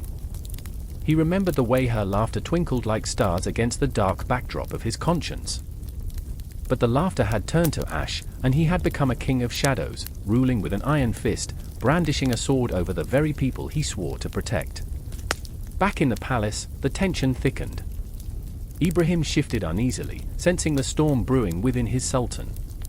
They speak of rebellion, he said, his words heavy with fear, each syllable like a stone thrown into a lake of chaos. They say you've gone too far. Too far. Murad laughed, a sound devoid of joy, more a bark than anything else. I'm surrounded by traitors, Ibrahim. I'm the ghost of a ruler who must be feared. There was a pause, a heartbeat stretched taut between them. Murad's chest tightened with a dizzying mix of anger and sorrow. He was not just a king, he was a man grappling with the weight of his decisions, each one a thorn in his side. The kingdom needed order, yes, but what order was built on fear? He felt the walls closing in, every choice he made leading him deeper into an abyss of despair. And just then, as if summoned by the ferocity of his thoughts, the distant sounds of a gathering crowd began to rise. The people were awake, their voices a tide crashing against the palace gates. They wanted change, they wanted blood. He could feel it, the rage simmering just beneath the surface, a boiling cauldron ready to overflow. Murad's heart raced. The ghosts of his past loomed large, his father's expectations, the weight of the throne, the memories of his mother's tears. What had he sacrificed? What had he lost along the way? Easy's laughter faded, replaced by the cries of a people yearning for something more, something real. He turned to Ibrahim, desperation clawing at his throat. What do I do? Lead, Ibrahim replied. But remember, the sword cuts both ways. And there it was, the truth like a dagger in his chest. A ruler or a tyrant? A king or a madman? The choice was his, yet the consequences felt insurmountable. Outside, the gathering storm of humanity surged, a living, breathing entity demanding to be heard. Murad could feel it in his bones, the pulse of the city echoing his own heart. He was a part of something larger, something terrifying. With one last glance at the haunted streets below, he stepped back into the shadows of the palace. The ghosts of his choices swirled around him, and he could hear Easy's laughter fading into the night. But he also heard the cries of the people, raw and unyielding.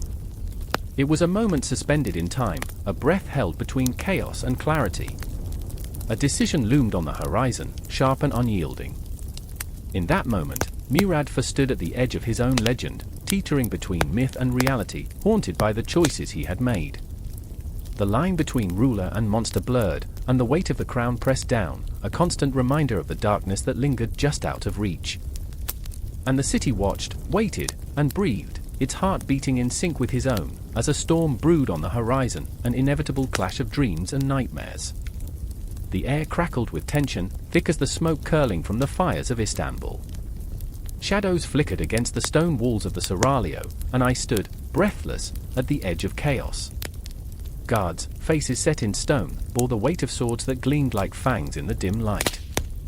I remember the moment the cries of rebellion pierced the night, like the shrill whistle of a kettle boiling over, and the world felt like it was collapsing around me.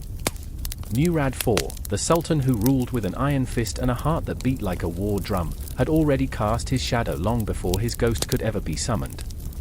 I remember his eyes, cold and relentless, as if they were windows into a stormy abyss. Each decision, every decree, echoed through the ages. His influence now hung over the throne like a dark cloud, a spectre of fear and control that wrapped its icy fingers around the throats of those who followed. In the flickering half-light, I remember Ibrahim, Murad's successor, trembling under the pressure of his legacy. His hand shook, not from fear of the throne, but from the loaded expectations of a kingdom that craved a ruler like Murad, unyielding, terrifying. He was a man caught in the tempest of his own making, forced to wear a crown that weighed heavier than iron. I felt his despair, the gnawing anxiety that clawed at his insides, like a rat burrowing deeper into a carcass. Each day was a fresh battle, not just against enemies outside the walls, but against the demons that danced in his mind. Then there was Fatma, the fierce and fiery cousin, a woman mold from the very steel of Istanbul's gates. Her spirit shone brighter than any jewel. She had known Murad as a tyrant, but she also saw the man, a lost soul buried under layers of brutality. He was a monster, she would say, her voice trembling with a mixture of anger and admiration. But he was our monster. She had the heart of a lioness, fierce and protective, and yet I could see the cracks beneath her bravado. Each time she spoke of Murad, I could feel her heart constrict, like a noose tightening around her chest. Whispers curled around the palace like tendrils of smoke, and I could feel the pulse of fear that throbbed in the air. Murad's shadow loomed larger with every decision Ibrahim made. It echoed through the marble corridors, a ghostly reminder of the horrors the previous sultan had unleashed upon the world. I watched as Ibrahim's face paled at the thought of disappointment, and I felt it too, an icy grip on my heart. What if he failed? What if he succumbed to the allure of tyranny birthed by the very man he was trying to outrun? Fatma, restless and defiant, paced like a caged panther, her thoughts a chaotic storm brewing just beneath the surface. "We cannot repeat his madness," she said, her voice fierce enough to crack the stone. Ibrahim must find his own way. Yet, the flicker of doubt in her eyes betrayed her words. What if he couldn't? What if the blood of tyrants flowed too deeply in his veins? Then came the night that changed everything. The silence of the palace shattered like glass as Ibrahim made his choice. He stood before the council, sweat beading on his brow, ready to confront the whispers of Murad's legacy. I held my breath, feeling the weight of the moment like a heavy stone pressing down on my chest. Every soul in that room held their breath, the tension palpable, thickening the air until it felt like a noose tightening around their throats. "I will not be my brother's keeper," he shouted, and the sound echoed like thunder. It was a declaration, a rebellion against the very blood that coursed through his veins. And in that moment, I saw something shift. Fear turned to fury, and anger turned to hope. But hope was a fragile thing, like glass on the brink of shattering. I remember Fatma's eyes alight with a wild flame, but beneath that fierceness lay a flicker of doubt. "And what if you fail?" she asked, her voice a whisper, a haunting echo. "What if you become just like him?" Ibrahim faltered, the weight of his lineage crashing down upon him like an avalanche. "I will not be him," he roared, but the tremor in his voice betrayed him. I felt it deep in my bones, a haunting uncertainty that would follow him like a shadow. As night swallowed the land, I could almost hear the ghost of Murad IV laughing, a chilling sound that echoed through the corridors of time. His influence was etched into the very fabric of their destinies, a scar that would never heal. Would Ibrahim rise above the ashes left by his predecessor, or would he crumble under the weight of expectation, becoming the very tyrant he sought to escape? In that moment, I remembered the stars, distant and cold, twinkling against the vastness of the cosmos. They were witnesses to this struggle, floating above the chaos, indifferent yet omniscient. Time, relentless as an ocean tide, washed over the events, erasing nothing but carrying echoes of their choices into the future like whispers on the wind. I felt the tension tightening, the weight of history pressing down, and I knew this was just the beginning. The influence of Murad IV would not fade quietly into the annals of time, it would resonate, a haunting refrain that would shape the lives of those who walked the halls of power. As the clock ticked inexorably forward, shadows grew longer, and the night deepened, leaving me hanging on the precipice of what was yet to come. The air was electric, charged with emotions raw and untamed, and I stood witness to it all, heart racing, breathless, caught in the tides of fate. The night hangs heavy, a shroud of velvet darkness smothering the city. Echoes of a past long forgotten, or perhaps too vividly remembered, linger like a stench in the air. Murad IV stands at the precipice, his body taut with the weight of 1,000 unspoken prayers, a single candle flickering in the vast emptiness around him. Shadows dance on the cold stone walls of the palace, each flicker a reminder of what he's lost, what he's fighting against. I remember the look in his eyes, a tempestuous mix of madness and brilliance, swirling like the storm clouds over the Bosphorus, blue and black, a reflection of the sea's fury. Fear grips him, yet it's not just his. It's a shared dread that fills the air, palpable, almost tangibly woven into the very fabric of the night. The whispers of his past scream around him, the assassinations, the bloodshed, the throne that feels more like a curse than a blessing. He was a king, yes, but also a ghost. A man haunted by his own decisions, by the very people he sought to silence. Across the chamber, Ice stands, his fiercest confidant and his achingly tender tether to humanity.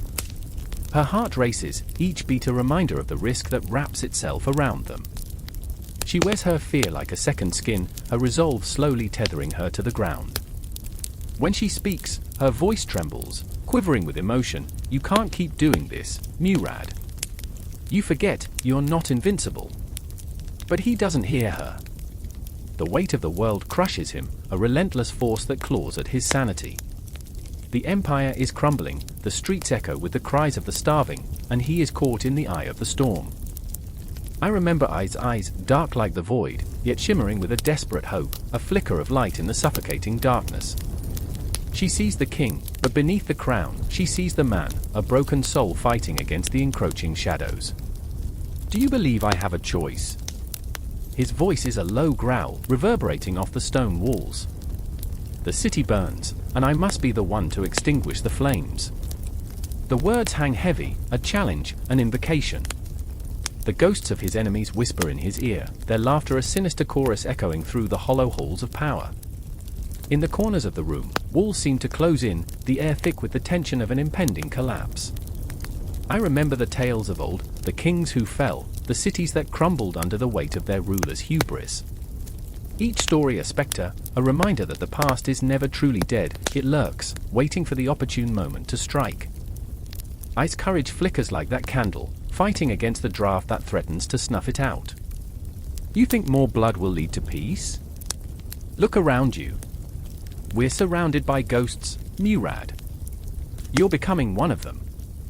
Her words cut deep, sharp as the glint of a dagger, and for a moment, the king falters. The weight of her accusation lands heavily on his shoulders. But who was he, really? A tyrant? A savior? Or perhaps a man trapped in a cycle of his own making? I remember the stories that wove his legend, the boy who became a leader, the conqueror who silenced dissent with fire and fury. Yet, every act of aggression spiraled into a darker abyss, a relentless chase for dominance that promised only chaos. With a sudden ferocity, Murad strides across the room, each step echoing like a war drum, his breath ragged as he confronts his demons. I will not be the king they expect me to be. I will drown them in their own blood if that's what it takes. His eyes burn with an intensity that sends chills down my spine, a flicker of madness that sparks in the depths of his being. But even as he proclaims his resolve, a whisper of doubt gnaws at him. I can almost hear it, a low murmur that creeps into the corners of his mind, a reminder of the child he once was, the boy who played in the gardens of the palace, untainted by the corrupt tendrils of power. Every choice has its price, I's whispers, her tone softening, breaking through the tempest. What of your soul? What of the man you promised to be? In that moment, the air thickens with unshed tears, the atmosphere charged with a sorrow that feels almost palpable. I remember the clock ticking in the silence that follows, each second stretching into eternity, a reminder of the passage of time slipping through their fingers. The empire lies in ruins, but the weight of their emotions is heavier than any crown. Murad wrestles with the ghosts of his past, the choices he made, and the ones he's yet to confront.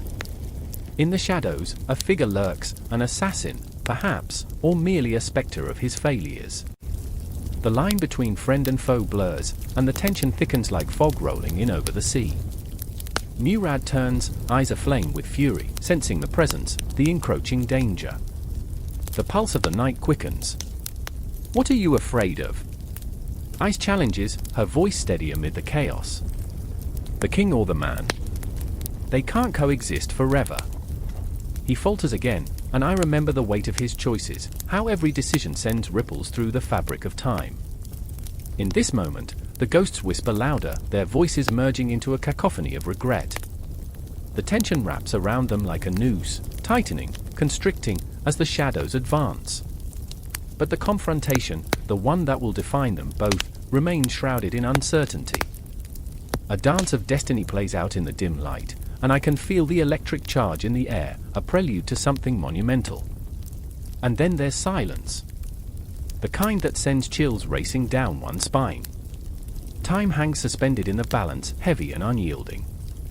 Each heartbeat inevitably leads them to the edge of an abyss. The clock ticks relentlessly, and in this moment, fear and longing collide, a haunting reminder that choices echo through eternity, that every heartbeat reverberates with the weight of history. As the shadows close in, the palpable tension lingers, casting a spell over the room, pulling you deeper into their turmoil.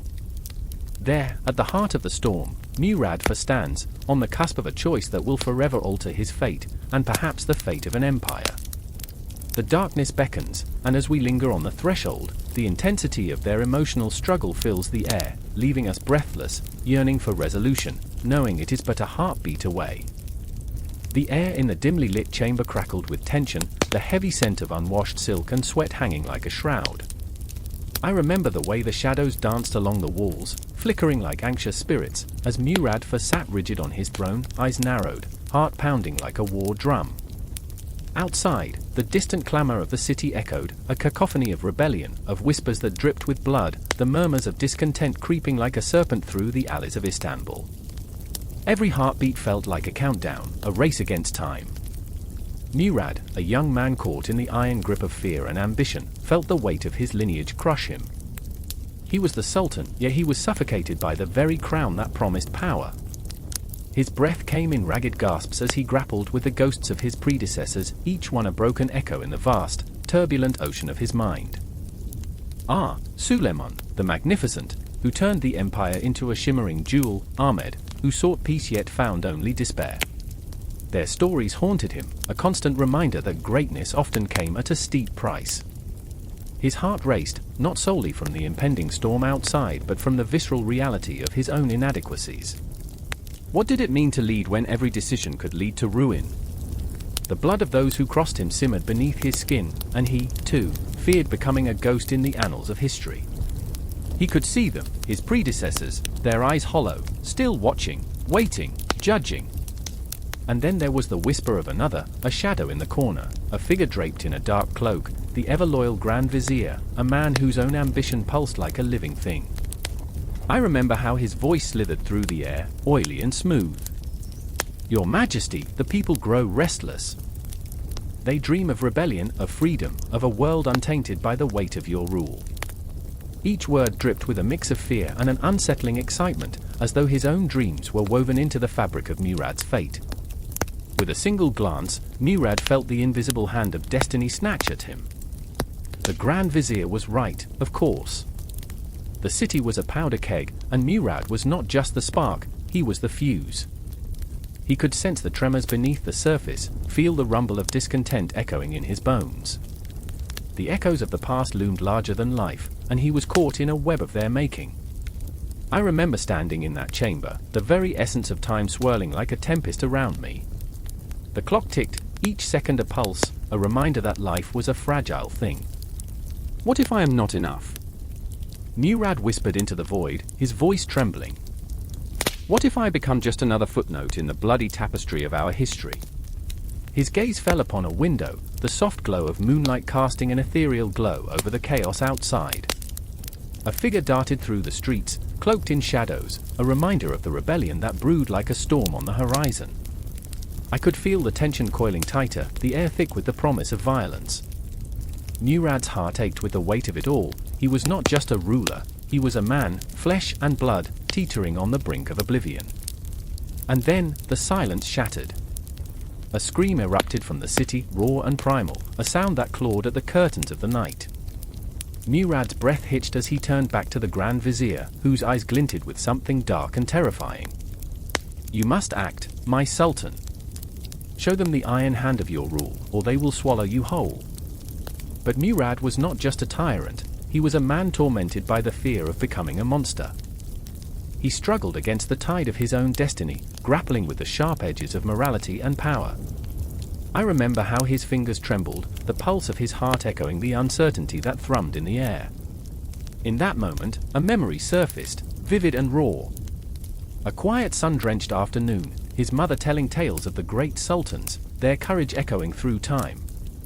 "Remember, my son," she said, "lead with justice, not fear."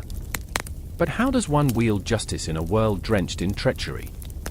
How does one find the balance between power and compassion? The Grand Vizier's voice cut through his reverie, a sharp knife slicing through the fog of indecision. "You are the guardian of the empire, Murad. Embrace your legacy. Show them the strength of the sword. Or lose myself," he shot back, grappling with the looming specter of his own impending doom. The stakes rose higher, a knife's edge balancing right and wrong. Outside, the clamor grew louder. Voices rose in a turbulent wave, a testament to the restless spirit of a people yearning for change.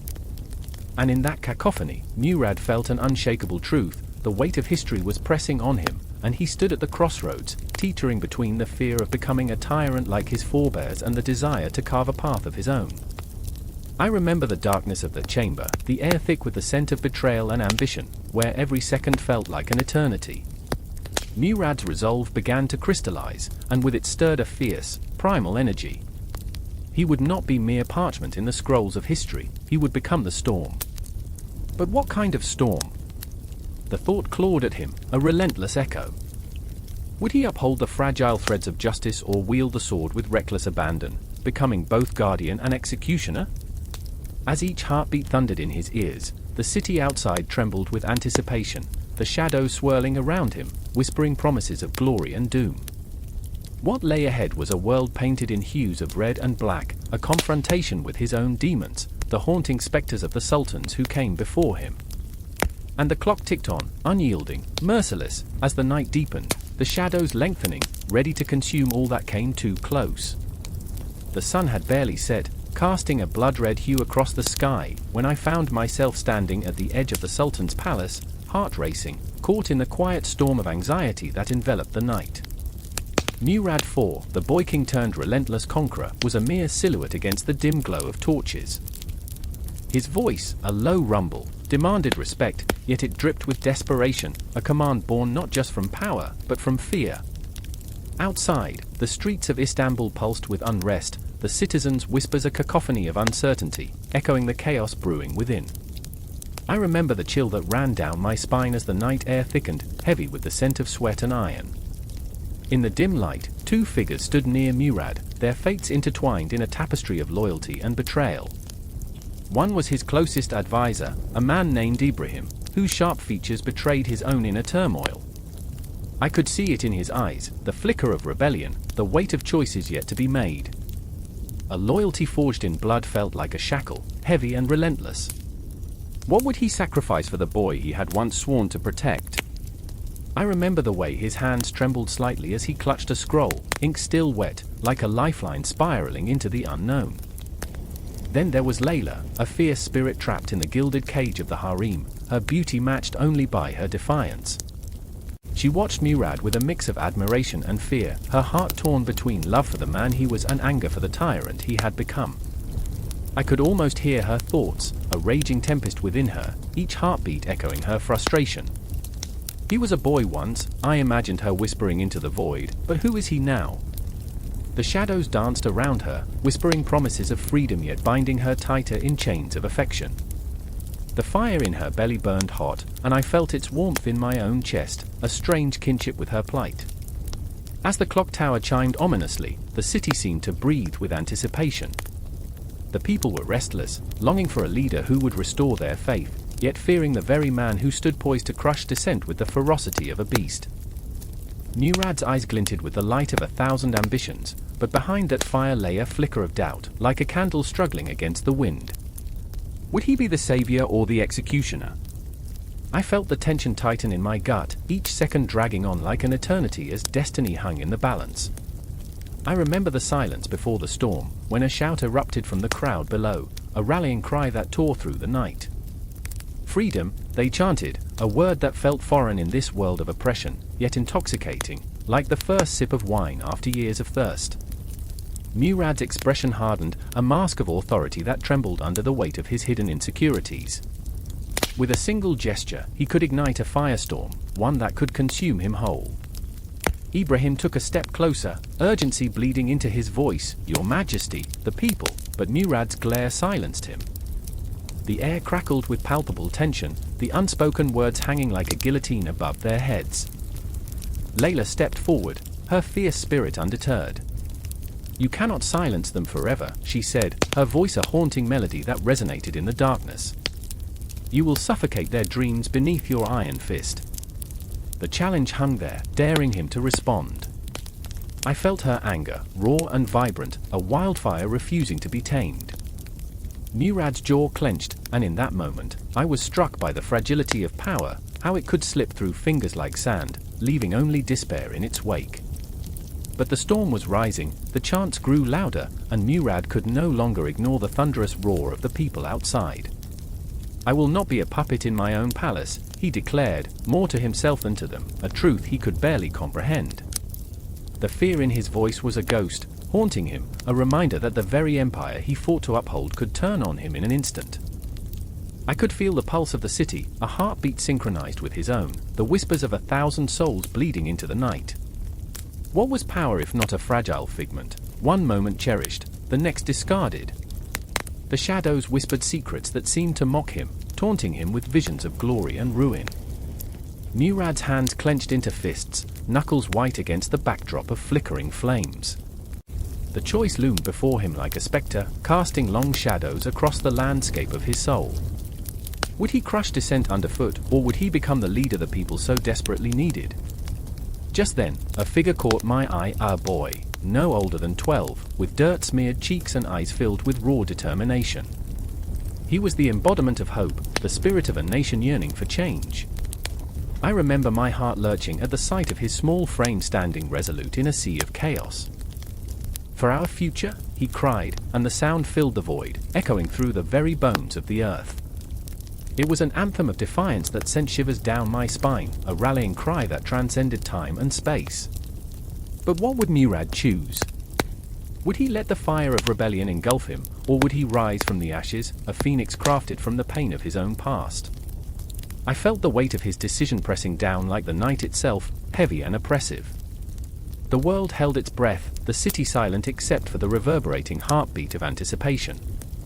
And as I stood there, lost in the tempest of emotion swirling around me, I realized that this moment was not just about Murad IV or his empire, it was about us all. The choices we make. The dreams we chase. The legacies we leave behind. In the shadows of the palace, under the blood-red sky, the stage was set for a confrontation that would ripple through history, leaving scars and whispers that would echo long after the night had faded into dawn. And there, amidst the chaos, I felt the world shift, a turning point in time, an inescapable truth. The impact of Murad IV would not just be felt within the crumbling walls of his empire but would resonate through the ages, a haunting reminder of power's fleeting nature and the indomitable spirit of rebellion. The confrontation was inevitable, the shadows dancing closer, and I knew, deep down, that this was only the beginning.